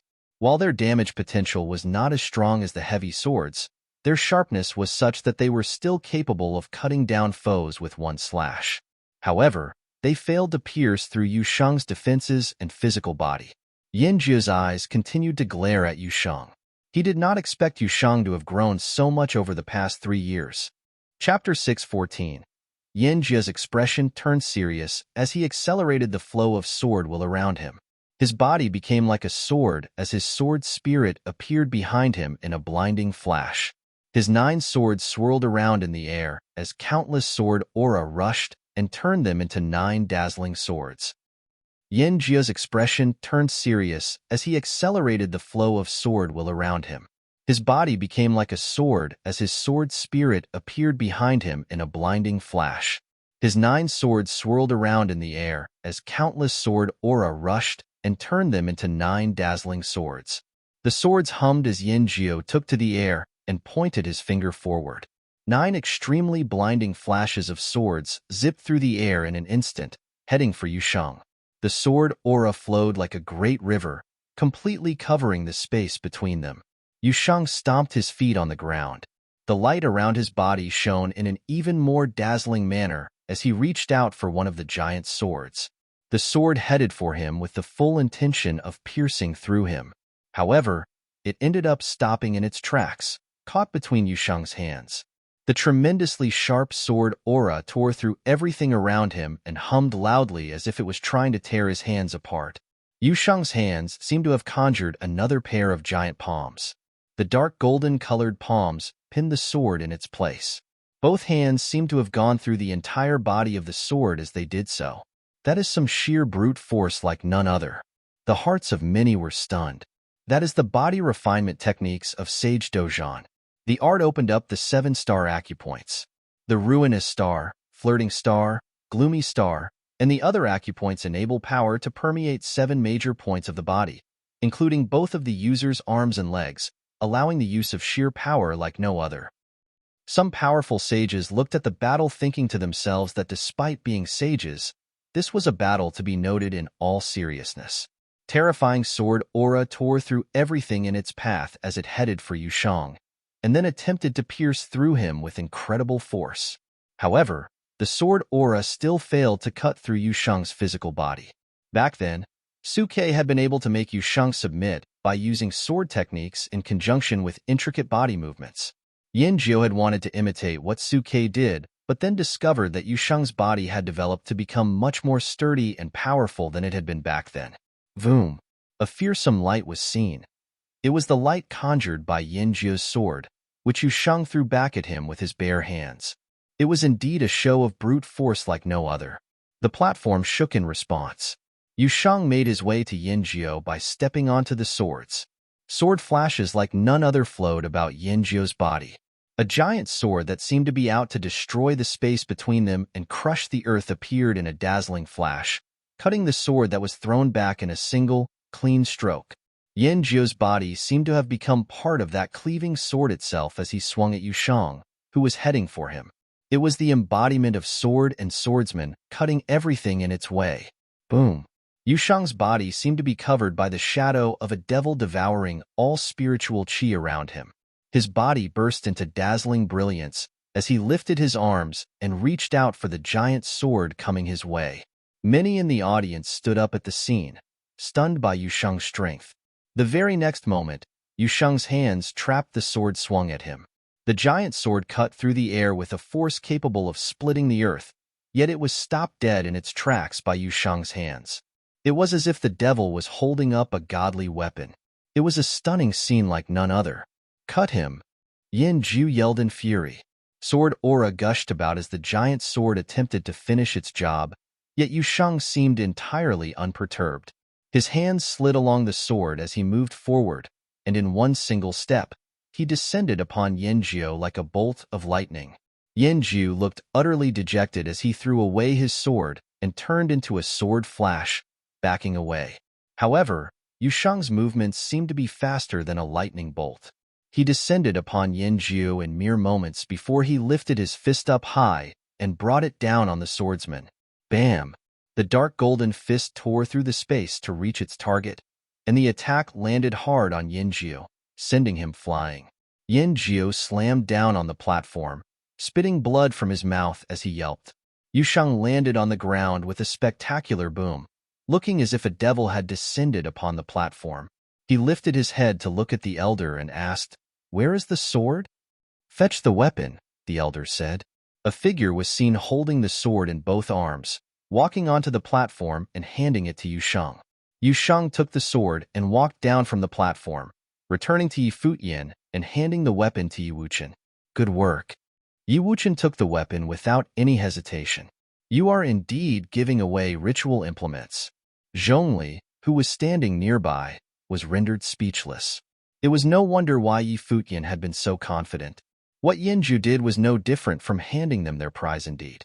However, many eyes coldly looked in the party's direction, especially those from the Sword Saint Villa and those who had bet against Yushang. How is it possible for that asshole to be so powerful? He became even more terrifying. The mighty ones from Mortal World and Nantian House noted to themselves as they looked at Yushang. The young man's mastery of the demonic arts had made him a formidable being 3 years ago. That, coupled with the newly learned body refining techniques, allowed Yushang to simply take Yanjiu's sword head-on. Ha ha ha. A laugh came from the elder from the alchemy casino. He looked very pleased with himself at the moment, smiling from ear to ear. The one who benefited the most from that battle was not the victor, Yushang, but the elder's casino.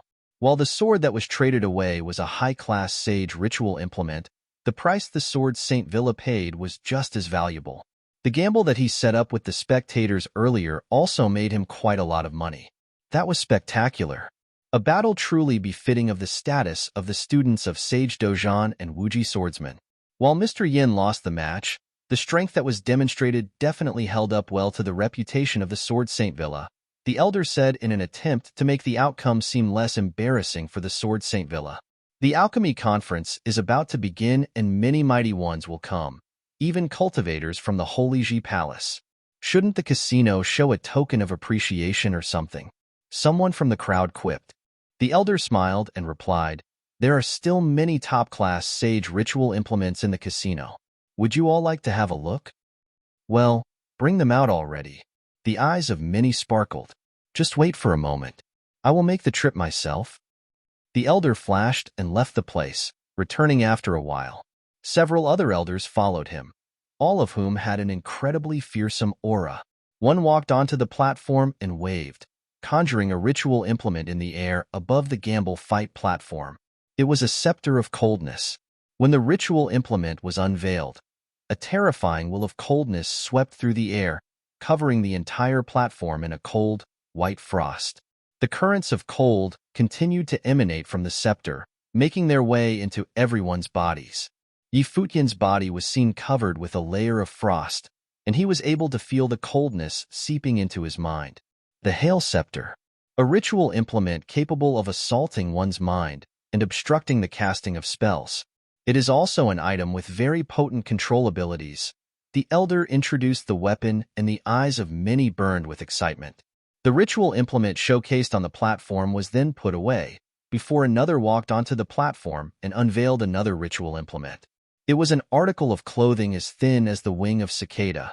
It was a clear, dazzling, and brilliant. A girl who was dressed skimpily went up and put the ritual implement on. It covered her white skin in an instant, as if having melded to her skin. A layer of brilliance shone about her. The elder who stood beside her used a palm attack on her. While the girl was sent flying, many were able to see that the ritual implement conjured layers of dazzling light screens, which looked as if the majority of the power of the attack was being absorbed. It is a defensive ritual implement crafted with extremely painstaking effort. It is capable of dispelling most of the force dealt onto it, be it spiritual attacks, spells, or physical attacks. Many looked on with excitement, especially with the girl showcasing it. It was a defensive ritual implement with very high practical value. The third ritual implement was unveiled later, an incredibly dazzling green bead. Threads emanated from the bead as it spun in the air. Its radiation permeated the space, encasing everyone within the vicinity and making them feel as if they were under a very powerful control spell. The only difference was that no one was in control of that spell. The Telekinesis Pearl, the most valuable treasure for spirit elementalists, especially those specializing in the use of telekinetic control. The item amplifies one's mental powers, granting a huge boost to abilities of both offensive or defensive nature. The elder finished his introduction. His people packed up all the introduced ritual implements.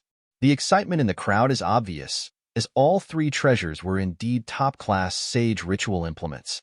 The elder spared a glance at Futian before turning to look at Hua Jieyu, who stood right beside him. His intentions were unreadable. The telekinesis pearl would have served as a huge boost to a divine spiritual sorcerer, especially one at such a level. Futian took note of the elder's eyes. Is that old guy trying to lure me into fighting a battle myself? The casino would begin another game. If Futian, a law battle champion 3 years ago, were to fight, the house would then find an opponent who was of great popularity. It was anyone's guess how many would bet on that game. Futian had thought himself able to profit at another's expense when he heard of the alchemy casino.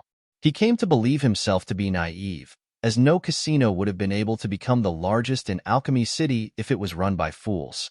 There are still other treasures that have yet to be unveiled. The three were but a preview, a taste for mighty ones who came from near and far, especially the students of the Holy Ji Palace who have come to Alchemy City. I will make these treasures available tomorrow for gamble fights, and I welcome all to try their hand. The elder smiled and said, "That old fox." Many people cursed under their breath. No one had expected the gamble fights for those treasures to be held the next day. It was obvious by then that all that had happened before this was simply a marketing maneuver. It was not hard to imagine what the place would look like when more mighty ones flocked to the casino. The number of competitors would shoot through the roof. All are still welcome to tour the casino today and see if there is anything to your liking. If you see anything you like, you may inquire, the elder elaborated gallantly. Futian spared a glance at the elder, thinking him to be a sly one. In that case, we will come back tomorrow. Futian rose and smiled, before turning around to leave. As anticipated by many, what happened in Alchemy Casino that day spread through all of Alchemy City like wildfire. The interests of many were piqued hearing about the arrival of students from the Holy Ji Palace. Yu Sheng, who had become a student of the palace, went on to crush Yinjiao in the casino. Many thought the Holy Ji Palace lived up to its reputation as the sacred ground of the barren state, as Yu Sheng's improvement was evidently far greater than Yinjiao's. So then, just how powerful have Futian and Suke gotten? Furthermore, what the casino had just showcased made many people's hearts pump. However, it was also obvious that only those with immense talent and those of top-class forces, or powerful sage-level figures, would have had the privilege of participating in such gamble fights. Common people would not be able to offer anything of equal value as bets. The alchemy casino clearly targeted the geniuses or figures of the highest levels. Top-class sage figures would not participate easily in gamble fights. As such, only proud sons and daughters were deemed capable of drawing mass attention. As anticipated, mighty ones from all walks of life arrived at the casino the next day. Even mighty ones from the sovereign family in Zhongzhou City were there, and Huang Zhuge was among those people. He looked incredibly dashing and eye-catching as he walked into the casino.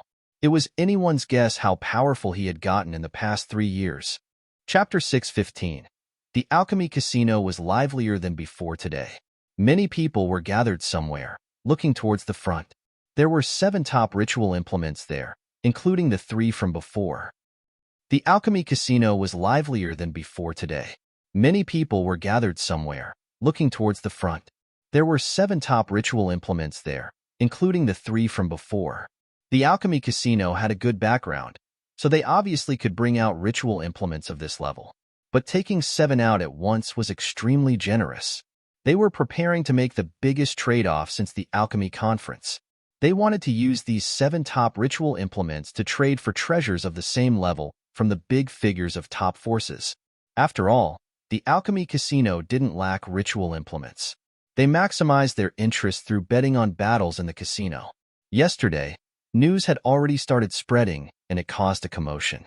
Today, many top forces of Alchemy City arrived gradually. Some very powerful sages had arrived too. After all, even sages would be tempted by treasures of that level, but they knew that the alchemy casino's target wasn't them. It was the descendants of the top forces. Senior sister, Hail Scepter suits you. The strong cultivators of the mortal world stood together in the crowd. Chu Sheng told Bing Yi, go for it. When the elder had taken out the Hail Scepter yesterday, she'd thought that it really suited her senior sister. 3 years ago, Bing Yi had been embarrassed at the pavilion battle and lost to Yi Futian. Later, Yi Futian won first place. This proved that it wasn't because Bing Yi wasn't talented enough. Instead, Yi Futian was too powerful. Bing Yi nodded. That Hail Scepter indeed suited her, but there were too many strong cultivators here today. They came from the east of the Zhongzhou lands, while this was the west. This wasn't their main city. The top forces of the west were all here. Ziqin, which treasure do you want? I'll give it to you, someone in the crowd said. His tone was very arrogant. He had long, fiery red hair and looked handsome and domineering. Seeing him, no one found his words strange. He was qualified to talk like that. The woman beside him was indeed Xiang Ziqin of the Holy Ji Palace. Looking at the handsome man by her side, she said, I don't need anything. Ziqin, if your brother-in-law wants to give you a gift, just accept it. Choose any of the treasures here and he'll figure out how to get it, the beautiful lady beside Xiang Ziqin said. She looked similar to Xiang Ziqin. Dignified and beautiful, she was on Xiang Ziqin's level. However, compared to Xiang Ziqin's youthfulness, she looked more mature.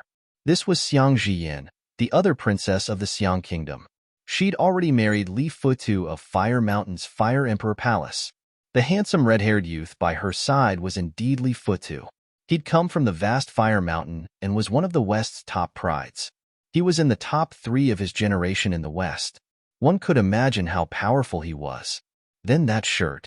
Xiang Ziqin pointed at a beautiful women's ritual implement shirt instead of saying anything. She'd heard that Yi Futian's group had arrived as well. Yi Futian had unmatchable talent in the Holy Ji Palace. She didn't know how her brother-in-law would compare. The sovereign family has arrived. At that time, many eyes looked over and saw the sovereign family walking in the crowd. Is Huang Zhuge the most talented of this generation from the sovereign family? He was second in the pavilion battle 3 years ago, but he didn't cultivate in the Holy Ji Palace. Many eyes fell upon Huang Zhuge, the sovereign family. A young man's eyes fell upon Huang Zhuge at this time. He smiled. The sovereign family calls themselves the descendants of the queen, but they couldn't even get first place in the battle. He lost to someone of a lower cultivation level. I think it's just empty talk. Everyone turned to focus on him. Who was brash enough to mock someone from the sovereign family of Zhongzhou City? But when they saw the speaker, it made sense. It was Dizhou of the emperor family. They were the emperor family while the Huangs were the sovereign family. Thus, many in the barren state would compare the two. The emperors were famous in the west, the sovereigns in the central region. Huang Jioge gazed at the youth and asked indifferently, "Who are you?" "Dizhou," the youth replied. "Never heard of you," Huang Jioge replied arrogantly. Dizhou didn't mind. He just smiled and said, "You've at least heard of the emperor family's D-gang, right? The one who's known as the once-in-a-century genius of the emperor family?" Huang Jioge said nonchalantly. D-gang was known as #1 of the alchemy city. Even Li Futu of the Fire Emperor Palace shone dimmer compared to him. "Seems like you know him." Dizhou chuckled. "Yes, but we haven't fought before. I don't know if his talents meet his reputation," Huang Jioge replied coolly. He was a descendant of royalty, and they were both proud. So what if D-gang was famous? "You're probably not enough," Dizhou said nonchalantly. "If my brother participated in the pavilion battle, no one else can be first. I heard that Shiman Hanjiang of the Shiman clan is first on the law rank. I wonder if he'll come to Alchemy City." He used big words, but D-gang was indeed an extraordinary figure. Everyone in Alchemy City knew him. This was also the emperor family's territory. Right then, commotion sounded at the back of the crowd. Many people turned around and saw a group walking over. It was Yi Futian's group. Even with the emperor and sovereign families, the Holy Ji Palace was the true mecca of cultivation in the barren state. It gathered the top prides to cultivate together. Yi Futian's group were the geniuses of the Holy Ji Palace. They would obviously be the center of attention. Even Dizhou and Li Futu couldn't steal their spotlight. Only D-gang could, if he came. The winner of the battle 3 years ago has come too. Interesting. Many people looked at Huang Jioge. With Yi Futian here, the first and second place of the battle were both here. Yi Futian walked into the crowd, and he also saw Huang Jioge. Smiling, Huang Jioge said, "It's been 3 years. How's your cultivation?" "Grade 4 noble," Yi Futian said. "What about you?" "I entered grade 2 not long ago." "You won't be able to win against me anymore," Huang Jioge said, smiling. He seemed extremely confident. "Really?" Yi Futian said nonchalantly. "That's not definite."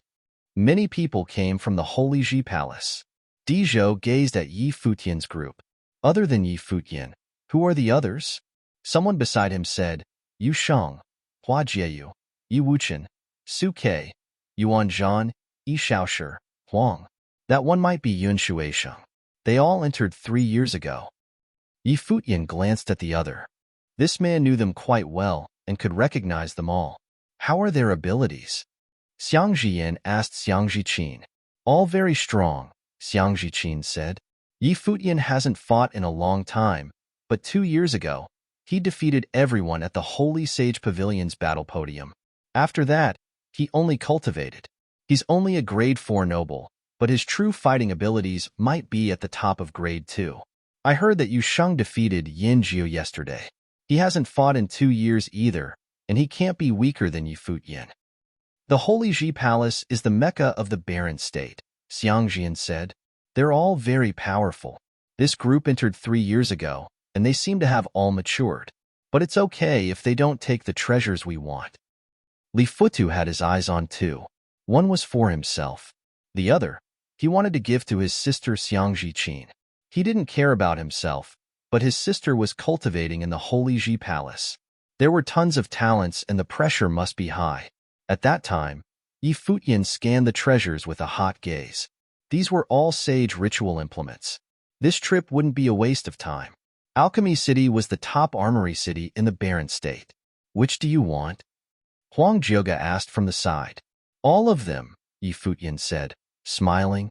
These were all top sage ritual implements. There wasn't one that he didn't like. He picked up a brilliant pearl and said, "Jieyu, this telekinesis pearl will suit you well. And this defense shirt too. The Hail Scepter too." Everyone stared at him in shock. Was he really spoiling his girlfriend like this?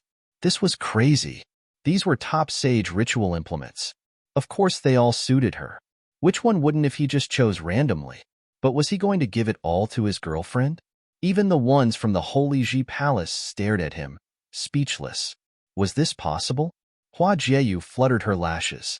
Seeing everyone looking at her, she couldn't help but get shy and kick Yi Futian. This guy. Many people were dazed. This must be divine spiritual sorcerer Hua Jieyu. She was just as shockingly beautiful as rumored.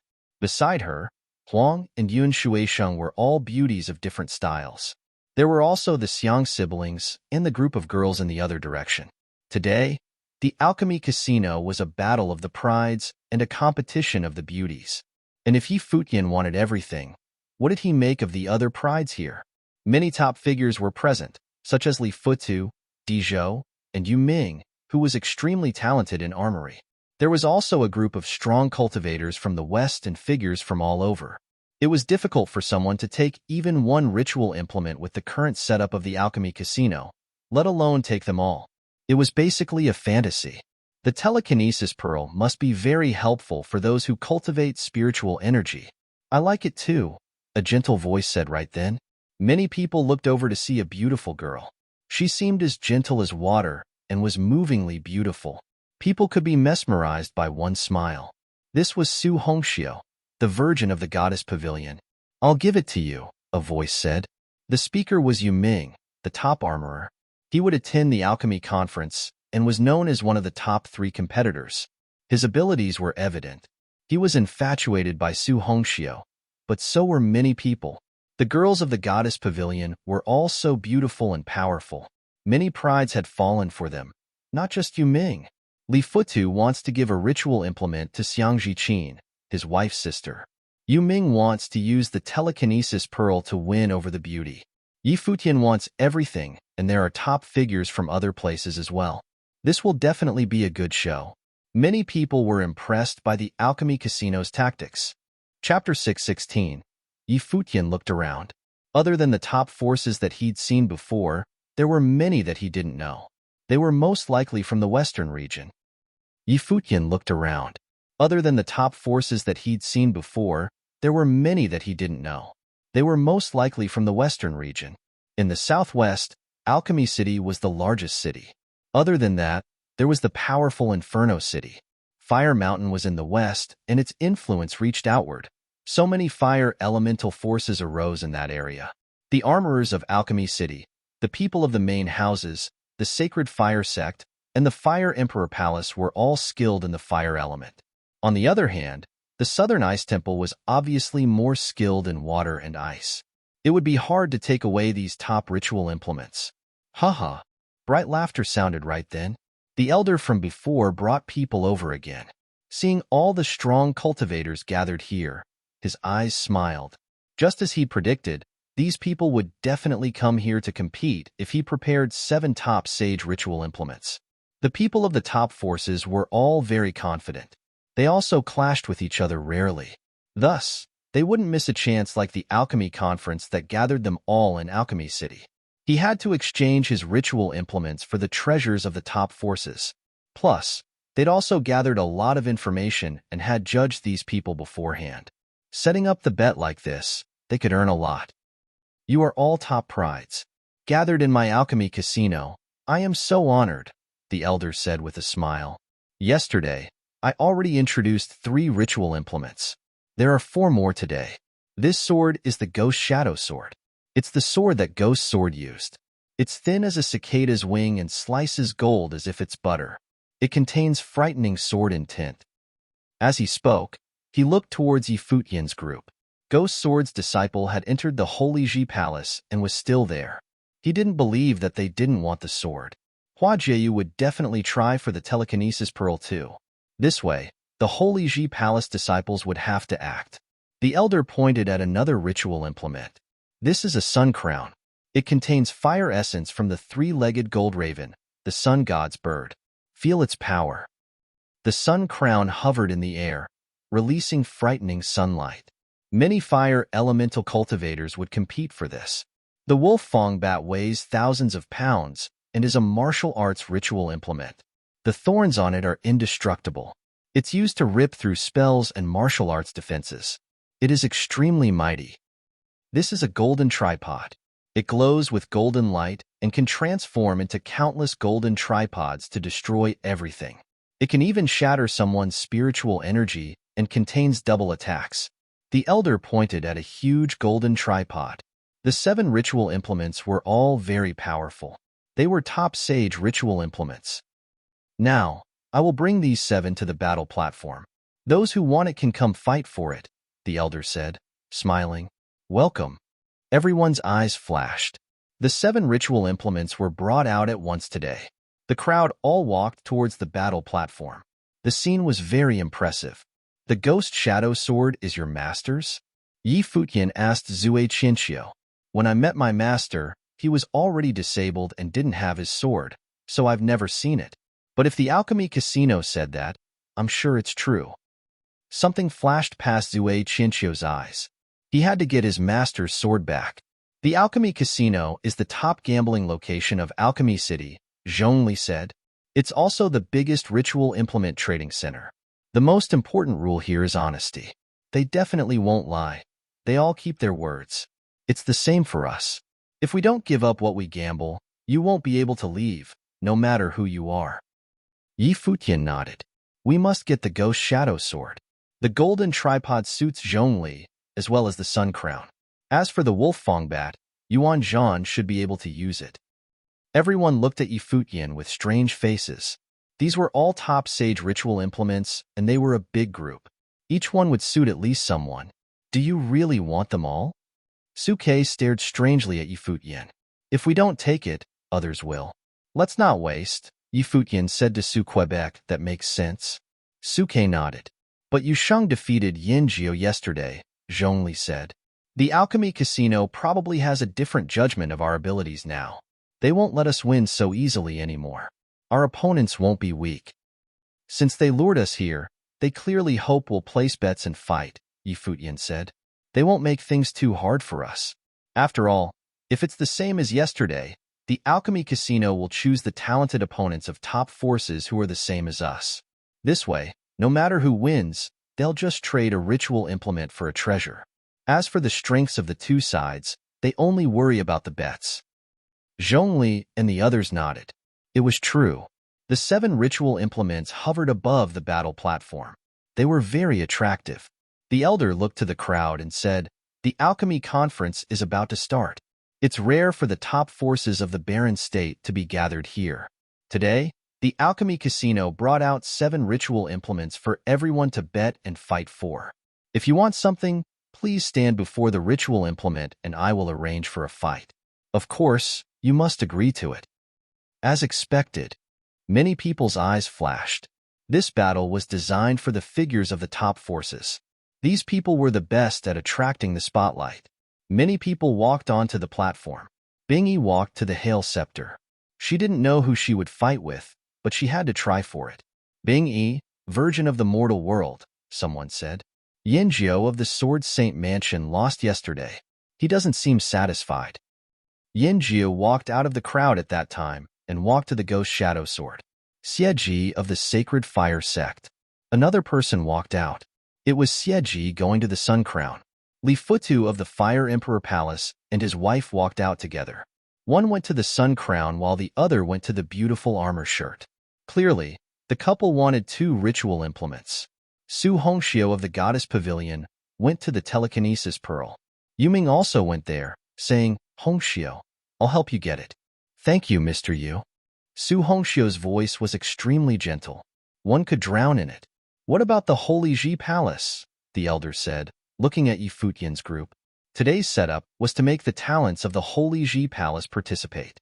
They couldn't be missing. Even Li Futi had walked out.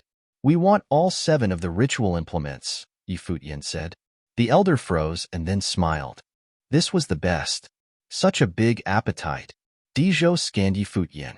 The emperor family had stocks in the alchemy casino, but this Yi Futian wanted all 7 ritual implements. Could he really take it all? In that case, I'll have to arrange the battles with much consideration, the elder said, smiling.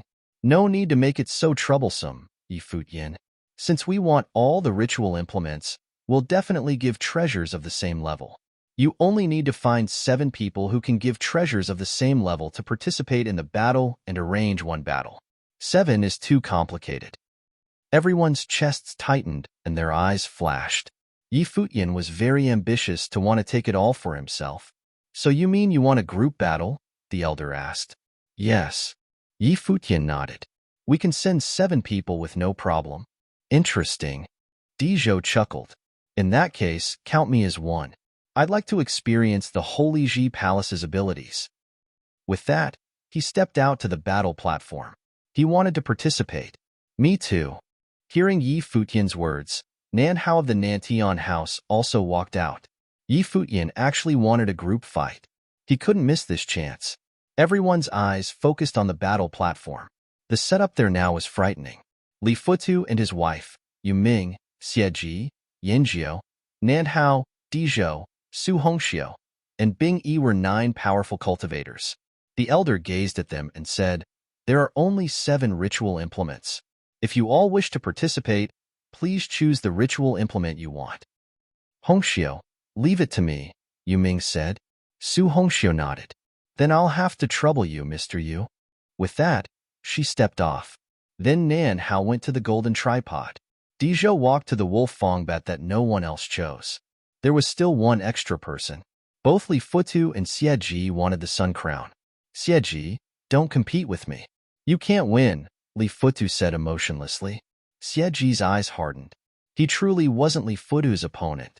Fine, I won't compete for the ritual implement, but I still want to be part of the fun. I'll participate in this battle for another ritual implement. Are there any? Xie Ji asked the elder.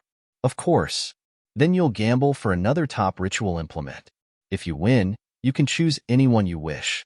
If you lose, you'll have to give up a top-level sage ritual implement, the elder said. How is this oral vow? Good. Xie Ji nodded.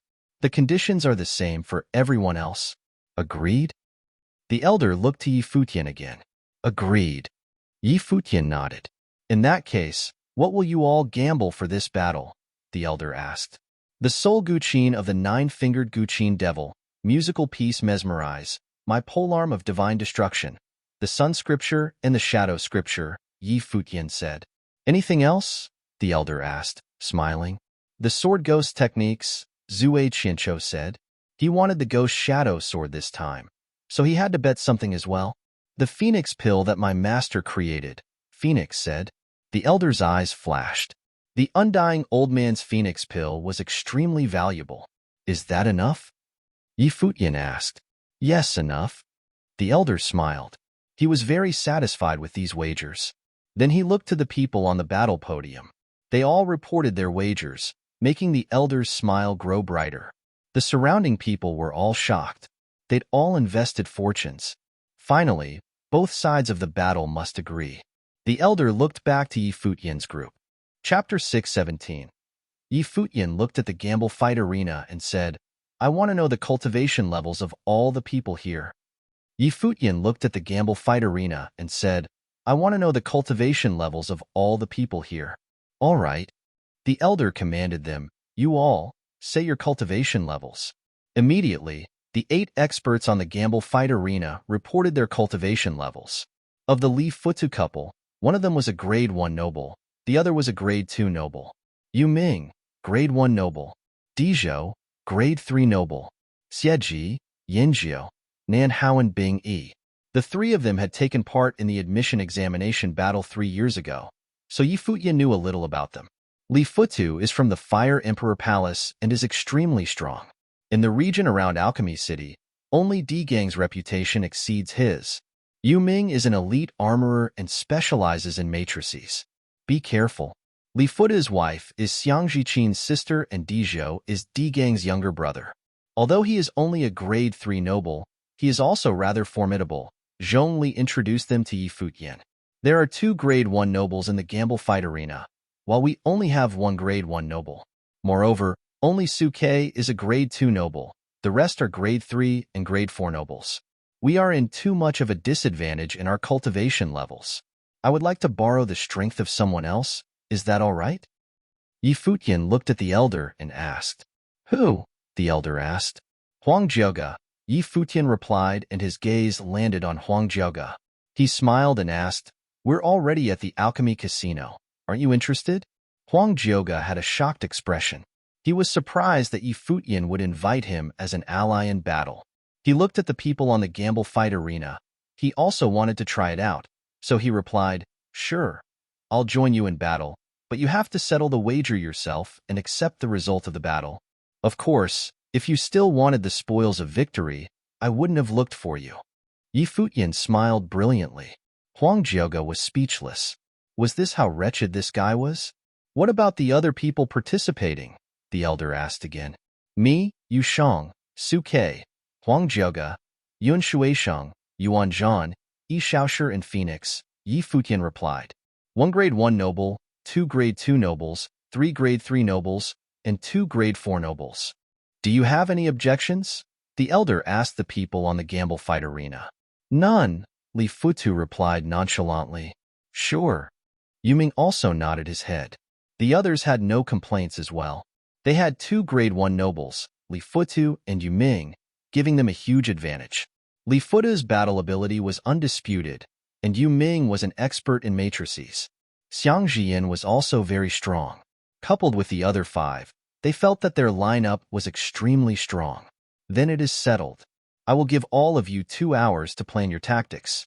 The battle will begin in 2 hours, and the victor will be able to take all the ritual implements with them," the elder smiled and said. Many people snorted at his words. Giving them time to plan their tactics? More like giving the casino time to open up their betting house. However, this match was really something to look forward to. Out of these 16 people, half of them were geniuses from elite factions, while the other half had 7 Holy Ji Palace disciples and Huang Jiuge. A battle of such grandeur got the crowd really excited. Who would win this battle? The elder walked to one side and had a quiet discussion with some people. This battle was a group battle and was extremely complicated, so they needed to seriously consider the odds. On the surface, Li Futu's group had a stronger lineup with higher cultivation levels. The most prodigious duo from the Holy Ji Palace, Yi Futian and Yu Shang, were only grade 4 nobles, but their battle strength could definitely not be considered the same as a normal grade 4 noble. Huang Jiuge, Su Ke, Yuan Zhan, Yi Shaoshi and Phoenix could be compared with Dizhou, Yanjiu, Xieji, Nan Hao and Bing Yi. The former 5 should be slightly stronger, but the difference would not be that big. If Xiang Jian was added to the latter 5, it would be enough to make up the difference. What would be left was Li Futu, Yuming, Yi Futian, Yu Shang, and Yun Shuisheng. Li Futu's battle ability should be higher than Yun Shuisheng. After all, Yun Shuisheng was not that famous in the Holy Ji Palace. Yuming was a matrix sorcerer. Apart from his own battle ability, he could set up matrices to boost the battle ability of his entire team. If his whole team's strength went up a notch, it would immediately resolve Dizhou, Yanjiu, and the other 3's weakness and turn it into an advantage. Therefore, Li Futu's lineup was likely to be stronger when considering the entire picture. What was left would operate the betting house. Soon, the odds were released. The casino had offered a 1-to-1 payout for both sides. The whole casino was in an uproar and countless people rushed to place their bets. Although the elder in charge of the betting house was there were people repeatedly coming forward to report the situation. Today's match had attracted an innumerable number of experts, and the bets would reach a shocking amount, which was why he had specially allocated an hour for people to place bets. 80% of the bets are on Li Futu's team. If Li Futu's team wins, we will incur a huge loss, the elder frowned as he thought. The initial opening of the betting house was to assess the situation.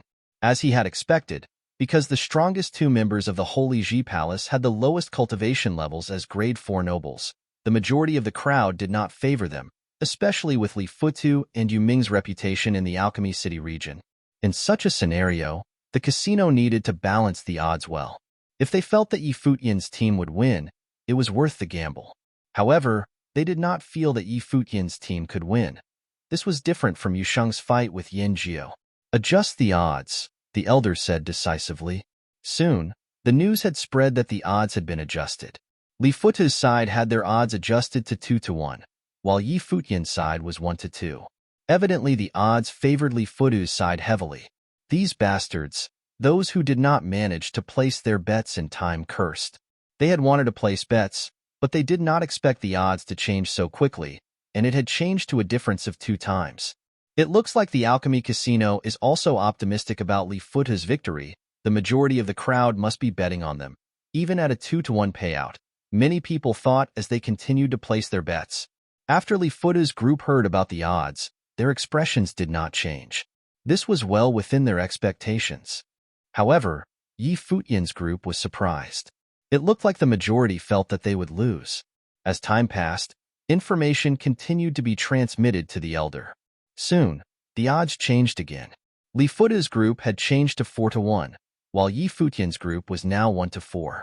Bastard, I'm not betting anymore, someone shouted in a rage. There was no point in betting on a 4-1 payout. There was too little to earn. Why not? A voice sounded. The person who had shouted raised his head and saw a handsome teen smiling at him. It was Yi Futian. 1-4, you can bet on us, Yi Futian smiled and said.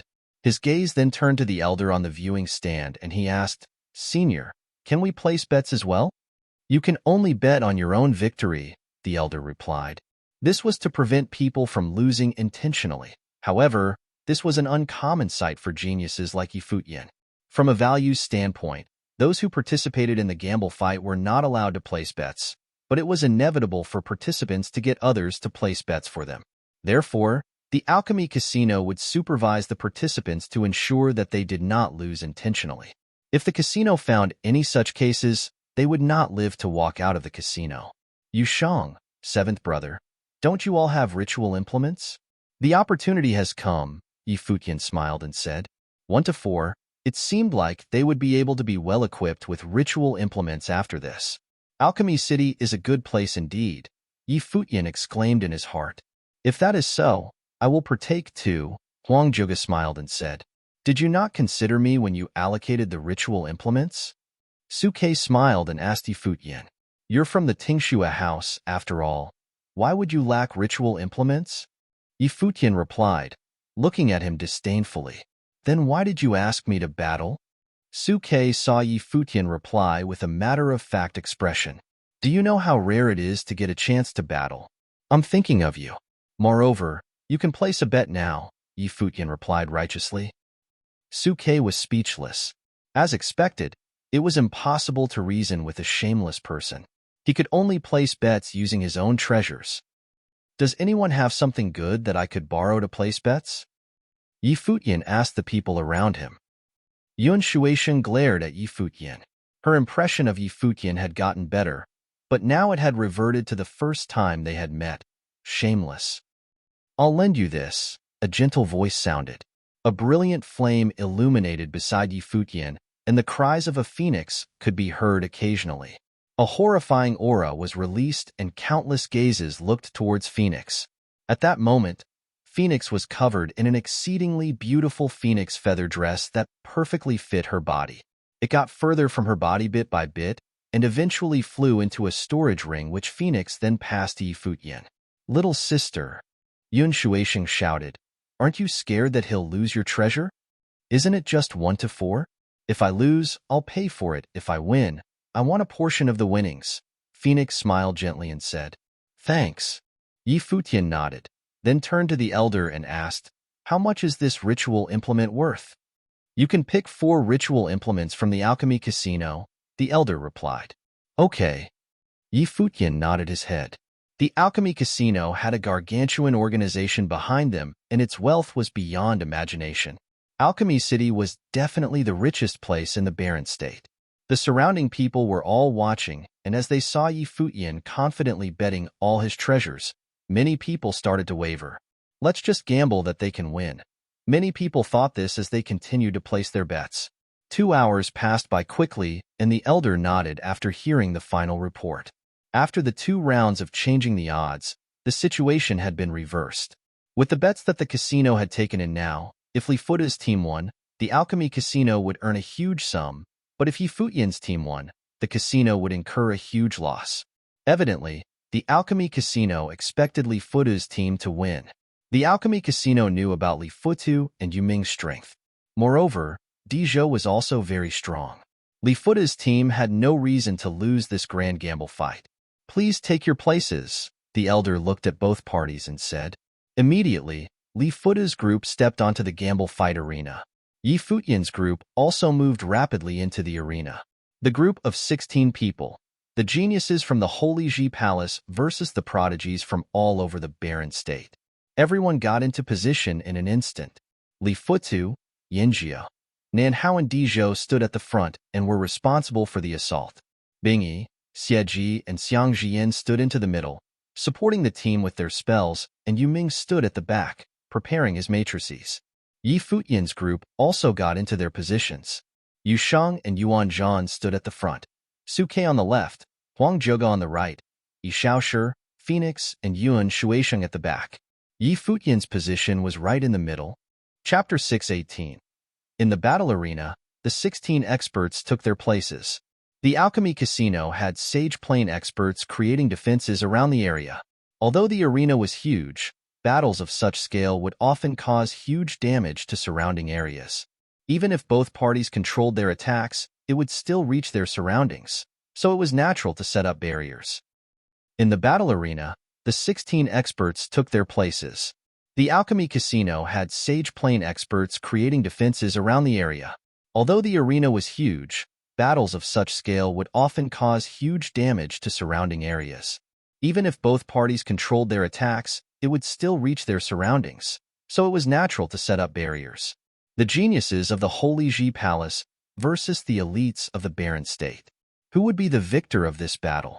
Countless people held their breaths and stared at the battle arena. This battle would definitely cause a commotion in Alchemy City. It was extremely rare for a battle of such a scale to take place before the Alchemy Conference. Li Futa's reputation was renowned in the region. Dizhou was the younger brother of Di Gang. Although he did not have as much potential as Di Gang, he was still extremely strong.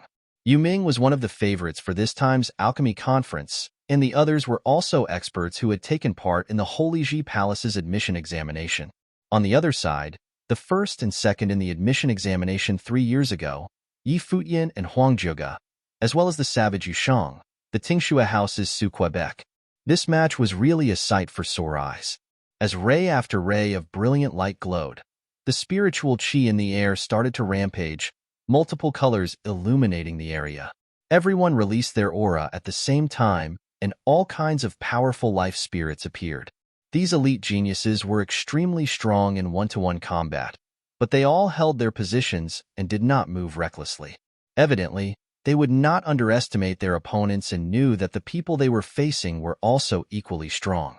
Become chess pieces as you land. Yu Ming stepped forward.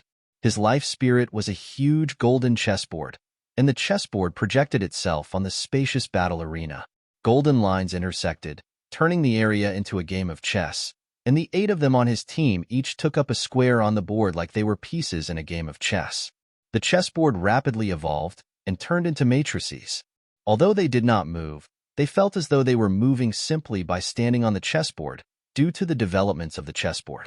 Yi Futian's group felt dizzy, like they were constantly being displaced. It was as though they were battling on a moving chessboard. What a peculiar control-type life spirit, Yi Futian thought to himself. In front of him, his Guqin spirit appeared, and he sat cross-legged, strumming the strings on his Guqin. A melody sounded, giving off an unrestrained feeling. It was loud and clear and appeared arrogant, resounding in the air. Every melody appeared to have a unique power of its own, causing others to be drunk in the melody, and their spiritual energy appeared to be affected as it moved to the music. This matrix can change one's direction, causing our perception to be affected.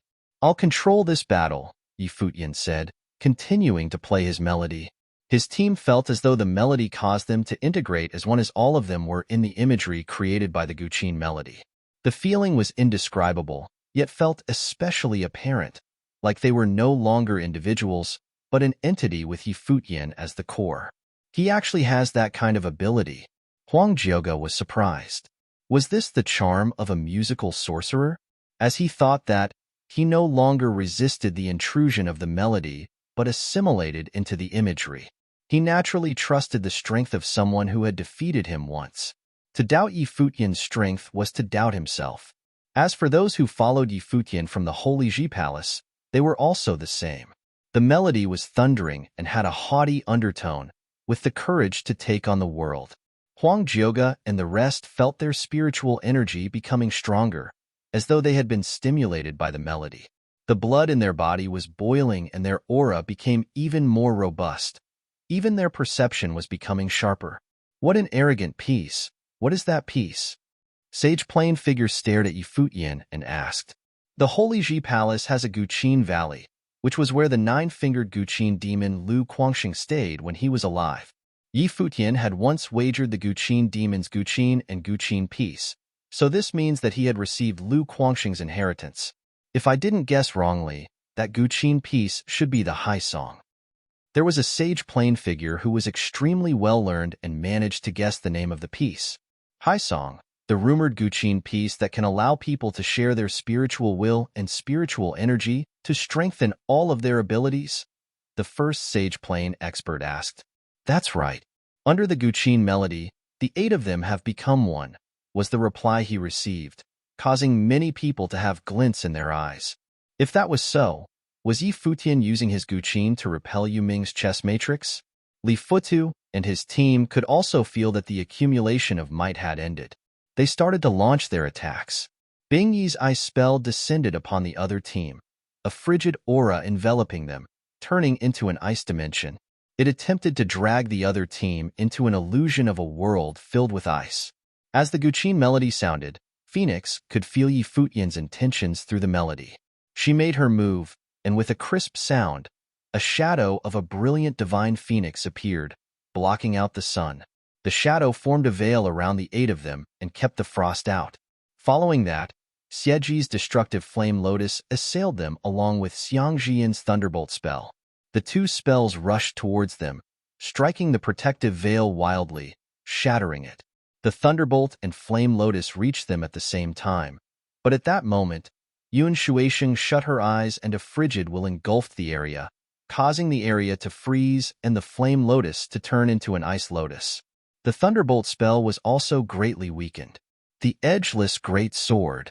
Yin Jiu bellowed as 9 blades crashed down towards them. At the same time, numerous blinding spears shot out from behind Nen Hao.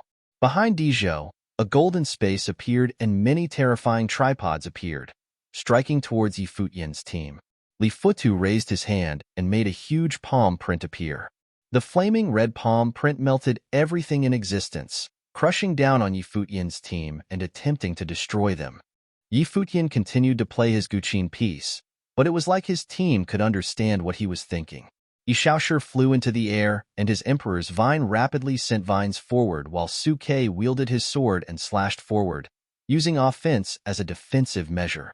Yu Shang let out a roar and his body wildly absorbed spiritual qi, creating dark golden devil halberds that pierced forward. Yuan Zhan also used a terrifying rod technique while Huang Zhouge struck out with his fist, which crunched through the air like a battle chariot.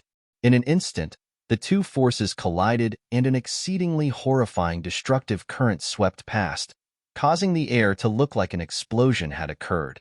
The chessboard matrix under both teams' legs glowed even brighter. Next, Huang Zhouge and the rest could feel their bodies changing positions, like the ground below them was moving. Not only that, but there was also a dreadful force that was constricting them, causing them to feel especially heavy. Attack, Yu Ming said. The matrix had shown its might. As he finished, Li Futu's team launched an attack again. Yi Futian's Guqin melody acted like strands of wire, connecting the 8 people on his team, causing them to gather near him. The 7 of them did not attack this time, but set up defenses in the area around them, allowing the enemy's attacks to land. Open a path, Yi Futian said as he played the Guqin. As his voice landed, Huang Zhouge's Ren Huang Bao life spirit emerged, and 9 arrows shot forth with blazing light, as though they had Yi Futian's spell enhancement on them. They flew with the wind, tearing through the air like 9 bolts of lightning. Li Futu raised his arm and caught 2 of the arrows. Yin Jiu slashed out with a stroke of his sword. Nan Hao pierced forward with his spear and blocked the remaining arrows. However, at that moment, Su Ke's body rushed towards them like the wind at breakneck speed. At the same time, Yu Shang and Yuan Zhan also stepped forward, causing the earth to quake. They actually initiated the clash. The experts in the crowd were stunned. Both parties originally occupied one side each, but now Yi Futian's side was not content with simply defending and initiated a clash, daringly breaking the deadlock. Matrix change, Yu Ming said. In an instant, a gold veil surrounded the people on his team. Rise, Yi Futian said. As his voice landed, his body flew into the air. In front of him, Su Ke, Yu Shang, and Yuan Zhan stepped into the air above the other party. Huang Zhoge, Phoenix, and the rest also leaped into the air, and they promptly reached the area above the other team in the same formation. Li Futu raised his head and looked above him. He stretched out both hands, each with a formidable flame force. On his right hand, there was a golden flame with a dreadful destructive ability. On his left hand, there was a black flame that was rapidly devouring the spiritual qi in the air around him. A huge pair of flame wings appeared behind him. It was a pair of brilliant spiritual vermilion bird wings. His crimson red hair swayed and his body floated in the air. It was as though his extreme destructive force could erupt at any time. The other people also prepared themselves. Once the defenses were breached, they would attack vigorously. In the air, Huang Zhoge held the Run Huang sword and slashed downwards. Su Ke's blade then sliced through, following the path that he had made. In an instant, a crack appeared in the veil, then blasted open the next second. A figure flew upwards, then towards Futian at lightning speed. That lone individual rushed towards them with no fear. This arrogant feat could only have been made possible by Li Futu.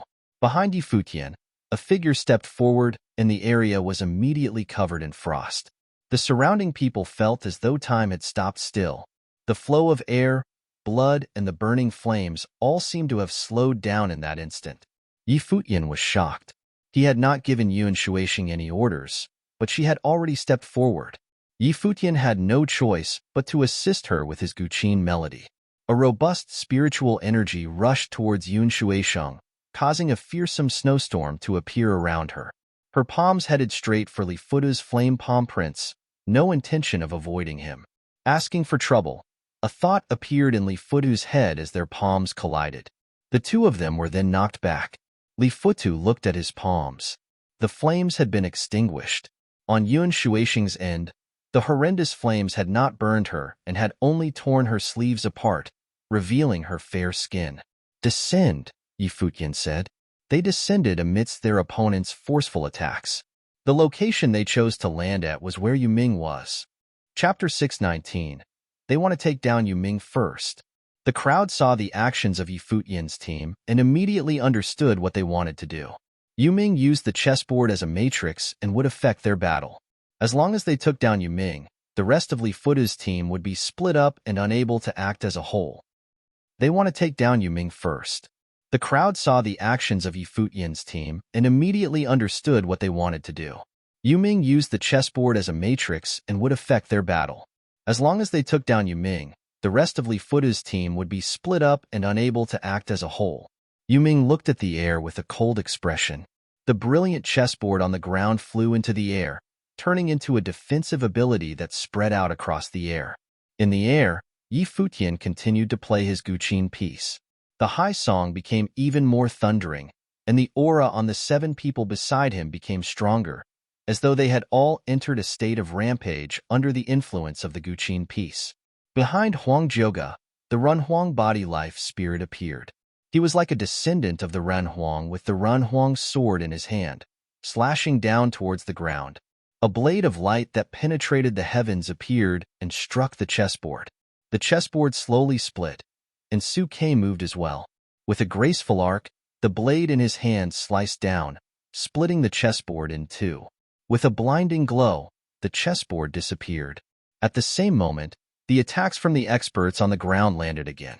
Yuan Shuixing looked down, and a frost will surrounded her body with extreme coldness. Frost surrounded the air, and the icy intent permeated every expert on the ground. They could feel their movements becoming slower, and their blood felt as though it was about to stop flowing. Their spells were all being delayed and frozen. Only Li Futu's body was bathed in endless flames, and he flew into the air, the terrifying flames burning in the air, expelling the frost intent. Xiaoshir's vines rushed wildly towards the people on the ground with rustling sounds. At the same time, Huang Zhoge and Su Ke moved towards Yuming. Yuming's expression was ruthless. The chessboard life spirit behind him lit up glaringly and shone onto Huang Zhoge and Su Ke, slowing them down. Kill. Huang Zhoge fired arrows which tore through the air.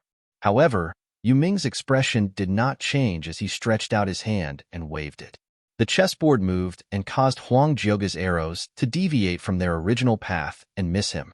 Su Kei's blade landed, yet Yu Ming's body turned into a shadow. He was like a piece on the chessboard, always in motion. It was as though he could predict all of Su Kei's moves on his chessboard. No matter how fast Su Kei was, he could not escape Yu Ming's perception. Wanting to deal with him first? Dream on. An even more terrifying glow was emitted, and using the heavens as pieces, Yu Ming looked at Futian, who was in the middle of the team, and revealed a mocking expression, chanting, "Ground restriction." As his voice landed, the chessboard that had projected onto Futian's team surrounded them, trapping them within like a prison cell. "Li Futu, it's up to you now," Yu Ming said. He had controlled his matrix to seal Futian's team within his chessboard. Li Futu's body flew into the air, his vermilion bird wings sparkling brightly, covered in inextinguishable flames. He stretched out his palm, and a golden flame current rampaged wildly. Gradually, the flames transformed into a vermilion bird and flew out from his palm, shadowing the heavens and attacking Futian's team. The vermilion bird's wings slashed downwards, the flames burning even the heavens. While Futian's group was trapped, Li Futu's ritual implement, Yanjia's sword, Nanhao's spear, and the other experts fired their strongest attacks simultaneously towards them. As expected of Yu Ming, many people thought Futian's team wanted to deal with the matrix sorcerer, Yu Ming, but they had not expected to be trapped between a rock and a hard place. At that moment, Huang Jiuge, Yun Shuisheng, and the rest did not resist and stood still, allowing the matrix to trap them within. They released their formidable spiritual energy, which combined with the Guqin melody to form a terrifying spiritual energy resonance. Futian, who was standing in the middle, was immersed in a brilliant light. At that moment, his spiritual energy flooded the entire battle arena. With his fingers strumming the Guqin, Futian lowered his head and continued playing without looking at the attacks descending from the sky. The chessboard's matrix surrounded them, and it seemed like the attacks were about to land on them. The vermilion bird dived towards them, destroying everything in its path. However, at that moment, a formidable force appeared around Futian's body, surrounding his team within. A veil of light that resembled starry brilliance encompassed them. Although the veil was invisible, the divine vermilion bird was unable to break through it. The sword and spear reached as well, rushing towards Futian. But the moment they reached the veil, they were unable to progress. All attacks appeared to falter before the veil. "What an intense zone force," some strong sage plane figures said while looking at Futian's surroundings. They could only see a handsome figure playing the Guqin. The 8 figures appeared to have combined into one at that moment, all of them encompassed by the imposing light. "Break," Futian said. Immediately, his body was surrounded by countless bolts of lightning. In the next moment, thunderstorms appeared and tore through everything, resembling the rage of the thunder god. The heavens shook in response, and the thunderbolts appeared to have multiple colors: green, golden, purple. All the thunderbolts turned into dragons and serpents and frantically devoured everything around them. The vermilion bird was struck by lightning and howled in agony, its huge body pierced by the lightning. Its limbs were all surrounded by dreadful lightning, and its body was completely torn apart. All the other attacks were also nullified, and even the chessboard was destroyed by the thunderbolts. Spiritual energy resonance, using the Guqin melody as a medium for spiritual energy to cast spells. "Is this Lu Guangxing's Guqin piece?" Many people commented as they watched. At that moment, the resonance was still active, and Yun Shuisheng had a glint in her eyes. The frost in the heavens descended onto the battle platform, and she stretched out her palm, and the snowstorm landed on the other team. Yin Jiao, Nan Hao, and the rest of the other team were all buried within the snowstorm, and their consciousness started fading as their thoughts came to a halt. "Go," Futian said. As his voice landed, the people surrounding him flew forward, and Huang Jiuge headed directly for Yu Ming. Yu Shang launched off the ground, pouncing towards Yin Jiao, a terrifying golden glow surrounding his feet as he stomped down. Yin Jiao growled in anger and broke out of the ice. His sword slashed forward, tearing through the air. Bang! The footprint crushed the sword strike that had yet to reach its maximum power. Yushang then stepped on Yanjia's chest, pummeling him into the ground, crushing numerous rib bones in the process. In another direction, Su Ke headed for Nan Hao, his figure like a sword, dripping with a thirst for blood. Nan Hao was already affected by the frost spell and was unable to deflect Su Ke's sword. Blood trickled from his arm, and his spear fell to the ground. There was even a trace of blood on his throat. He fell to the ground, unable to continue battling. Phoenix flew towards Xieji instead.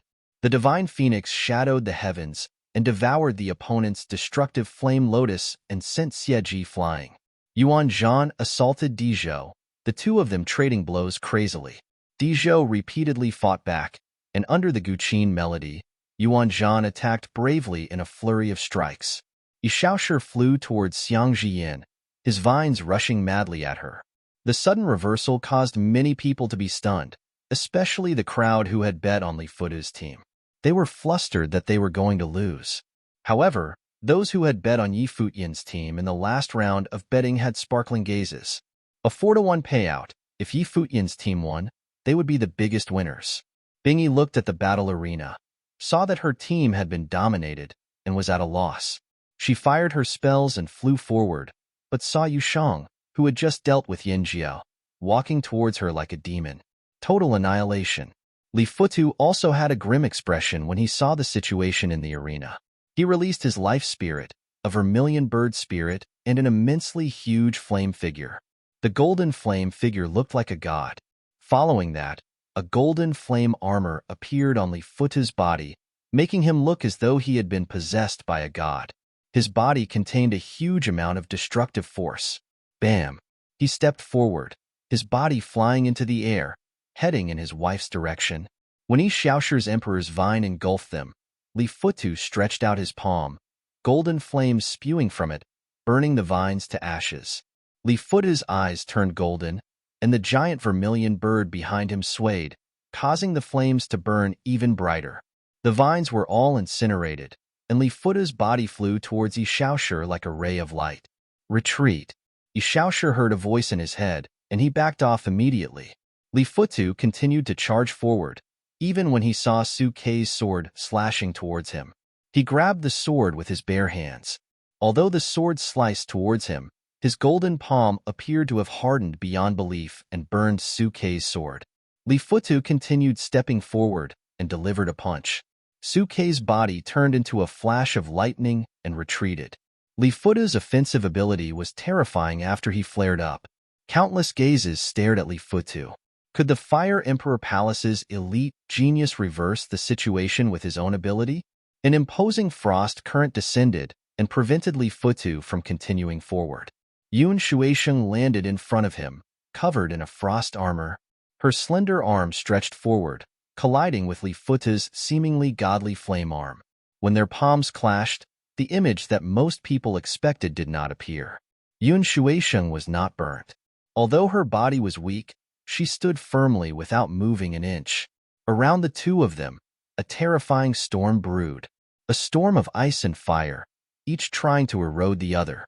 The storm continued to expand in the air, the flames burning through space and the snow permeating the skies. The crowd could see the flames invading Yun Shuisheng's arm. The golden flame was extremely overbearing and attempted to melt the ice on her body. Similarly, the armor on Li Futu's body had been invaded by the frost, and it was making its way into his body. Li Futu stared at the figure in front of him. He came from the fire mountain, and his flames and body had been tempered by the mountain's flames thousands of times. Yet, the girl in front of him could withstand and resist it. Was the Holy Ji Palace really such a scary place? Chapter 620. The flames on Li Futu's body exploded outwards, and a dazzling vermilion bird rose into the sky, bathed in golden divine flames. As it flapped its wings, the golden flames shot towards Yi Xiaoshi, who was battling Xiang Jiyan. This forced Yi Xiaoshi to retreat continuously in order to avoid the flames. Then, the vermilion bird soared through the sky in a brilliant curve towards Yi Futian. Flames of a divine bird descended from the heavens, covering the sky with it. The flames on Li Futu's body exploded outwards, and a dazzling vermilion bird rose into the sky, bathed in golden divine flames. As it flapped its wings, the golden flames shot towards Yishaoshi, who was battling Xiang Jian. This forced Yishaoshi to retreat continuously in order to avoid the flames. Then, the vermilion bird soared through the sky in a brilliant curve towards Futian. Flames of a divine bird descended from the heavens, covering the sky with it. A cultivator of the noble plane was able to send their life spirit out of their body to attack their opponent. As a top-notch noble, Li Futu was definitely able to do just that. Yun Shuixing's expression changed slightly, and she retreated. But Li Futu followed after her. There was no way he was going to let her escape. The space surrounding them was set alight, and golden flames raged around the two. An icy world appeared around Yun Shuixing, protecting her from the flames. Meanwhile, the terrifying vermilion bird charged straight for Futian, and countless gazes turned towards him. Futian was not participating directly in this battle. Instead, he was managing the situation through his Guqin. However, it was clear to everyone that this Futian, who had been the first in the law battle 3 years ago, was the crux of this fight. The Guqin music increased the offensive power of everyone's attacks and allowed their spiritual wills to resonate, making everyone stronger in general. If Futian was taken down, there was a real possibility of their opponents turning the tide against them. However, it was like this realization did not register in Futian's mind. The message he sent everyone was to pay him no mind and continue fighting. Right then, a frightening spiritual will surrounded Futian and radiated through the space. The entire sky seemed to be filled with the terrifying energy of that spiritual energy. When the vermilion bird rushed down towards Futian in all its fiery might, Futian's fingers began to dance even more intensely across the Guqin strings, and the spiritual will in the air activated at the same time as the spell he cast. In the next moment, the space around him seemed to freeze, and the vermilion bird was slowed down in the sky as if it was being pushed back by invisible energy. Frightening golden flames shot out from its eyes towards Futian, but the energy controlling the surroundings grew stronger as well. Powerful spiritual qi accumulated in the space, and as it was let loose, the space seemed to freeze even further. The vermilion bird's large body seemed to slowly become immobilized as it started to slow down even more. This was a spell that Futian had created. Through combining multi-elemental sorcery and martial arts will, he had manifested a unique new spell, the sky freezing technique. With a roar of thunder, purple and golden lightning appeared in the space. The violent lightning energy turned into the wrath of the thunder god spell, which shot straight for the vermilion bird. This was also a spell he had created. By improving on the original spell, Punishment of the Thunder God, Futian had created Wrath of the Thunder God. As the wrath of the Thunder God descended upon it, the vermilion bird shook violently, and it let out a mournful cry as it seemed on the verge of being destroyed. Right then, Li Futu, who was battling Yun Shuixing, spat out a mouthful of blood. His breathing turned weaker, and his face was pale. With his life spirit under attack, Li Futu would naturally be greatly affected as well. After all, the life spirit was at the heart of a mandate sorcerer's abilities. If it was badly damaged, the sorcerer's spiritual energy would take a terrifyingly immense hit as well. This battle is about to end, someone commented. At the sight of Li Futu's condition, many people who had placed large bets on him turned pale. They had originally banked on Li Futu being able to use his life spirit to shift the battle in his favor. It came as a shock to them that Futian would use Guqin music to borrow the spiritual energy of others, resonate with it, and cast an incredibly strong spell that trapped Li Futu's life spirit, allowing Futian to launch an attack that caused him great damage. Many people looked over to the other side of the battlefield where Huang Zhuge and Yuming were. Other than Li Futu, Yuming was a grade 1 noble as well, possessing incredible power. Now that Li Futu was being held down in battle, it was anyone's guess whether or not Yuming would be able to break through in this fight. However, Huang Zhuge then began to launch a particularly savage attack on Yuming. His spiritual will turned into a frightening illusory world, seeming to summon into being countless warriors and chariots, turning the surroundings into the setting of a terrible battle. Even while facing Yuming, who was of a higher plane, Huang Zhuge continued to attack fiercely, refusing to back down. Is Huang Jioge that strong as well? Many people wondered, surprised by the sight. Sovereign light emanated from Huang Jioge. Taking on the Renhuang body, Huang Jioge looked like Renhuang himself, wielding the Renhuang sword and commanding the battlefield. The martial will illusion in the space became scarier still, with a hulking presence appearing in the battlefield, tearing through the sky in a chariot. Yu Ming's expression was tense.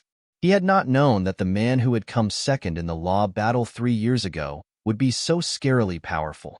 The violent attack plowed through Yu Ming's defenses, and he was sent flying, sustaining severe injuries in the process. He had been defeated. At the sight of Yu Ming being taken down, many onlookers understood that the conclusion to this battle had already been set.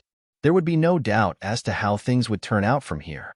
As expected, while the seriously injured Li Futu was still a strong force to reckon with, Yun Shuisheng was no weakling. With the support of Yi Futian's Guqin music, she launched a series of rapid attacks on Li Futu. Li Futu intended to continue fighting, but was called by his wife Xiang Jiyan to admit defeat. She did not want to see the man she loved under attack again. When the fighting stopped, the vermilion bird flew back into Li Futu's body. Yi Futian and the rest remained in their previous formation, while the other 8 people opposite them were injured to various degrees. The party from the Holy Ji Palace had won this battle against the alliance of various powers with an absolute advantage. Those from the Holy Ji Palace may have been lower in plane as a whole, but they had displayed the glorious might befitting disciples of the barren state's holy grounds in this battle. Of course, other than the 7 disciples of the Holy Ji Palace, Huang Jioge had shown in the battle as well. Coming in second in the law battle 3 years ago, he was second only to Yi Futian. "You've gone easy on us," Yi Futian smiled and said politely, taking back the Guqin spirit. On the opposing side, everyone's expressions were tense. Li Futu, who had come from the Fire Emperor Palace on Fire Mountain, had finally witnessed the power of the Holy Ji Palace's disciples for himself. His wife, Xiang Jiyan, was considerably shocked as well, especially when she thought of how her younger sister Xiang Jiqin was training with such a group of people. It was as if Yin Jie, Nan Hao, Xie Ji, and Bing Yi didn't even exist. Back then, they had lost during the law battle. And now as they faced those who had entered the Holy Ji Palace to train, they still faced the inevitability of losing. Yu Ming looked somewhat disappointed. Walking off the battle platform, he walked towards Su Hongxiu from the Goddess Pavilion and said, "Hongxiu, looks like I've lost this time. You did your best, there's no need to blame yourself." Su Hongxiu's gentle smile belied a great tenderness that could melt one's heart. The people around her did not dare to look at her. Women from the Goddess Pavilion may be beautiful, but it was still better to restrain oneself when interacting with them. There was the risk of finding oneself trapped in love, as proven by many before. Even a brilliant cultivator like Yu Ming had been deeply attracted by Su Hongxiu's charms. These women were naturally attractive, and with the special skills they trained in, they were bewitching figures. Li Futu and the rest began to walk off the battle platform as well, but Dizhou remained. He glanced at Yi Futian and his party before chuckling. "Interesting. However, your advantage came only from the fact that you had the Guqin music to increase everyone's powers in a group battle. If you ever come by the Emperor family residence, I'll have you meet my older brother." As Dizhou spoke, he turned and left the battle platform. Everyone's eyes glinted at his words. Perhaps only Di Gang would be able to suppress these Holy Ji Palace disciples in battle. Walking off the battle platform, Xiang Jiyan came face to face with her younger sister. Xiang Jiqin smiled and shook her head. "Older sister, this doesn't indicate an issue with you and brother-in-law's capabilities. Looks like I won't be able to give you the ritual implement I promised you," Li Futu said. "It's all right. I feel bad that you'll have to pay for losing this bet," Xiang Jiqin replied. "If you're going to gamble, you have to be prepared to lose," Li Futu spoke calmly. On the other hand, Xiang Jiyan asked, "Jiqin, are Yi Futian and the rest considered outstanding in the palace?" Xiang Jiqin looked towards the battle platform and thought of the things that had happened 3 years ago. Back then when Yi Futian had first entered the palace, his lack of inhibition had irked her to no end. But looking at Yi Futian again after 3 years, she realized that he had long surpassed her. "Yes, they're very outstanding." Xiang Jiqin nodded. That much she had to admit at this point. Right then, Futian was smiling at the elder walking towards him on the battle platform. "Elder, about the ritual implement." "Take it," the elder replied calmly, tossing the storage ring containing the ritual implement at Futian. The elder had judged the situation wrongly this time, not expecting that Futian's party would actually defeat Futu and the rest. The elder had planned today's gamble fight so that there would be many powerful individuals betting at the alchemy casino today. He had expected that Futu and the rest would win and had manipulated the odds to lure bettors to bet on Futian's party. But things had not gone according to plan. This time, the elder had suffered a huge loss. As for those who had bet on Futian's party, they were over the moon with their winnings. The only regret they had was not betting more at the start. "I don't think this alone is enough, Senior. We did place our bets after all." Futian flashed a radiant smile at the elder. "I'll collect their bets first before taking you to select your ritual implements." The elder threw a sweeping glance at Futu and the rest before ruthlessly collecting the items they had wagered. These people had caused them to suffer a massive loss after all. Futian took out the ritual implements. Smiling, he handed them back. "Yuan Zhan, here's your wolf fang bat. This cauldron's yours, Zhongli, and the ghost shadow sword belongs to Qianqiu. Phoenix, your sun crown. This hail scepter shall go to you then," Futian declared, giving it to Yun Shuisheng. She looked at Futian with a hint of reluctance. "These clothes and the telekinesis pearl belong to Jieyu, so I'll take them." Futian grinned radiantly at everyone, who threw him a dirty look but naturally had no objections. "Are you going to treat your older brother like that?" Xiaoshi blinked and stared at Futian accusingly. "Don't be mean, older brother. Didn't we let you place a bet?" "I want to share," Futian declared, staring back at Xiaoshi. "Get lost," Xiaoshi shot back despondently. Futian was really taking advantage of him. "We're definitely taking our share." Futian was not holding back out of courtesy at all. He continued, "Yushang, let Xingxin pick some good stuff from your bets. I still have some ritual implements here for you all to take. Wuchen, you can pick a treasure for Qinyu later. Phoenix, you take one too. Here's your ritual implement back." Phoenix took the ritual implement, and everyone stared at Futian, speechless at what he was doing. Those who had bet on Futu would have loved to tear Futian apart in that moment, while even those who had bet on Futian were tempted to hit him. As for those from the alchemy casino, they were incredibly tempted to kill Futian, that despicable fellow. It was too much that Futian was openly discussing how to split the ritual implements from the alchemy casino. Did he not consider how they would feel? But of course, Futian didn't care about their feelings. Right now, his only thought was that all this was super awesome. Chapter 621. Futian and the rest left the alchemy casino after making sweeping gains for themselves there. Everyone had gotten ritual implements for themselves and couldn't help but grin as they exited the casino. Futian and the rest left the alchemy casino after making sweeping gains for themselves there. Everyone had gotten ritual implements for themselves and couldn't help but grin as they exited the casino. When the elder walked them to the exit, he had asked Futian and the rest when they would come back for a gamble fight. Futian had declined, stating that they had enough ritual implements already. He then thanked the elder for their generosity. The anguish in the elder's eyes was unforgettable. The elder was pained to the core. He had thought highly of the disciples from the Holy Ji Palace, but with Futa's party as the opposing side, the elder had underestimated the abilities of Futian and the rest, causing him to make an erroneous judgment.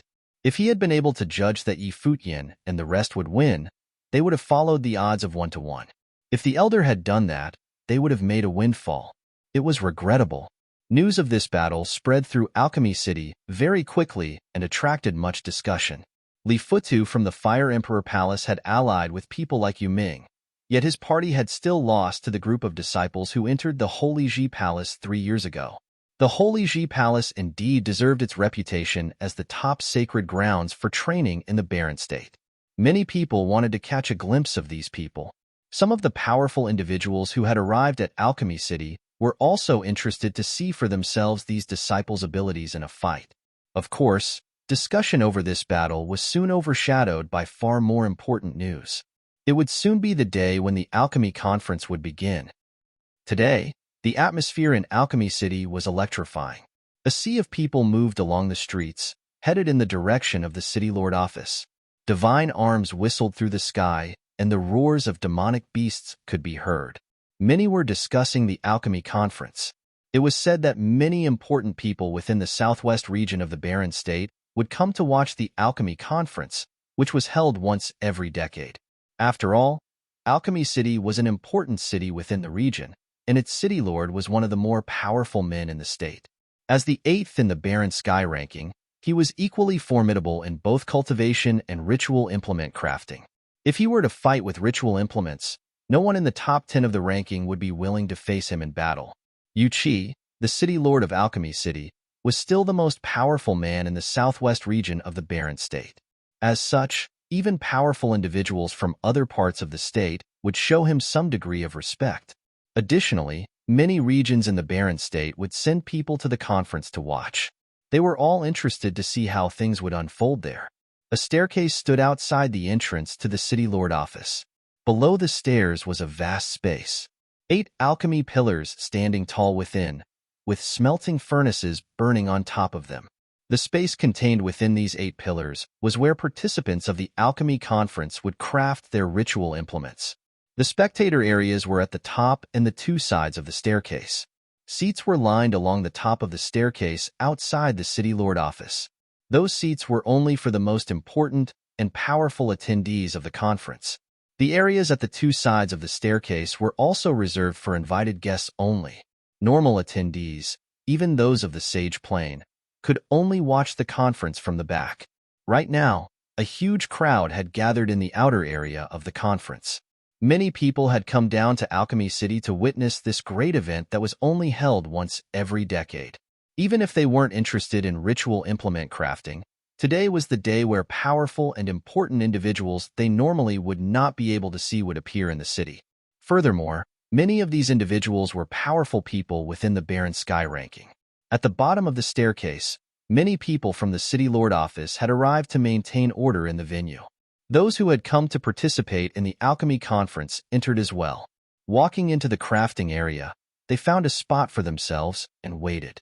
Many top armorers from various places would gather here to put their crafting skills against each other. This was their stage, and today, they would be under the scrutiny of the entire Barren State. The Liu family is here, and the head of the family has even come down personally to watch, someone observed, watching the group of people move through the sky towards the place. The Liu family was a prominent family within Alchemy City. Though they were not as influential as the City Lord office or the Emperor family, they still held a significant amount of power nonetheless. The young master of the City Lord office went to greet them. The head of the family and the more important family members were seated at the top of the staircase, while the younger family members remained at the 2 sides of the staircase. The Zhou family is here as well, came the cry, heralding the arrival of another important family. Like the Liu family, the Zhou family was another prominent family within Alchemy City. Afterward, many people began to filter into the venue, even including those from Inferno City. Several prominent figures had come out of the City Lord office to personally welcome guests, though the City Lord himself had not made an appearance yet. With his status, there were few in the Barren State who would merit a personal greeting from him. The Sacred Fire sect has arrived. That's the leader of the sect. Many people turned to look at the group moving through the sky. At the front of the group was an elder with an incredibly commanding aura. The leader himself had personally come to the conference, and he moved straight to the top of the staircase to take his seat. Right then, another group of people walked out of the City Lord office. The man in front was clad in long golden robes. Middle-aged, his features were angular and chiseled, and he moved in great style. The many important guests who had arrived at the event stood up to greet him. The City Lord has come out. Many people stared at the man who had just walked out. Now that many important people from all over the Barren State was arriving, of course, Yu Qi had to make an appearance soon, in his capacity as host and the City Lord. Good morning, everyone. Yu Qi greeted the guests who had come, before walking to the main seat in the middle of the area. He stood there, surveying the endless crowd. Everyone in the sea of people clasped their hands and greeted him in a sonorous roar. Yuchi waved a hand and spoke. Today is the day of the alchemy conference, and I'm definitely not the star of this event. Those who intend to participate in the conference, you can enter now. At his words, more people entered the venue. City Lord Yu, I hope you've been well, a voice called out. Just then, a frightening flaming beast appeared in the sky with a group of people on it. The man at the front of the group had a magnificent demeanor. His eyes seemed to be a fiery red, and his hands were clasped behind his back. It's Yin Jun, someone announced. Everyone stared at the newcomers. Yin Jun was the palace lord of the Fire Emperor Palace and ranked amongst the most powerful of the Barren Sky ranking. Li Futu, who stood next to him, was a prominent young talent whose reputation was second only to D Gang of the Emperor family in this region. While there had been news of Li Futu suffering a loss a couple of days ago, it was not his fault. It had been a group battle, after all. In addition to Li Futu, his wife Xiang Jian and disciple of the Holy Ji Palace Xiang Jiqin had come as well, descending from the sky towards the venue. Yin Jun, how have you been? Yuchi asked after the newly arrived guest. How well could I be on top of those flames? I've come to join the fun. Yin Jun chuckled heartily. It's good that you've come. A couple of the old guys are here too. Have a seat, Yuchi replied, before turning to Li Futu. I've heard that the son of Yin Jun is overpoweringly talented. Seeing you now, indeed, you're just like your father. You don't have to go to the side of the staircase. Stay and watch the conference from here. Thank you, senior. Li Futu joined his hands and thanked Yuchi. It's embarrassing to mention, but this fellow has been a good-for-nothing guy, suffering a loss a few days back at Alchemy City and all, Yin Jun commented. Li Futu and Xiang Jian stood behind him, while the others went down to the two sides of the staircase. There were limited seats, so not every one of the younger guests could stay up here to watch. But that was a group battle, so it wasn't young Master Li's fault. Why blame the young one like that, Yin Jun? A gentle, alluring voice rang out from afar. Just the sound of it alone made one feel as though one could get lost in it. Instantly, many people knew who had arrived. Only one person in the entire southwest region of the Barren State could have this level of charm. In the sky, a group of women carried a sedan over. Those women were all in white and were as beautiful as fairies. Even the famously gorgeous Su Hongxiu was only standing to the side of the sedan. The chair blind of the sedan was pulled apart, and a woman descended from the sky. Beautiful as a Jiotian goddess, many people were instantly enamored at the sight of her. The woman had hair that cascaded down her back like a waterfall, and her bright, soulful eyes had an endless charm to them. One couldn't help but be drawn to the delicate curves on that alluring figure. Wearing a long dress, the side of her leg appeared in flashes, and one could not tear their eyes away from those lovely long legs. Her skin was clear and smooth as jade, almost as delicate as a young girl's. However, her most beautiful features were still her eyes and face. They were so perfect there was nothing to pick on, and just a look from her alone could have one utterly smitten. This woman was Chuji, Pavilion Lord of the Goddess Pavilion, and the most beautiful woman in the southwest region of the Barren State. As cultivators grew stronger through training, their lifespans would increase and their features would remain unaged. But Chuji was probably the only woman of her kind in the Barren State. As she trained, she grew even more beautiful. Even Su Hongxiu, a great beauty, paled in comparison standing next to her. The two looked about the same age. It was almost like they were sisters. Furthermore, Chuji was frightening not because of her beauty, but because of her charm. Su Hongxiu was already incredibly charming, yet she was still far from Chuji's level. Chuji was the kind of woman who could have someone enthralled with her forever with just a glance.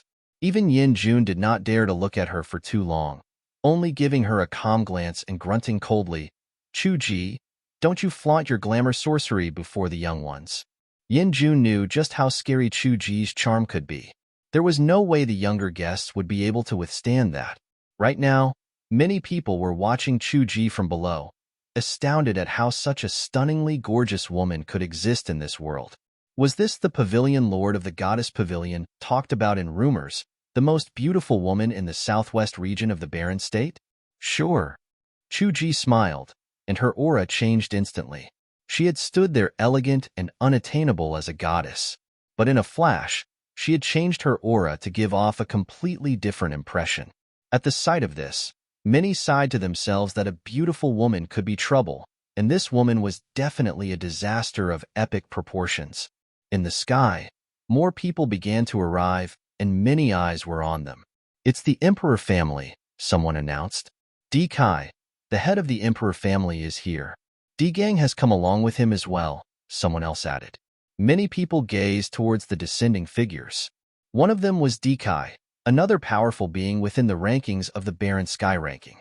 The other person, D Gang, was said to be the most talented within the southwest region of the Barren State and was unmatched within his generation. A loss is a loss. Since Li Futu was there at the fight, he has no right to distance himself from it, D Gang said calmly upon arriving, shooting Li Futu a cold glance. It was evident that he was responding to Chu Ji's comment about how Li Futu's loss in that battle was no fault of his. Li Futu's gaze hardened, and he looked at D Gang before replying, "Indeed, since I was there, I definitely had a part to play in it. A loss is a loss." D Gang looked upon Li Futu with new admiration. Li Futu's humility made him worthy of his reputation. What a proud fellow. Chu Ji chuckled lightly. D Gang did not look at her. He had definitely heard of her, and he did not want to be affected by a woman, especially a woman as insanely powerful as she was. "I, Bai Luli, hereby pay my respects to you, seniors." A figure appeared from afar, and countless gazes turned in its direction to see a handsome young man stepping through the sky towards them. It was Bai Luli, who was said to be the most prominent figure in his generation. While he was probably the lowest in plane amongst everyone in the Barren Sky ranking, he was 10th in the ranking, unmatched in the entire Barren State. You're tuning in to the Warrior Lore YouTube channel. Don't forget to subscribe and join us on this journey to catch the most captivating stories.